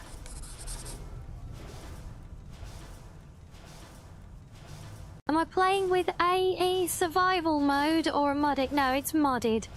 No, the AE stuff can go jump off the wall of solitude. The only reason I've got Creation Club mods installed here is because they got shoehorned in as part of the install process for Nolvus. So no, no, so I'm actually using, I think, is it Sunhelm?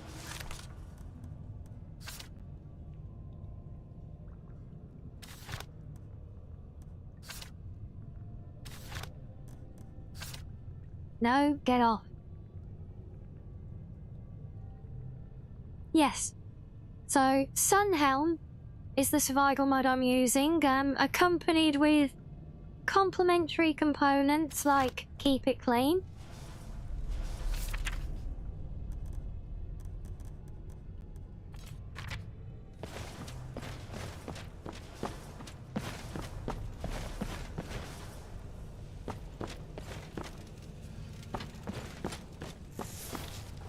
Oh yes, I remember this big old place. Your AE survival mode crashes quite often. Yeah. Yeah, I'm not a fan of all of it. My game version is actually rolled back. So my game thinks it is still on SE, not AE. Version 1.5.97, I believe it is. Come with me.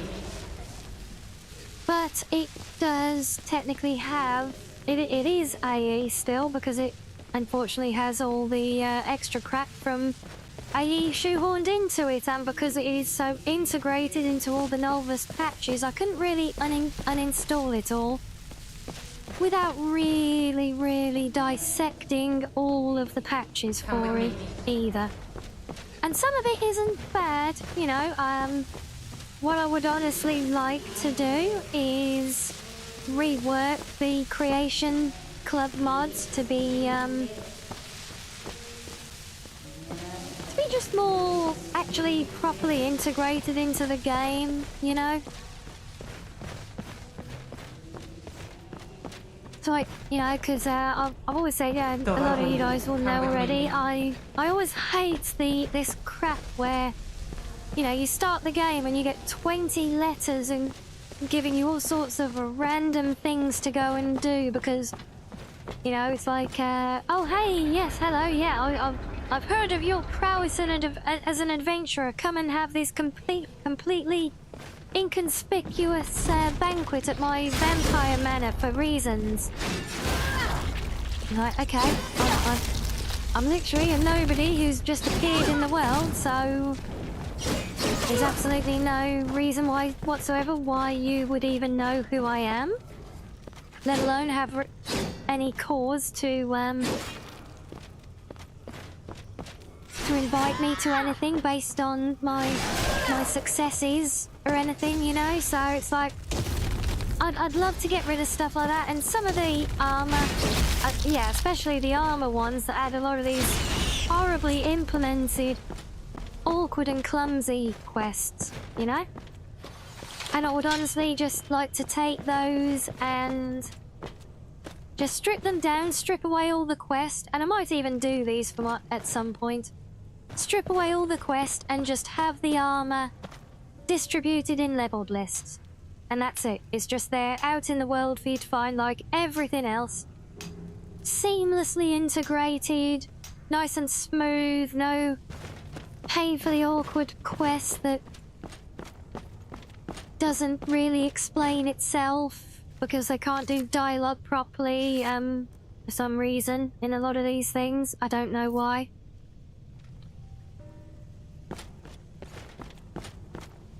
And don't even get me started on the fishing mod that was widely regarded as being the real highlight of all the Creation Club content with AE.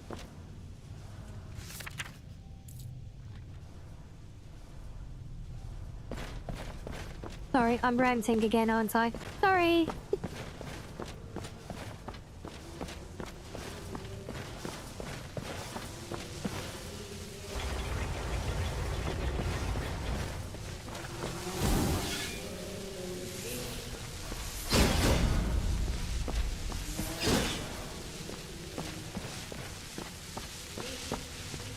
Over here!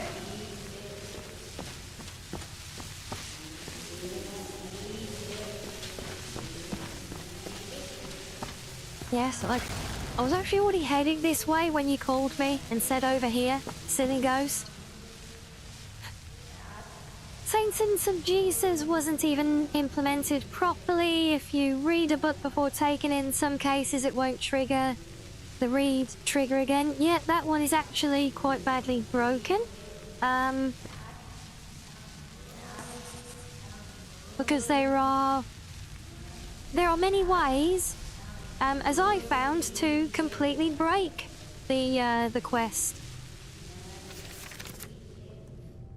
And because of the way it is poorly written and implemented, it doesn't give you any intuitive information. So, like most people, I suspect, I stumbled into that quest line by first happening across one of the bandit camps that is spread around very close to high traffic areas towards the early game, like i.e. around Whiterun. And that's how I started the quest, which was all fine and all well and good, and it progressed, but then it got to a point and it just died. And it was half telling me to do something, but not really saying anything either. And so I had to start Googling it, and it turned out that because I've stumbled into the quest through that method,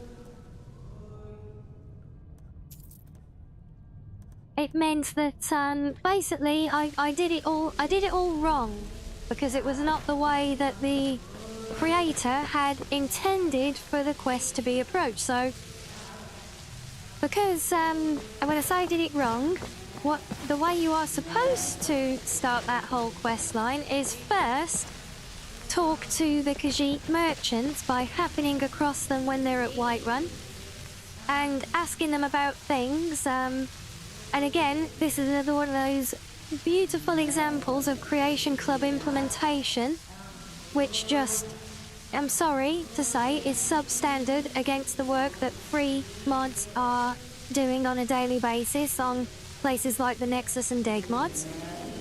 Because you talk to the Khajiit merchants and you ask, and you just happen to say to them, oh, you're having troubles with bandits, or something to that effect, and the merchant won't tell you anything about it. He'll just say, yeah, I just so happen to have it all written down on this piece of paper. Here you go, read that. And so he gives you a note with everything written, because that was easier and lazier for them to do than even a silently voiced dialogue sequence. And yeah, if you don't initiate Saints and Seducers by doing that interaction with the Khajiit and getting his journal first, the last segment of the quest completely breaks and doesn't track anything. I mean, you can go back and talk to him later, but the point is, what incentive, what reason have you got to? You've got there's no indication of any need to speak to him regarding the quest, and yeah, you might happen across it one day, but you also might not as well, you know?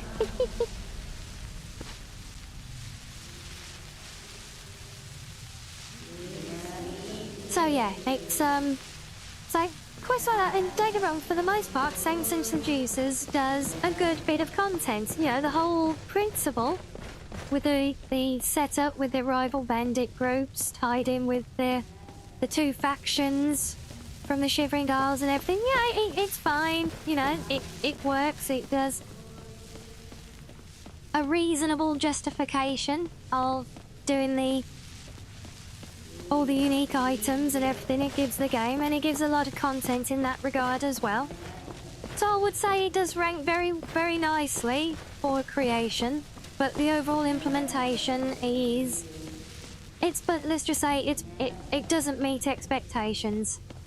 For, you know, if someone released a free mod on the Nexus that was like that, I'm sorry, but they would get annihilated for just doing not a good enough job, which is very unfair, because, you know, mod authors do what they do for free. They're not getting paid for it. And, you know, if someone's made a mod that they want, you know, that shouldn't be scrutinised, but any mod like that would ultimately come under a lot of scrutiny still. For simply poor implementation. It might get a lot of constructive criticism, rather than, you know, straight up abuse or anything. But it wouldn't exactly do well as a mod, you know?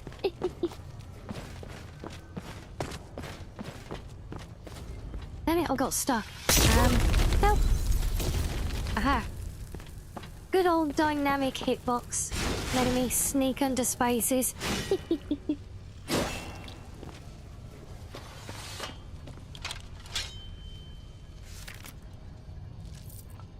So you only got it because...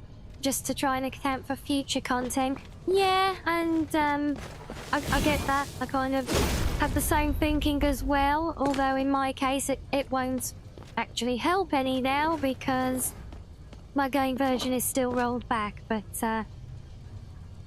well, I guess for me it just kind of is what it is, you know?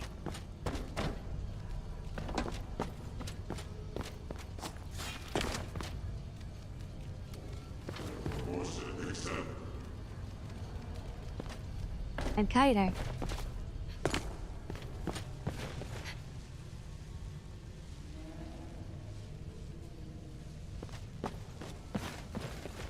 But yeah, so I only learned that down, and that's the thing. Most people won't end up starting the game that way because, let's face it, you just look at the odds.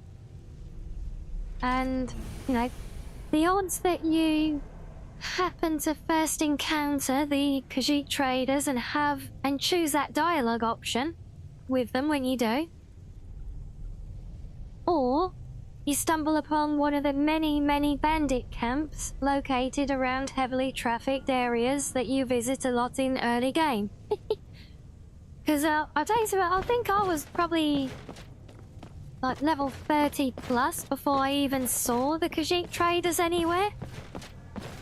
Because I'm too busy chasing around doing all my questing. So I never see them, you know?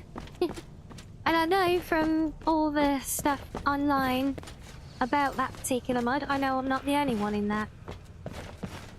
I'll tell you another great fun example of stuff from the creations that just, at the end of the day, it just doesn't play nicely. And that's in, whatever it's called now, the one that adds the Alien ruins, right? Have I just gone full circle again? I have. Oh, god damn it! I went the wrong way. No. But yeah, in that one, the last part of it you end up at is like a puzzle room. Anyone played that one? The puzzle room where you have to put the gems into the four pillars. Well, even though everything in the quest will work and let you get to that point, that puzzle will not complete itself if you don't happen to be over level 40. But it will still give you the quest and everything to reach it, though.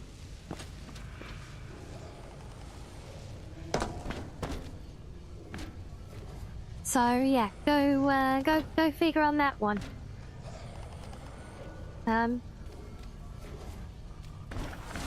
Oh, hello. So am I supposed to? Do I go further down here then? Oh, okay. Wait. So we press the button up there.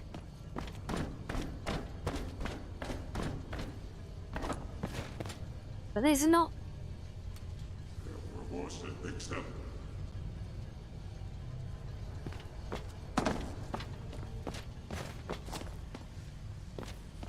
That's the return route. What the hell am I missing here?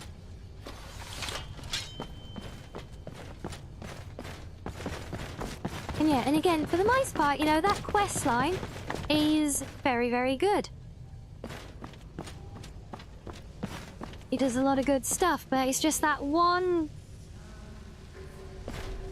a little lazy implementation.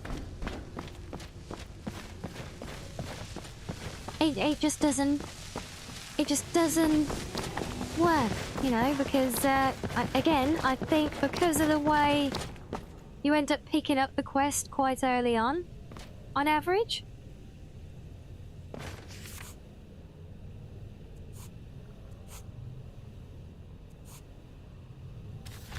I think you'll, more often than not, certainly every single time I've played through it,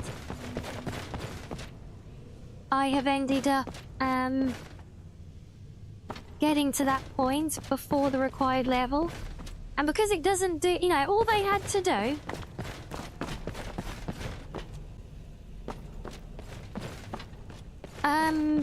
that is a good question, Dan, and I honestly do not know the answer, because every time I've got there and I ended up banging my head against the damn wall because I cannot figure out what it wants me to do.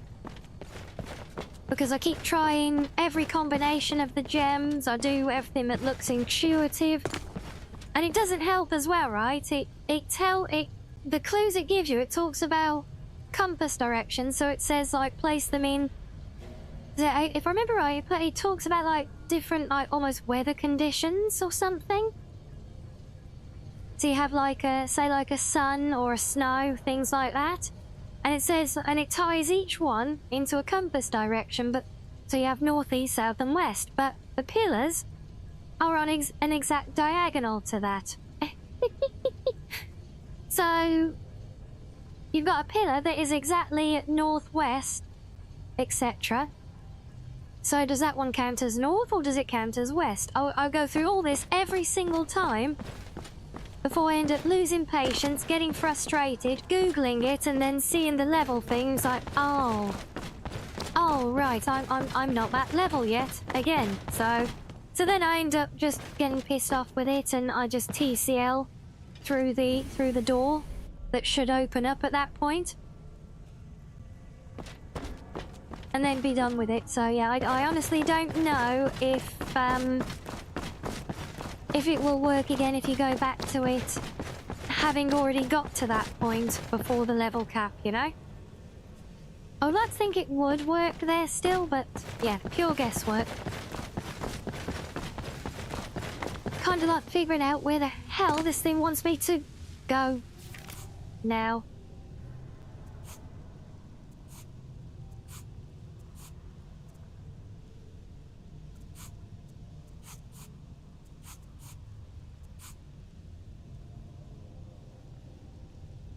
I'm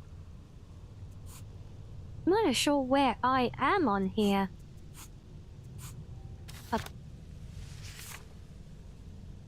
Oh, I'm here, am I? Okay. Oh, can I go? No, you're not, sneaking idiot.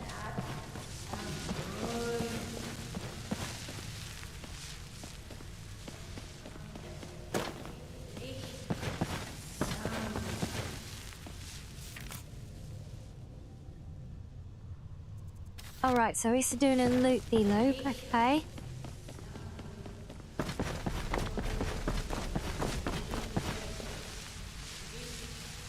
Let's see, so we did the blue door first, then we come through the red door, yeah. Hit the button. to do the thing down there, which doesn't seem to achieve anything.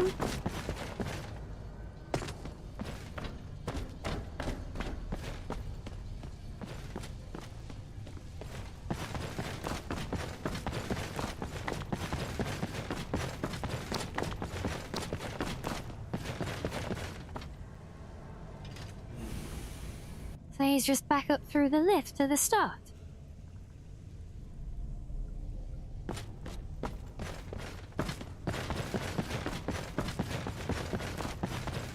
But doesn't this just lead me back on a one-way loop to that drop? Or can I go a different way? Oh, let's just head out of here because I swear I'm just going in circles in this bloody place now.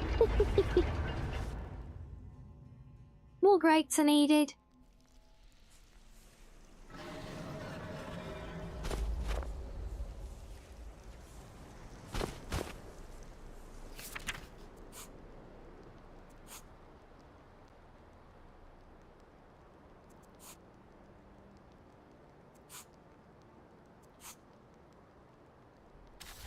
I swear the artifact should be, wait.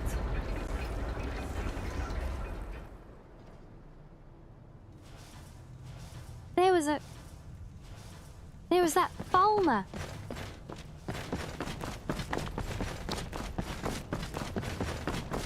Is this leading me on a wild bloody goose chase because I don't know. I just got a sudden thought that maybe that Fulmer, there was a Fulmer lawkeeper thing, the like light-coloured vampire ones. There was one of those in that room with the artifact. I wonder if he had it on him.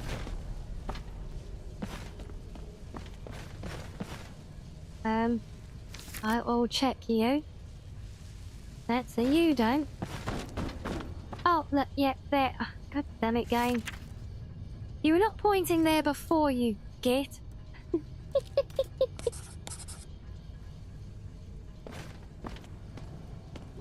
Bloody thing was pointing. It was pointing me out of another travel door. No wonder I was going in circles. See, guys, this is why you should play with map markers turned off in Skyrim and actually follow instincts instead, because then it would have made a much more sense, and I wouldn't have done that.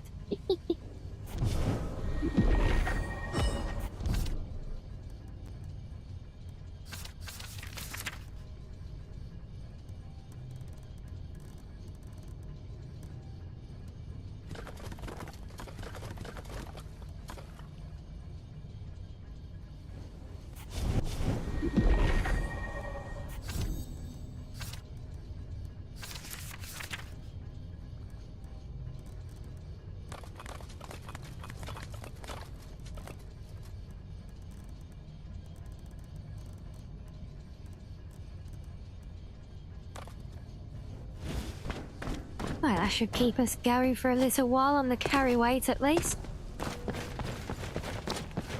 Yeah, so now we just need to head back to Erkingfand, or however the hell you say it, and use the blue key, and that's because we've got all 3 keys now, functional versions of them.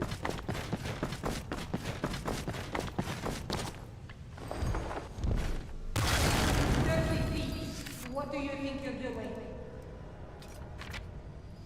What I think I'm doing is what your quest told me to come here and do, shade person, so you can screw off.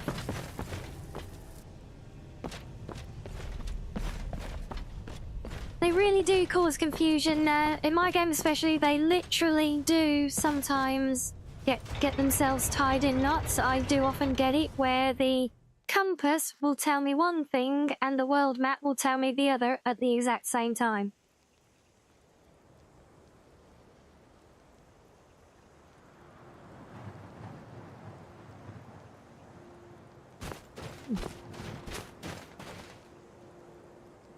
And yet I've got the same mod, Mighty Damn.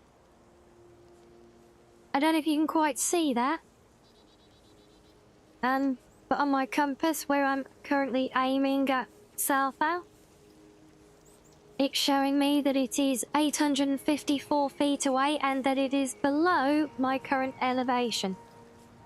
So it does help for those things, but what doesn't help is if the quest marker is like it was there. The quest marker was pointing to a load door, telling me to go to another area when it should have been pointing to a object inside the current cell.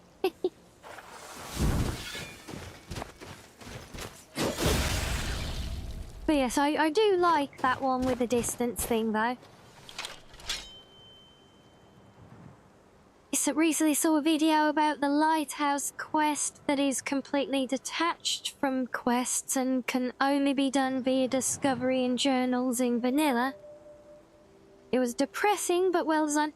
Yeah, I think there's a lot of stuff like that, and that's one of the reasons all of these games are so great, because there is so much hidden away for you to just discover and find through exploration, you know. And yeah, you find the game full of things like that. Where is it going? Erkingthand. There we are. And damn it, I didn't pull the lever on that gate. I've got to run the long way around the place again now. Don't.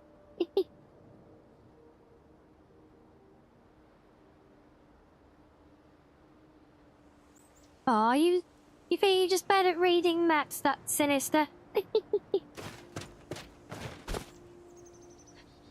Well, I remember playing a much older installation of OG Oblivion. Not even the modded one I have now. But I used a combination of map marker and and LOD changes. So that basically, and I've seen Skyrim mods kind of repeat the process more cleanly as well, and it does make it very fun.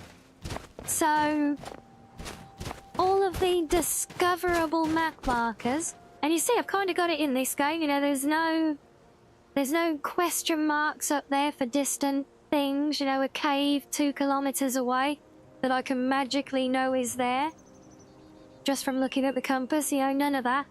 And I played my old Oblivion like that, yes, sorry. So nothing would appear on the compass until I literally got close enough to discover the place. And so the only way to explore was visually. Couldn't even use the map, you know. I mean, the map was fine once you'd already learned of a place and where it was, but before that, it was just a case of literally looking out at the world, staring off into the distance to see if you could spot a potential ruin or a cave entrance, you know. And having at the time being very accustomed to having Oblivion offer up the question marks for potential discoverable locations as soon as you're within a very generous range of them, it really did make it a very whole new experience, you know?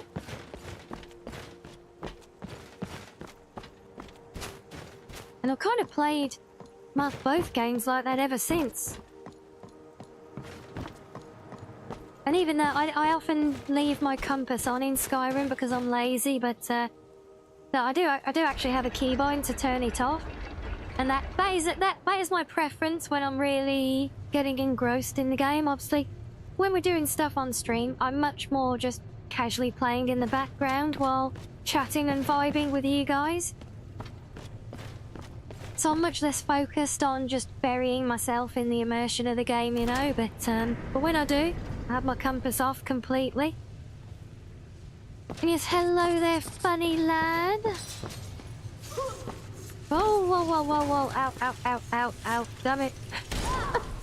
Get off. Yeah, are you sure you're in the UK, funny lad? Because you seem to keep even more obscure time than I do.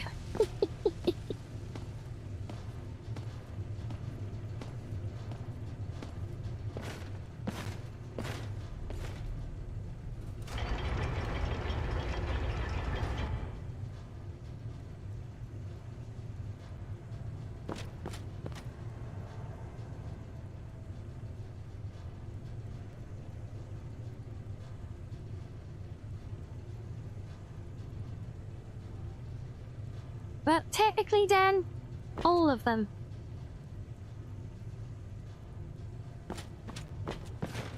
Very simple answer. Everything it tells you, either in dialogue or what is written or what you read in notes, it tells you all the information you need.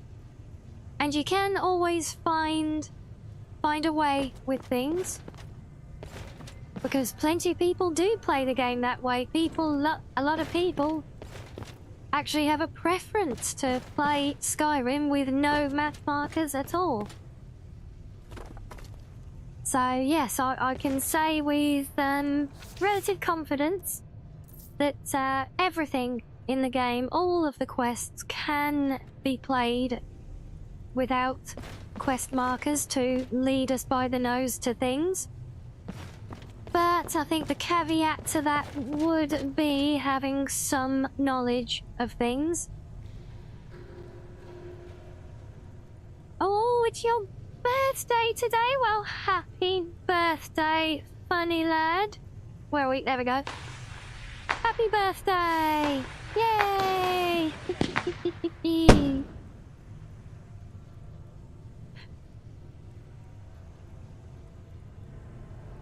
And yes, that is very true. Well, Dan, yes.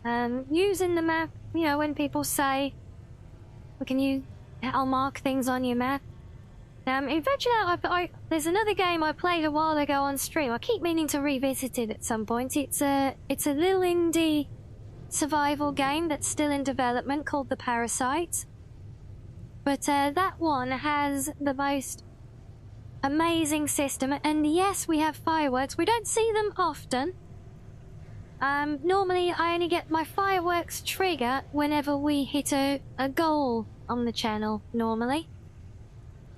Just the same way Toothless only comes and dances when we level up hype trains. They're just little rare extras. And yes, congratulations, you've survived another lap of the sun.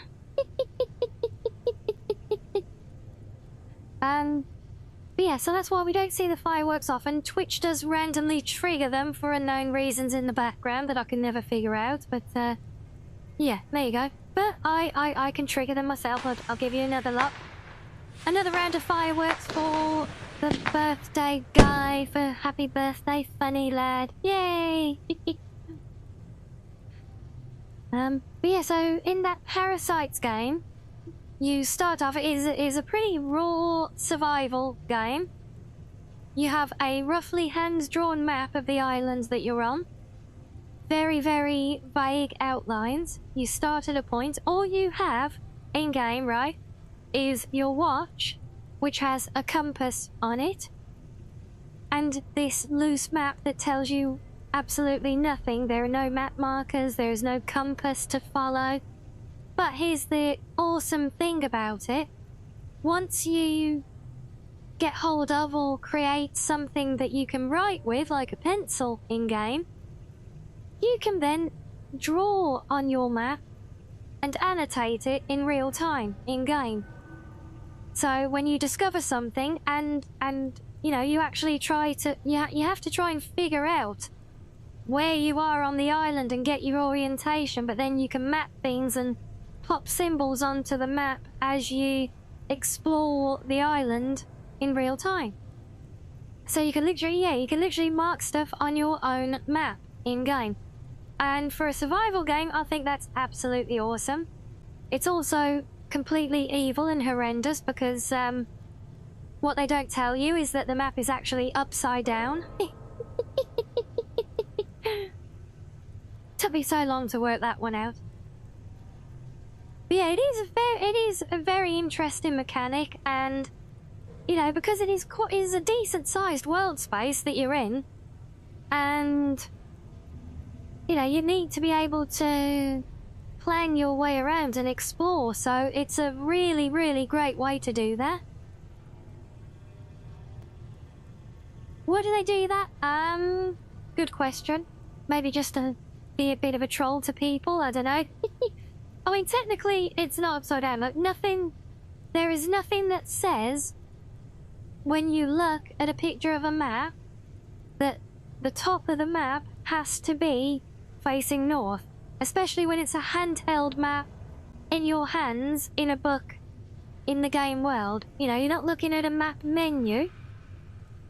You're just literally picking up a piece of paper in game. There's nothing to say that up on screen equals north. It's just an assumption that we always make, isn't it? And I think that maybe that's why they did it, just to make that point home. But it's a very fun one. We're vibing with some bard music and a lovely little serenade from other me. Oh look, we've got 3 of me on screen now, look. Should I go and stand up with the others? A bit more, maybe. We go that way? Here we go. 3 foxes all at once for you, look.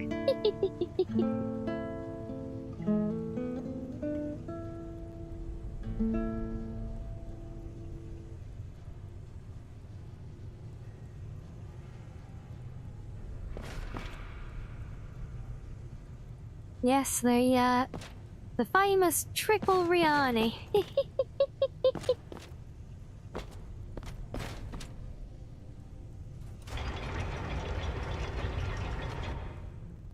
I assume this is where I'm going because the door is still locked.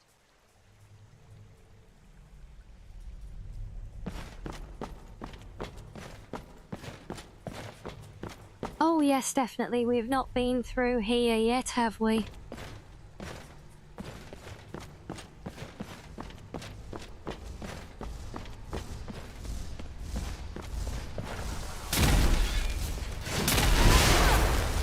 So, funny that when you say it's your birthday today, is that today as in literally in our time zone we're into the early hours of your morning, or today as in you're at the end of your Monday and that was your birthday? And so Peter Dips Chaotic, no worries at all. Thank you for joining us. I hope you've had fun and we'll see you again next time.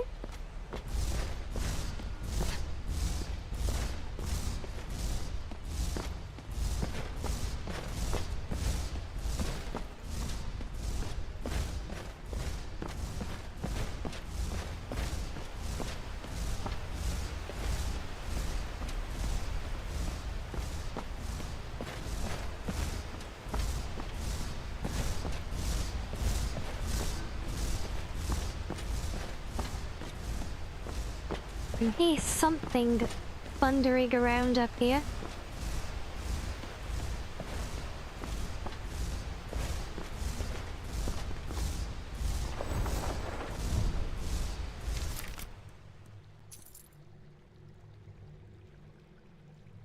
Oh, that's a new one. I've never seen that before.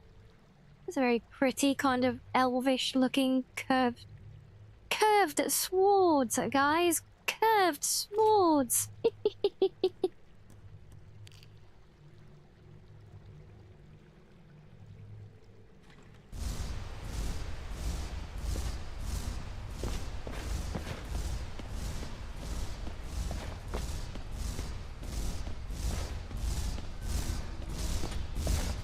Okay, he's up there, right.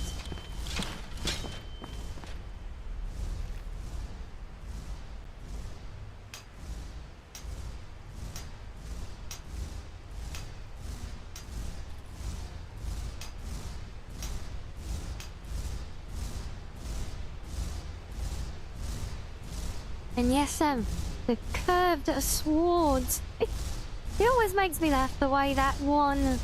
It's that one Nordic voice actor who does the voice women. The voice women. You translate the voices for the Nord women. The way she says it, there's curved swords. Yes, I know you're there. Look, I was talking to chat. Be patient.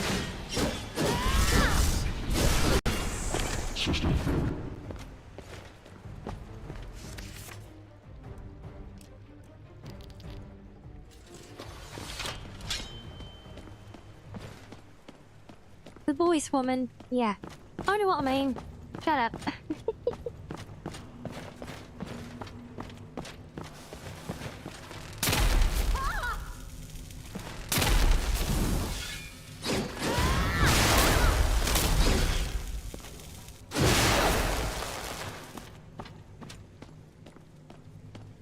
Man, doing a single standard strike rather than a power one on those little spiders almost looks like I'm trying to hit him like a golf ball, doesn't it?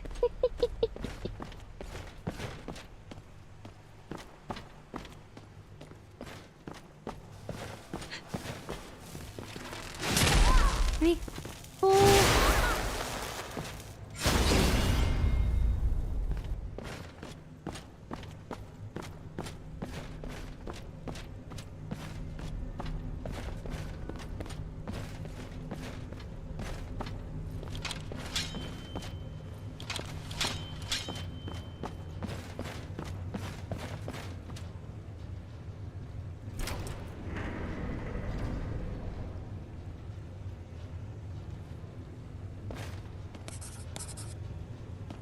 Wait, why am I suddenly carrying too much? What? These keys duplicating in my inventory or something? What? Where the hell have I got 6 dormant keys for God's sake?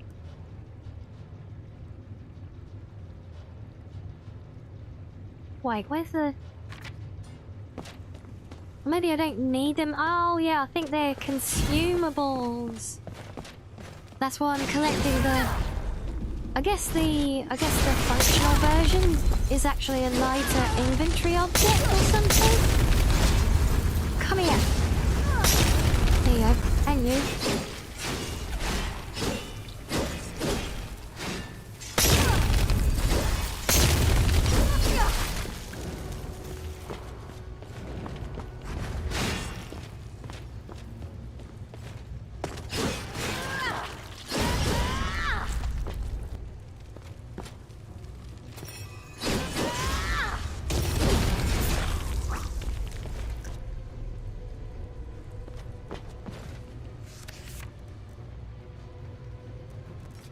I know we've got... I think we've got a bow already? Yes.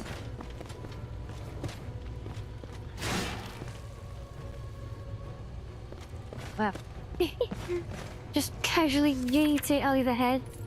Just scoop the thing away. Well, get out of here. Can't be bothered with you.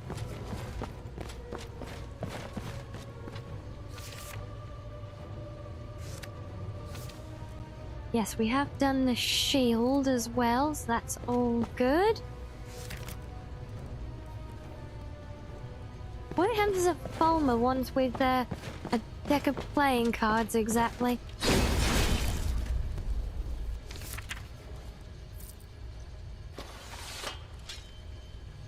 Suffer no skeever to live. I'm fine letting them live, unless they want to aggro on me. Because if they want to pick a fight and keep me locked in combat, then... I'm sorry, but then they're an inconvenience. And yes, I'm well aware that I lean myself to look around corners. I can't help it, okay? You should see me when I play Mario Kart.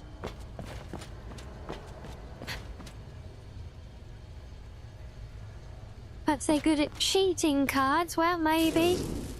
Maybe then.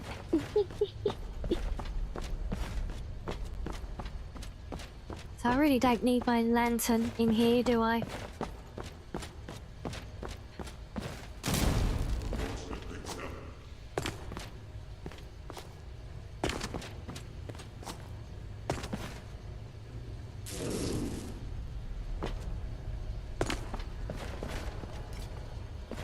But...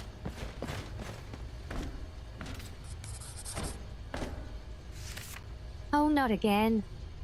No. Oh, I know what we can ditch. Yeah, that will work. Mario Kart Party when? Very good question, Joelcath. I've been trying to get a big streamer collab together for the longest time on that. I know our friend Shu Akemi, we often see stop by, say hello. He's hoping to try and put something together in the near future. But you know, I'd be I'll be down as well if we just wanted to do it as a community night sometime, if some of you guys have it and wanted to play. I think that could be very fun. Yeah, maybe I'll drop a little poll in Discord, just see how many people we've got with the game who would want to join in for something like that.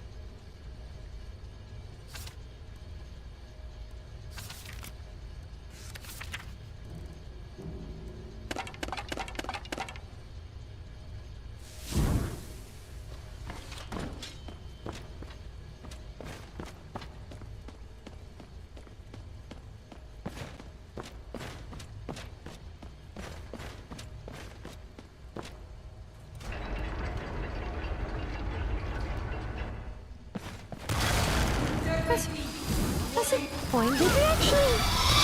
We didn't do the Alftand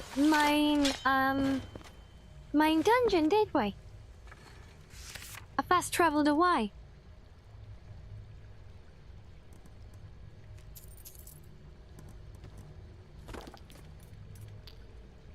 Well, I guess that means, because we are obliged,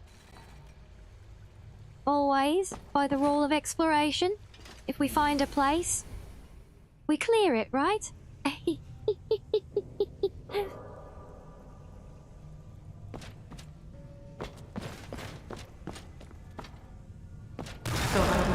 come with me.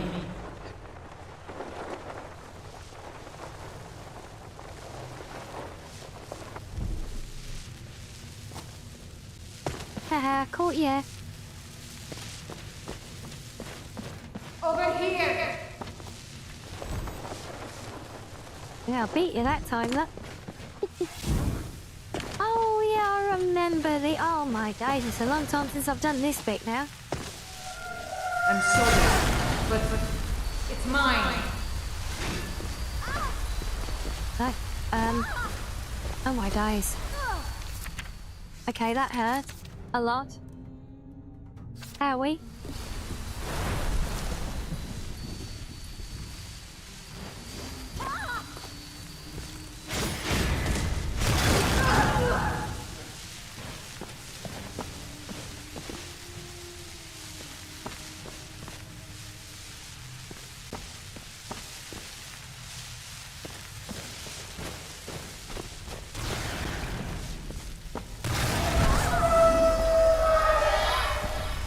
Yeah, I had a feeling that wasn't over yet.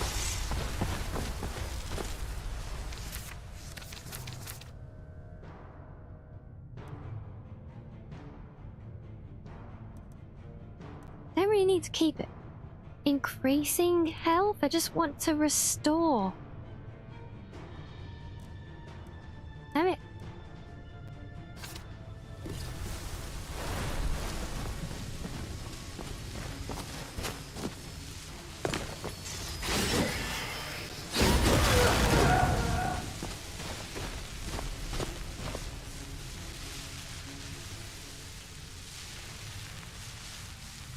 Yeah, that blizzard is insane, isn't it?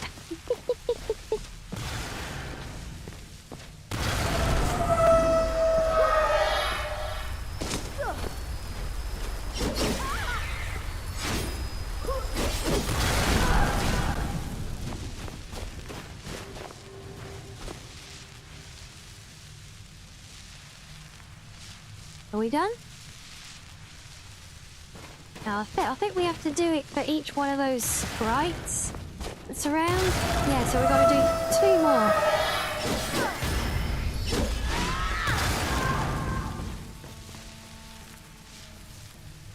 I think this next one should be the last one.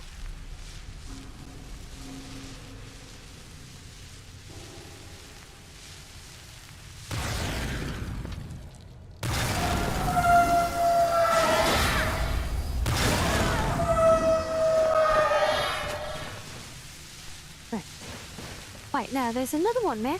What? Oh, wait, where's she going?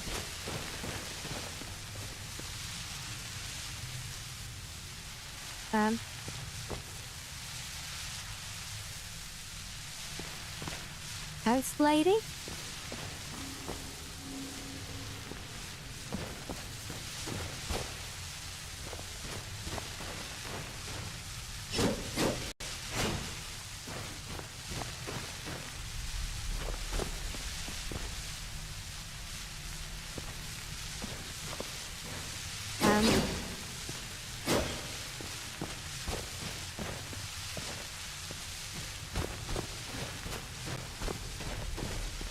Okay, are you gonna wait while I do this other stuff then? I can't remember if I need to do these other bits in order to finish it. I thought not, but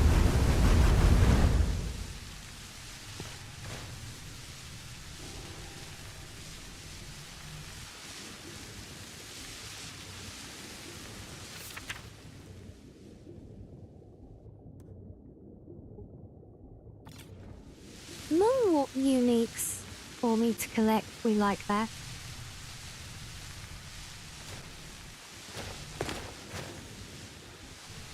Oh, get out the damn water. There we go. Oh, there we go. She's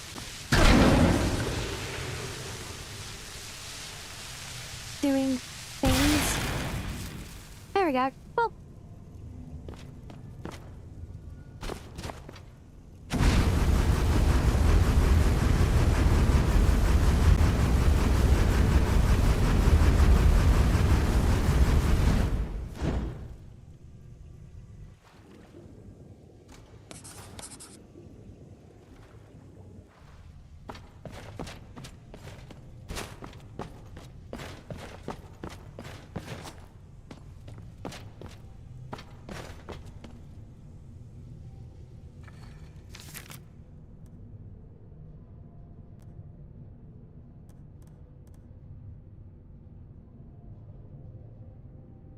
blood-stained Imperial bow.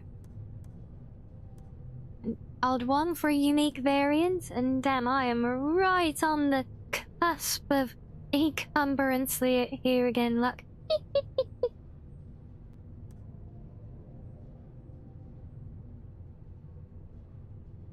Oh, and hello, Witch Sea. Yeah, well, yes and no, to be honest. And my PC is very good, but it's also far from what would be considered a top-end PC now. It's a very old rig.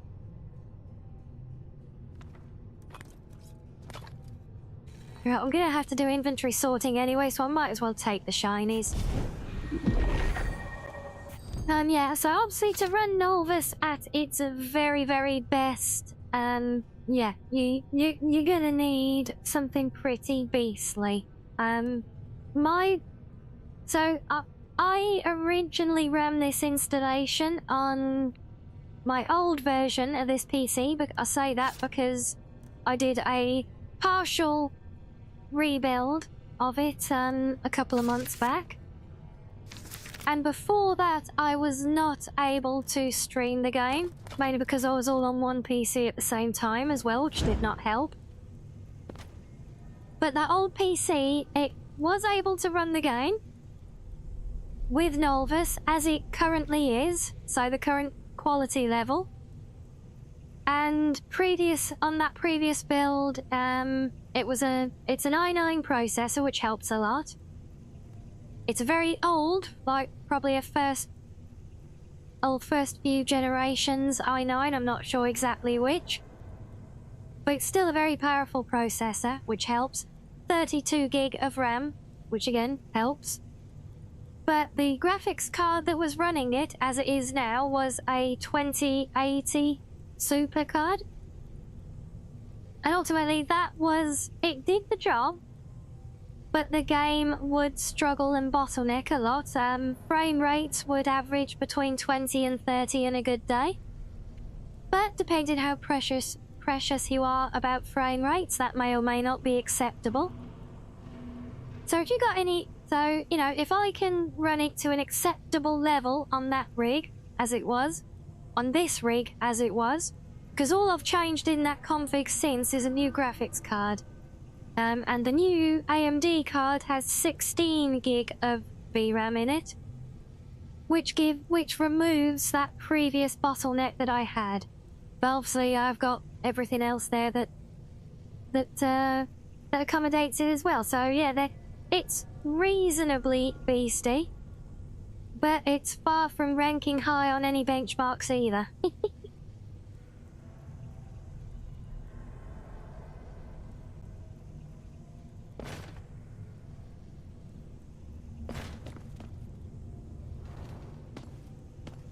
Oh, sneaky one. I was like, wait, where's the door?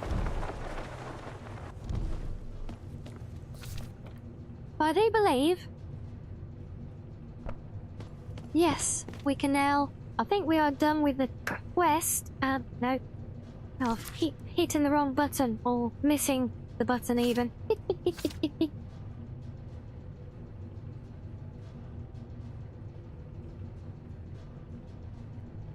Yeah, so, but the other consideration with Nolvus is I'm pretty sure, I don't know about the newest versions of Nolvus, but I'm fairly sure that at least in Nolvus 5 you had some degree of flexibility as well. Like you could choose lower grade, like texture bundles or reduced LOD settings, that kind of thing for more performance-friendly versions of it. And even, to be honest, even if Nolvus doesn't ship with that stuff, it's very doable. You can fine-tune it down yourself, and to be honest, if I would say anyone who is seriously building their game on a mod list like this, I would expect them to have at least some working knowledge of a lot of the modding systems. So they would be therefore very capable of fine-tuning things within their own game to a degree. You know, not assuming everyone is an expert. We've learnt that ourselves here in the community. Which is exactly why we did a modding school on Saturday, and it's going to become a more regular feature as a weekly kind of how-to and shared troubleshooting workshop going forward. So, but at the same time, to work with a heavy list like Nolvus, you know, you kind of expect a fair chunk of a fair degree of modding knowledge and appreciation for how things work. And you know, if someone is a lot newer to modding, I would personally recommend them to not do something as heavy as Nolvus and maybe start with a gentler Wabberjack list or something, just to really get to grips with things more.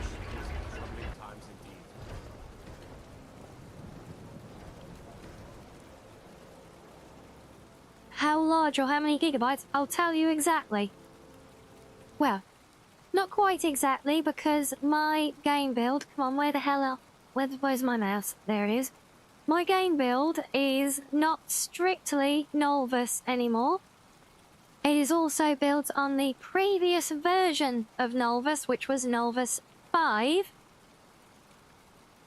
However, there are currently 2 versions of Nolvus 6, which is the latest one, so it can vary depending which version you take. But okay, I'm gonna have to actually... It's so much, it's gonna have to work it out. There you go, take your guesses, the meter is running. So, keep in mind, this is Nolvus. There is still a full vanilla install of the game as well as this, in the usual Steam directory. This is all on top of that, and that is, there you go, 408 gigabytes. But as I said, this is Nolvus 5 plus a lot of my own stuff that I have added on top of it as well. Probably not that much. I would expect Nolvus itself is probably still easily 300 plus, I would say. And then you still have the base game besides that as well. And David, what? Come on, graphics card, don't do this. It's been doing this all day. Every time I tab out, it tries to kill the game. Or the game doesn't like me tabbing out for some reason. Let me see if a loading screen will fix it. Gate to Sovngarde on Nexus was a good one in your experience, but it had a few bugs. They often will. But a simpler mod list... You see, it's not actually, believe it or not, it's not the game stuttering, but for some reason my graphics card is stuttering. You see that flickering? It started doing that now because I tabbed out of the game.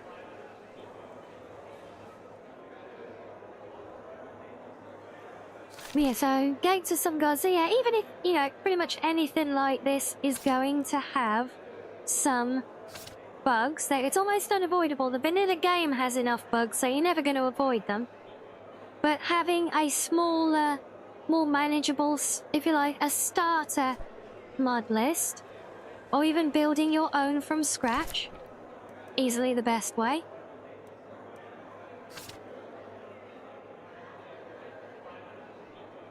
Am I in borderless? More than likely, yes, because some of the mods, like fights I made, don't work otherwise.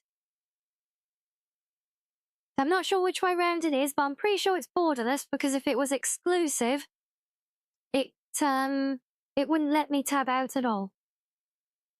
Or it is exclusive and something else is forcing it to play nicely, I'm not sure.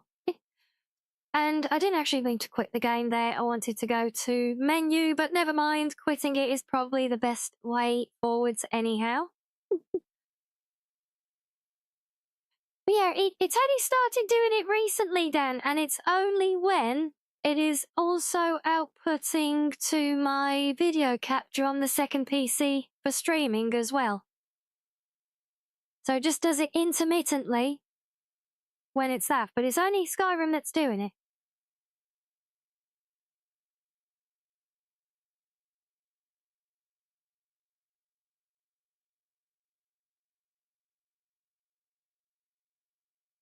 Yeah, and to be fair, it is exceptionally hot in my room today. My little PC fans have been on overdrive most of the day, although, no. That's not entirely fair, because though the fan that I hear kicking is when my secondary hard drive is just slowly burning away in the background. Most of the time, because it's a water cool, so yeah, most of the time that's not the case. But because I do still have a large old hard drive, not an SSD, in there, that one does fire up now and again. Had some spray to cool down, thank you, Asari.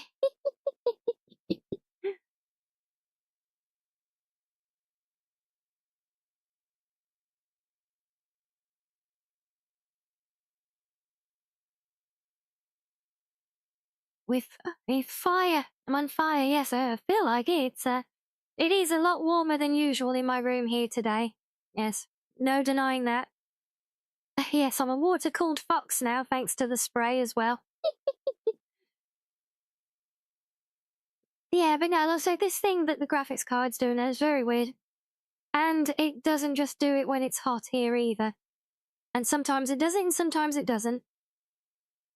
And hey, no, it's no problem at all, Sinister. There's no obligation for constant chatter from either team.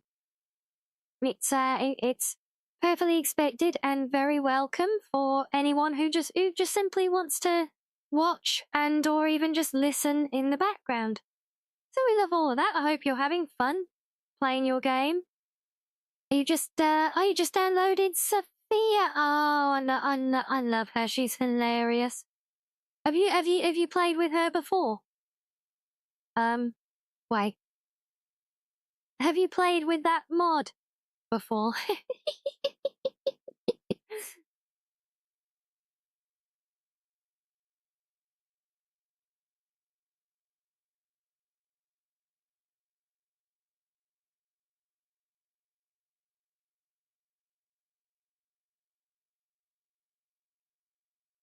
You see, it's doing it again on the menu still, but it was doing this when I reloaded it last time, but it settled once I loaded in game, so we'll put up with it for now, see if it sticks. Because look, as soon as I'm tabbed out, look, if I'm tabbed out to my mod manager, you can see the falling ash effect. Look, it's all silky smooth, and there's no static glitching, but as soon as I tab to the game, it goes stuttery and starts having little flashes. So it's very, very peculiar. I'll say it's only recently started doing it, and it's very intermittent. I have no idea why. Oh, this is your first time playing with mods. Okay. Well, I do hope you've been paying attention to what I've been saying about my recommendations for people playing with mods, and I think you're doing that anyway from the sounds of it. Just find your own way first. Don't just dive in the deep end with an insane list of thousands of mods like Nolvus. You do enjoy her? Yeah, she is an absolute riot. She really is.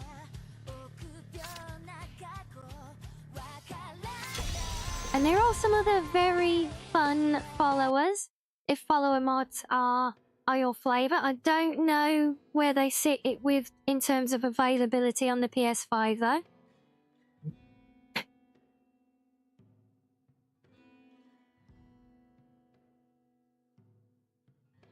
And yeah, it is good that you're able to get something.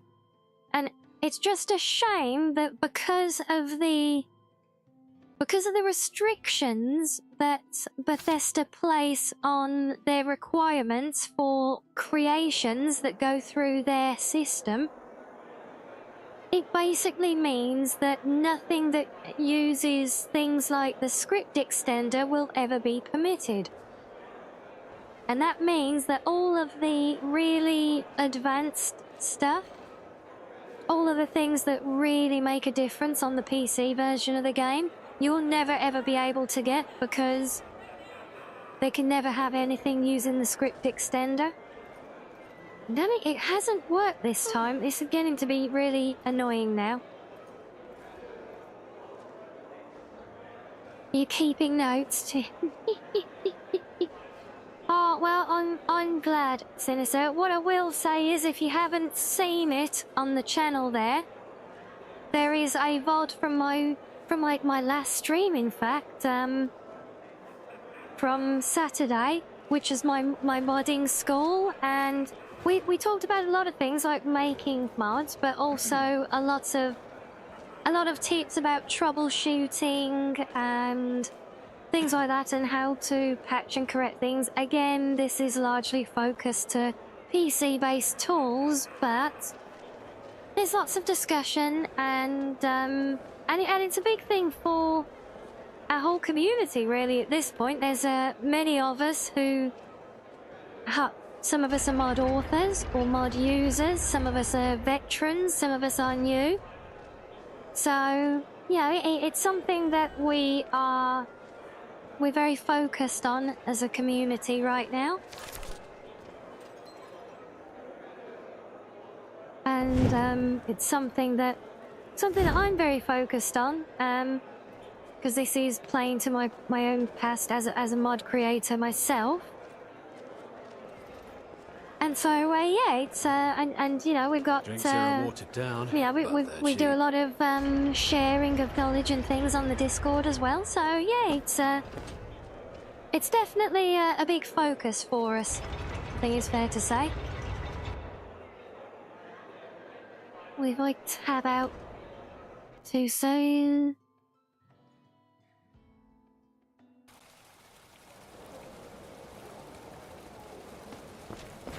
Yeah, see? Tabbed out in the loading screen, look. That time, and now it's back to normal. It is the weirdest ass thing that's going on with it, I swear here. But yeah, so, you know, if you're if you're undertaking a mod journey, you can certainly do a lot worse than our cozy little community for any help and support or guidance or troubleshooting, or even just fun recommendations, I would say. But of course, I may be a little bit biased as well, because I love our community. Even if they do like to try and place traps around my den for me, Sam. Sorry, not traps. Presents, right, yes. Yes, presents, of course. Presents, yeah.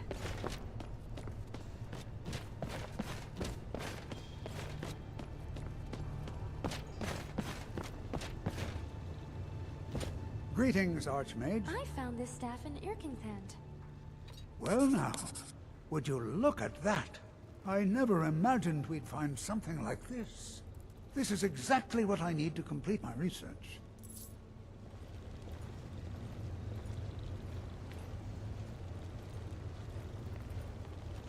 Yeah. And don't you find it all this helpful? It's what we do. It's what I do. If we can find things that help each other out, that we're all vibing with, it just makes sense at the end of the day.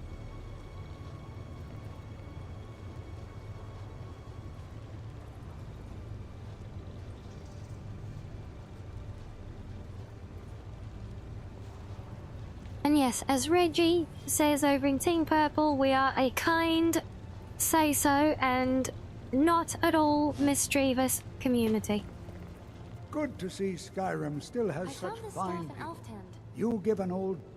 Well, this is highly unusual. Are you about to go on an adventure of merged patches, ESPs to ESLs are too picky? Any wisdom for you, Gruzcore? Okay, well, we did actually touch on some of this in Saturday's stream. I wish I could give you a timestamp to aim at, because I did at one point do an explanation on some of the things, some of the warning signs and things to be careful of when doing ESL conversions in particular.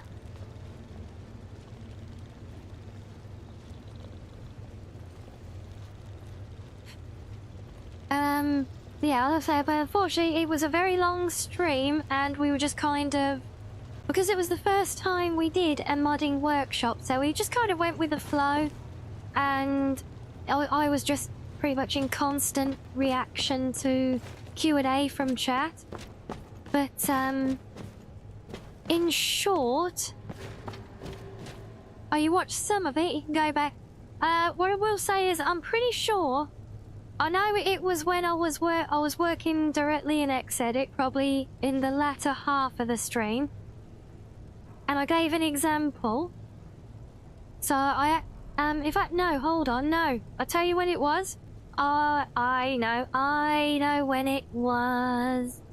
So if you've been watching from the start of that one, when we were building our little sword mod for a member of the community, it's when we finished that process, either before we went on break afterwards or maybe after we came back.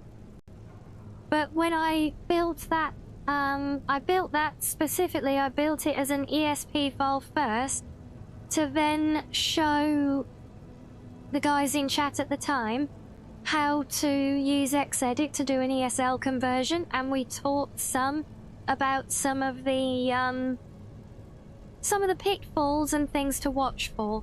But the important lesson is there are many tools out there that will do the job. I will always recommend Xedit because it is basically, it's the heart of all of them. And all these little standalone tools just take a little bit out of Xedit and make it its own thing with a nice UI. But when you do that, you miss the rest of it as well. So it's very simple in Xedit if you have it already. If not, part of the stuff that we're doing in the workshops is to get people familiar with using it. And we're happy to help and support where people need with that. But basically,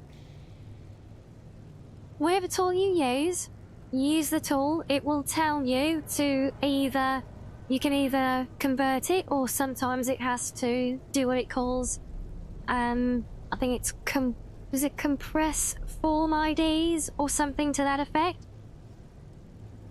And this is why I like Xedit, because it makes it very clear. So in Xedit, when you run a script, and I showed the script in the VOD, the one you do, and you don't have to worry about knowing scripting, you're just choosing an option from a list.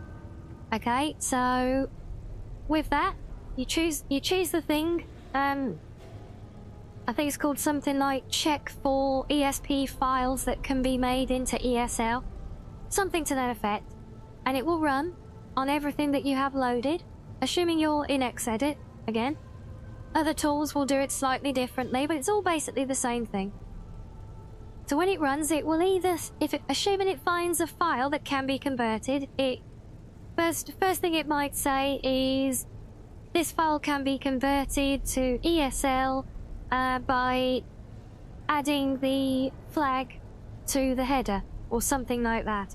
And if that's all it says, great. Just follow the example I do in the mod. Just go to the header section of the mod, literally pull up the drop down, tick the box, done, finished.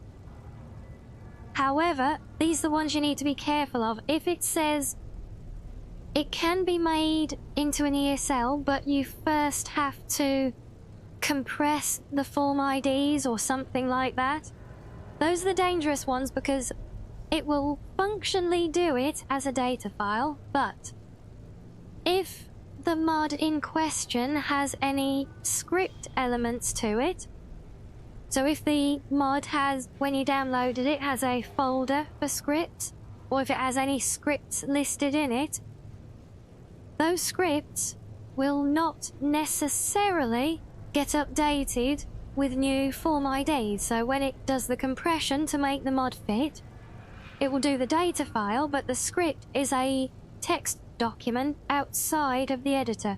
So that will not get changed.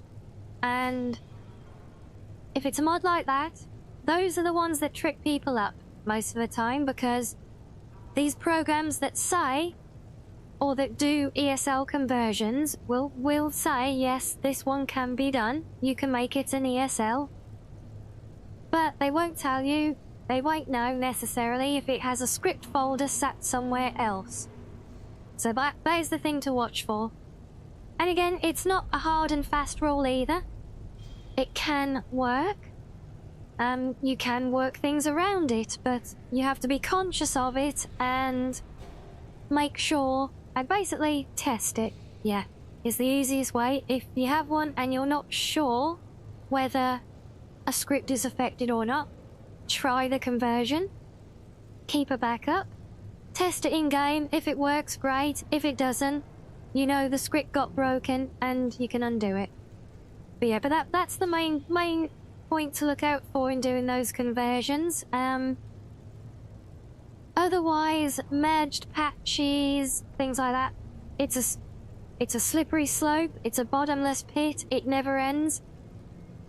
I would say is keep backups, be organised, and if you're not as familiar with what you're doing, because I mean, a lot of what I did, I was editing mod files directly because I'm uncomfortable in knowing what I'm doing to my gaming doing so. If you are not with any aspect of what you're doing, make the changes in a new file, because you can easily create a new ESL file, and they are great to carry patches and edits because they don't introduce new records to the game. So that means that you can stack them up as much as you want. That's why my Nolvus load order, I won't tab out to it again because I'll probably kill my game. But that's why there are thousands of ESL files in there for patching alone. And they're great for it, so... And if you're making little patches like merge mod type things in ESL files, they're very easy to track, very easy to be organised with, and ultimately very easy to undo should you ever need to as well. Yeah. Yeah, just some little, just some little general bits of advice I would recommend for how to approach such a project in general. Yes, as and when it comes to any specific examples, or if you find something particularly problematic or complex that you're not sure how to do, things like I did a great one earlier today actually, in removing a mod dependency from one. And that can be quite an interesting one to do. But there's so many different things you can do when you start modding to that degree. So all I say is if you find any examples like that, you are welcome to ask for advice in either the Elder Scrolls or modding channel on the Discord, or if you want to join the next modding workshop stream, which won't be this week but next week, and we can actually take a look at specific problems and walk through them live on stream to help you figure them out. We did that with a few on Saturday as well. Okay, so you do have Exedit at the ready. You've made on successful patch so far for 3, so yeah. Anything that will be script heavy, focusing on monster mods mostly. Give ESLs another shot. Yeah, like I said, just in Exedit, well, you'll see it. I'll have a look at that point in the VOD. Find it'd be near the first break point, either the bit before the first break or a bit after. So probably around an hour and a half or an hour into the stream that it was. So yeah, have a look at that and you will see my process walkthrough that I did in converting a mod to a ESL. And we talk about it there, so you can see the Exedit in action doing it and how we run the process there. And yeah, and I say, you know, it's no problem at all. It's an area of interest for many of us on both Team Purple and Team Red. So, and for many folks who will end up hopefully watching the VOD of this as well. So yeah, you know, we're always good with The goods aren't to your getting liking, past huh? the crowd of NPCs to get to the inn. Yeah, we're always good with actually discussing points of interest at the time for everyone in chat. Yes.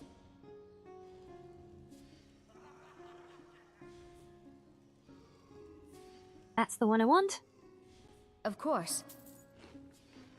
And yet, no, so, yeah, you don't have to worry about stopping the gameplay. It's, we're here for the vibes, and part of the vibes in playing modded Skyrim is, believe it or not, talking a lot about mods and modding, so that's why we ended up doing a weekly workshop for it.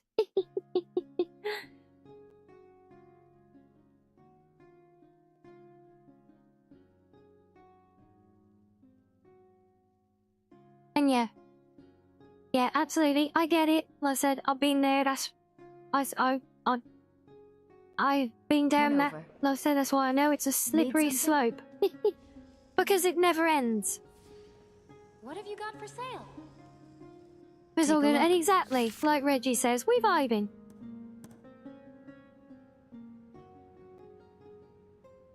Well, you do not offer a lot of food. That's unfortunate, but okay.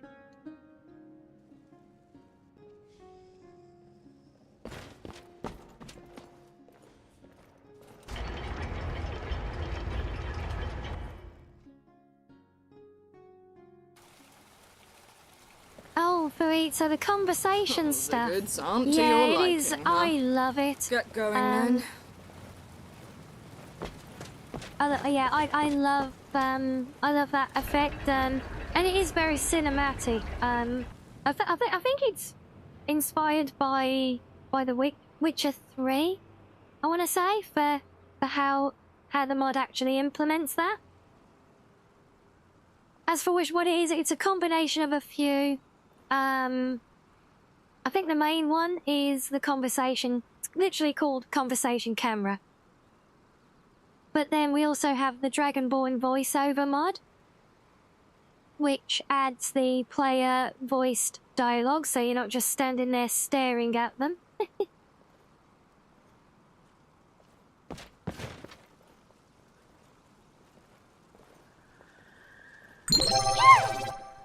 And I'm pretty sure there was another one as well, and Old MX, hello to you. Thank you for the follow. Welcome in. Ulfric Stormcloak, the right... Not Ulfric Stormcloak. Shock and horror. Right, apparently. Yeah, because yeah, we did the side bit of Alfdand, but then I didn't go and do the main dungeon. The bloody dippy fox that I am.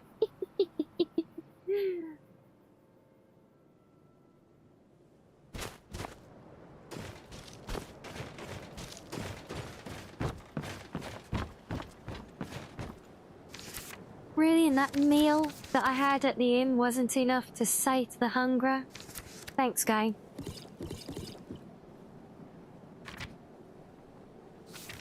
Still not eating enough, really? Oh, come on, we can't have been that hungry. But apparently we were. Yeah, you guys can't see my food and drink meters because they're behind me. But trust me, they are there. And yes, we have indeed. So we've completed the quest. We've hit our target for now. Now it's just a case of clearing the dungeon purely for the fact that we discovered it.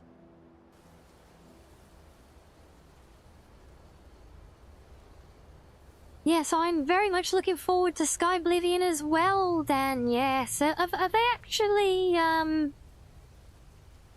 know, have they actually put a date to it yet now? Or are we still in the some point this year target?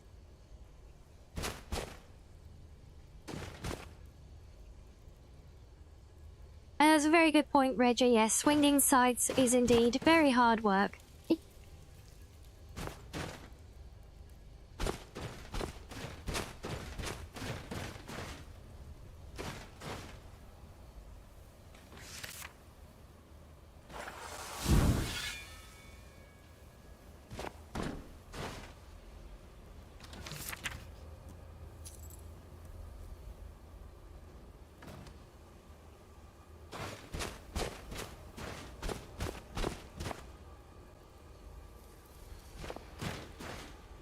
Well, something definitely went down here, by the looks of things. Isn't this the one where... Isn't this place where, like... Is it the Khajiit guy who was part of an expedition, basically went mad and started attacking everyone or something?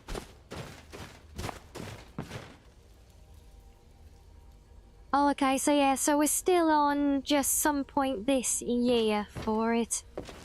Well, we'll keep our hopes up, and I kind of also hope that we're eventually going to see something from Odyssey of the Dragonborn as well. And oh, I see a rogue lantern. Let's just move you, add you to my little job list.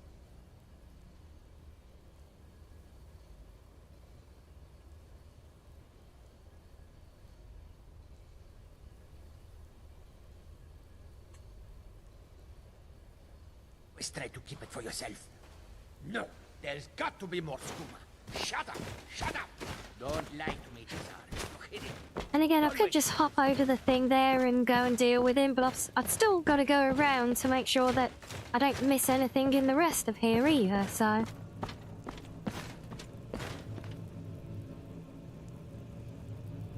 Oh yes, the full release of Beyond Skyrim. I think that's, yeah, that's going to be a good while off. Well, it's still interesting because, obviously you've got so many components to that one. Because obviously you've got Beyond Skyrim, Cyrodiil, but then you've got all the other regions as well. And as I understood it, the Atmora project has actually been pretty close to completion for some time now. Although I have to admit, it is a very long time since I have looked at the progress updates from the Beyond team.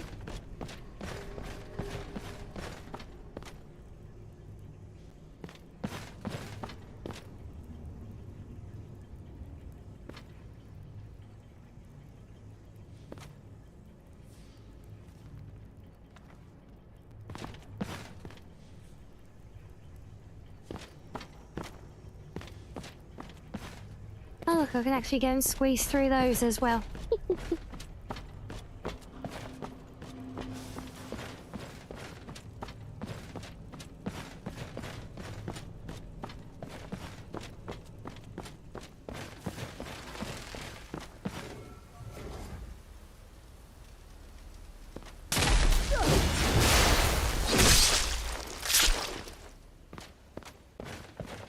Seemed a bit overkill, but we'll take it.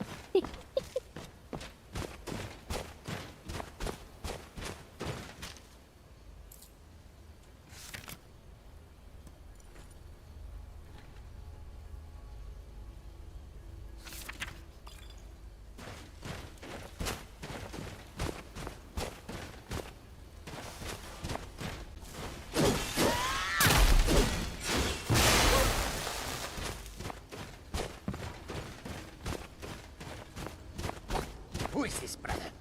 Another of the smooth skins looking for food? Well, at least that's put him out of his suffering, right?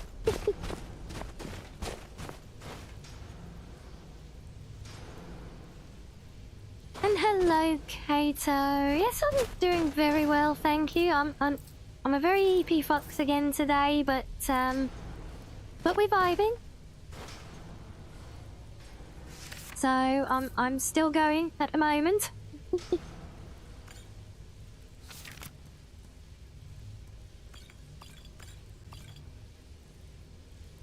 Of course, that's going to push me over. Right, what can we drop off that we don't want to keep?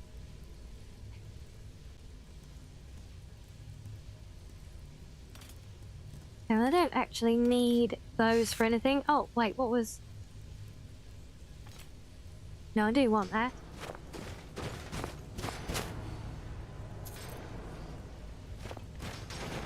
Yes, how about you though? How are you doing today, Kato? Having a fine Monday, I hope? Are you counting down to the departure in hours yet?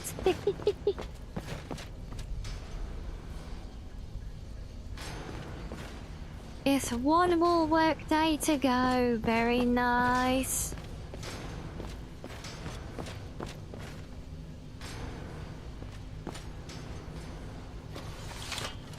Really got a ledge up there? Oh, there is as well. Couldn't even see it. Okay, so what is the benefit of getting up here then? Okay, well, it's obviously a way for... Does that just give me a nice little shortcut? I think it has. Okay, we'll take it. Come on, can I jump over these? Yes, I can. If I can get the right run up. There we go.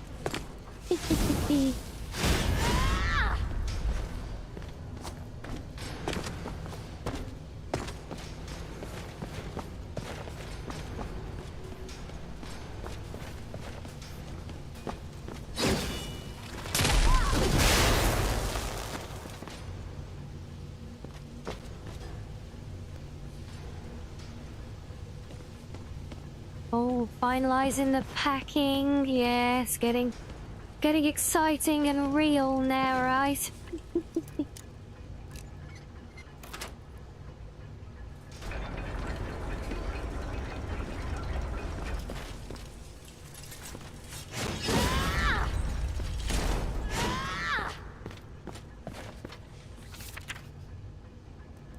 And terrifying, yes, that too. You can believe it.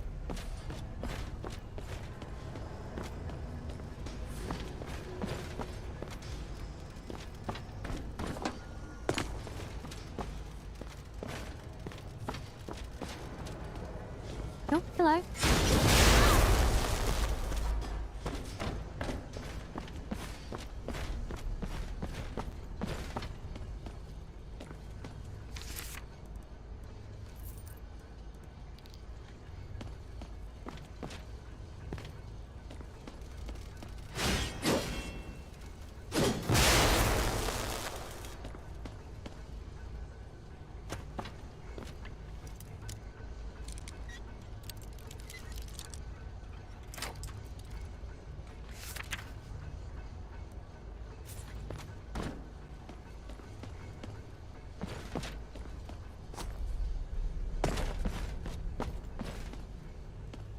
I hope this proves to be the way forwards now, and not just going back in a loop to the room that we started in. But I think we're good.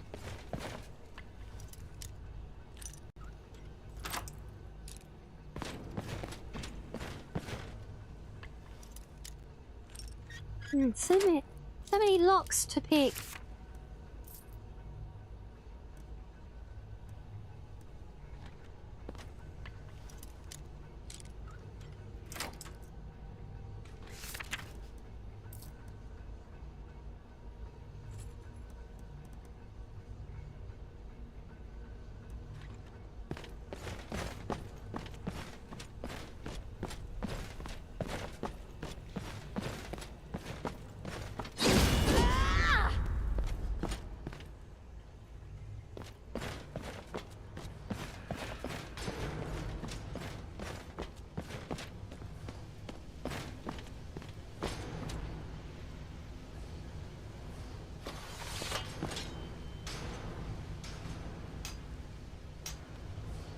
And I can see another shortcut there courtesy of EVG, but unfortunately that one's a ladder and they don't actually work for me for some reason.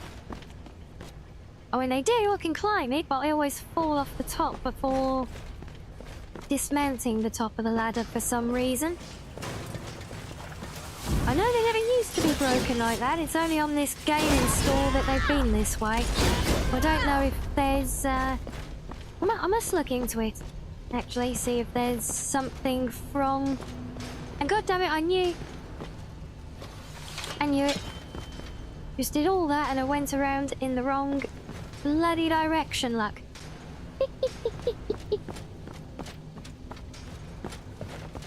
Should have gone this way, apparently.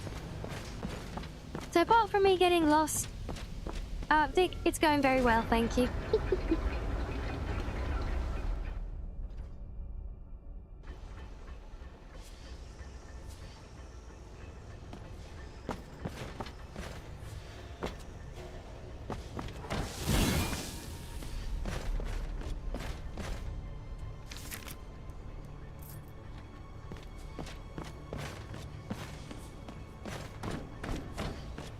We love getting lost. Yes and no.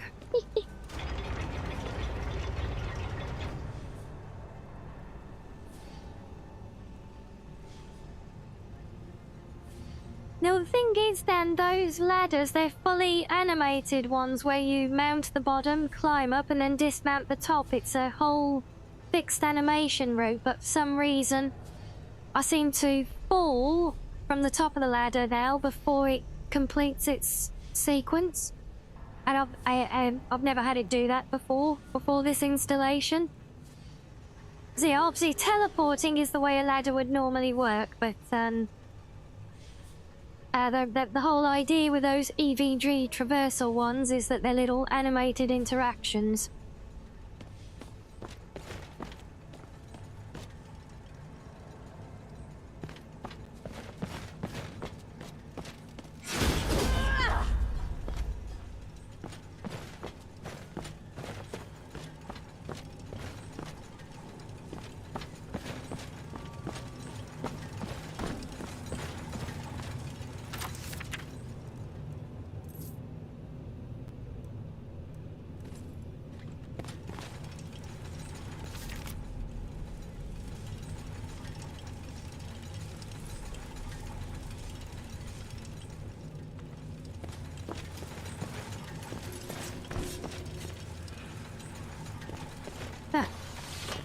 Like this one here.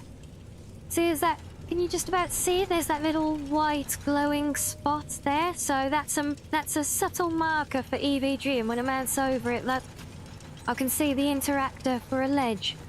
Means I can just jump up and just do a little animated...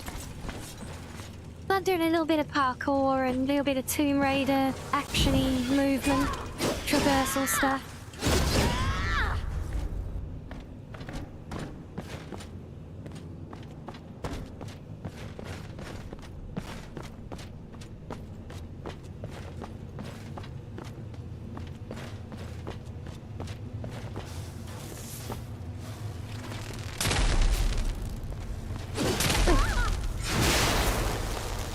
You spit those electric orbs at me. Oh, and we have a Lolo as well. Yes, gotta get those daily huggies in, right? Build up your stockpile before disappearing for holidays.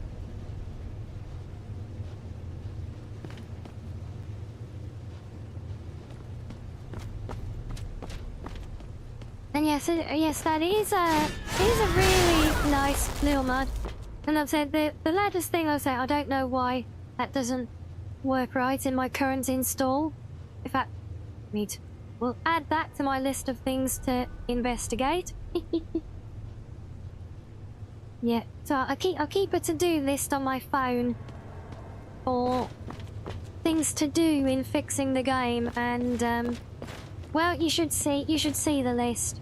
We had it up on Saturday, if you didn't see it, and it's currently up to 3 pages long on my phone.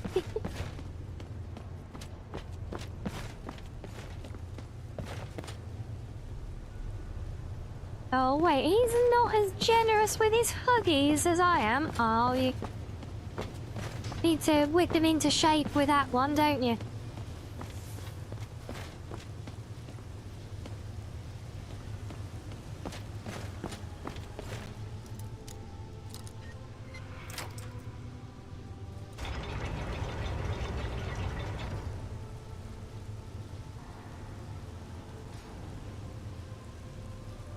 Wait, if I can find another ladder, I'll have a look. But we've certainly done a lot in this particular ruins, so we might get another one. Yeah, I don't know. From what I remember, it's almost like I disconnect from the ladder before it can finish playing the animation to reposition the character.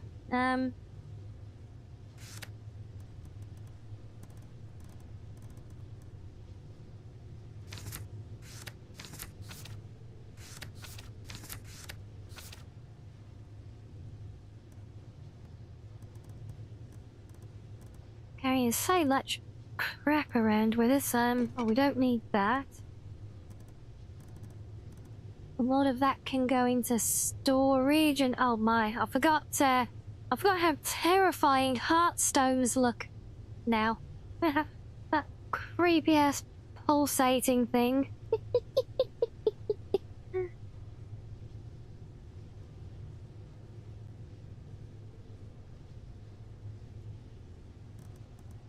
Oh, we don't need that either. We can get rid of that one.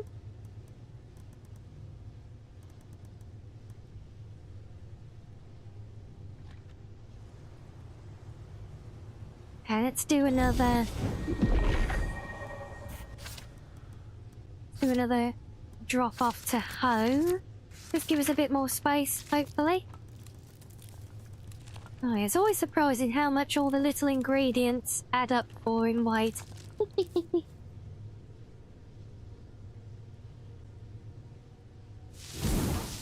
Yeah, like I said, it's an interesting one. And do you know what? It could even be down to something really, really obtuse, like the fact that my player character has a reduced scale body. So because it's not at the body scale of 1 as the default, it therefore can't see. It can't, like, link it up properly. And oh wow, that's new. I'm having that.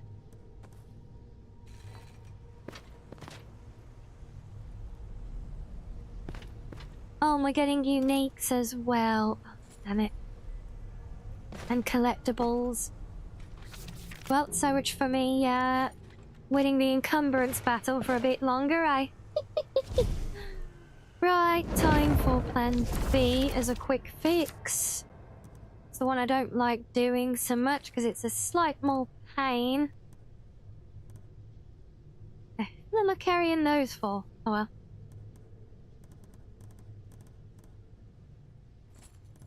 Yes, just, I don't like using my,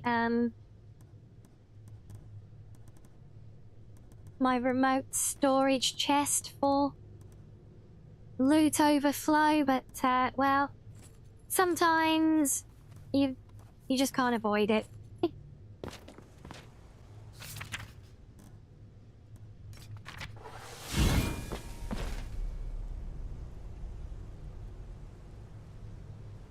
Well, in characters are different height, different sizes, but the way the base game reads them, they still always have a default size of 1. The default size of 1 for a high elf could be different to the default size of 1 for a Bosma, for example, but it's still a default size of 1. You see, so ledges I can do easy, like. It's literally just ladders. They're the only ones, so if I can find another one, I'll show you. The hell is the point? Oh, is that an alternative for me to get into there? Okay. Fine. So, Where the hell am I going from here now?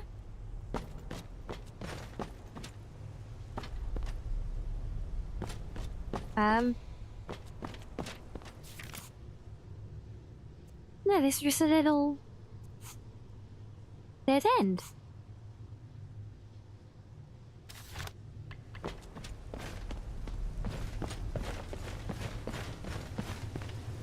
Oh, right, yeah, we were heading down, weren't we? That's right. Boop.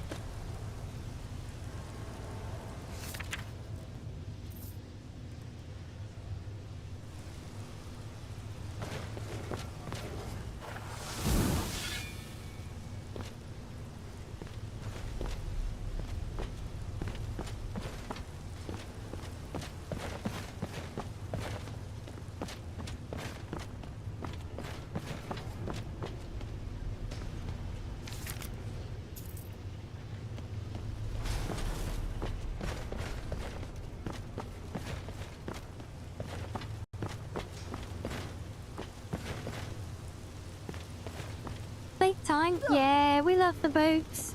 Ow. Not that kind of boat. Nasty Falmer.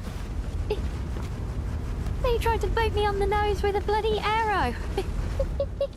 That's not the kind of boops we want.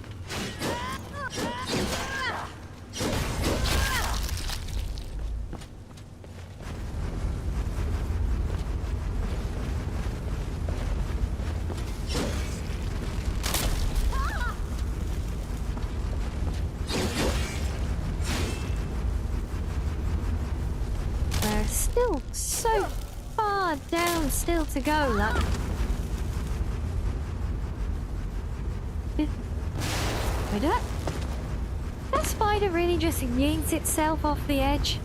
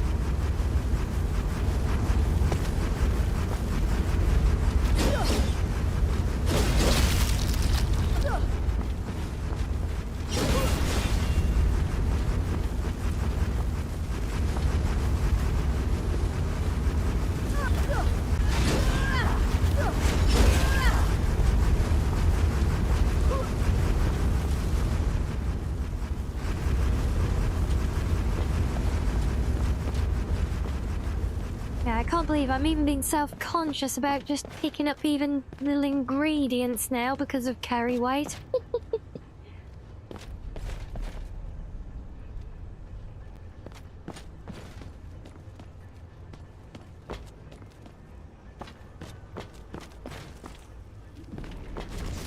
Okay, yes, I think we're getting close to the end of it now, though. Which is good because I'm really struggling to manage all the loot at this point. I'm pretty sure we have just a little bit more around here, and then I think that's it, because we circle back to that lift as the exit then, I think. There's a door there.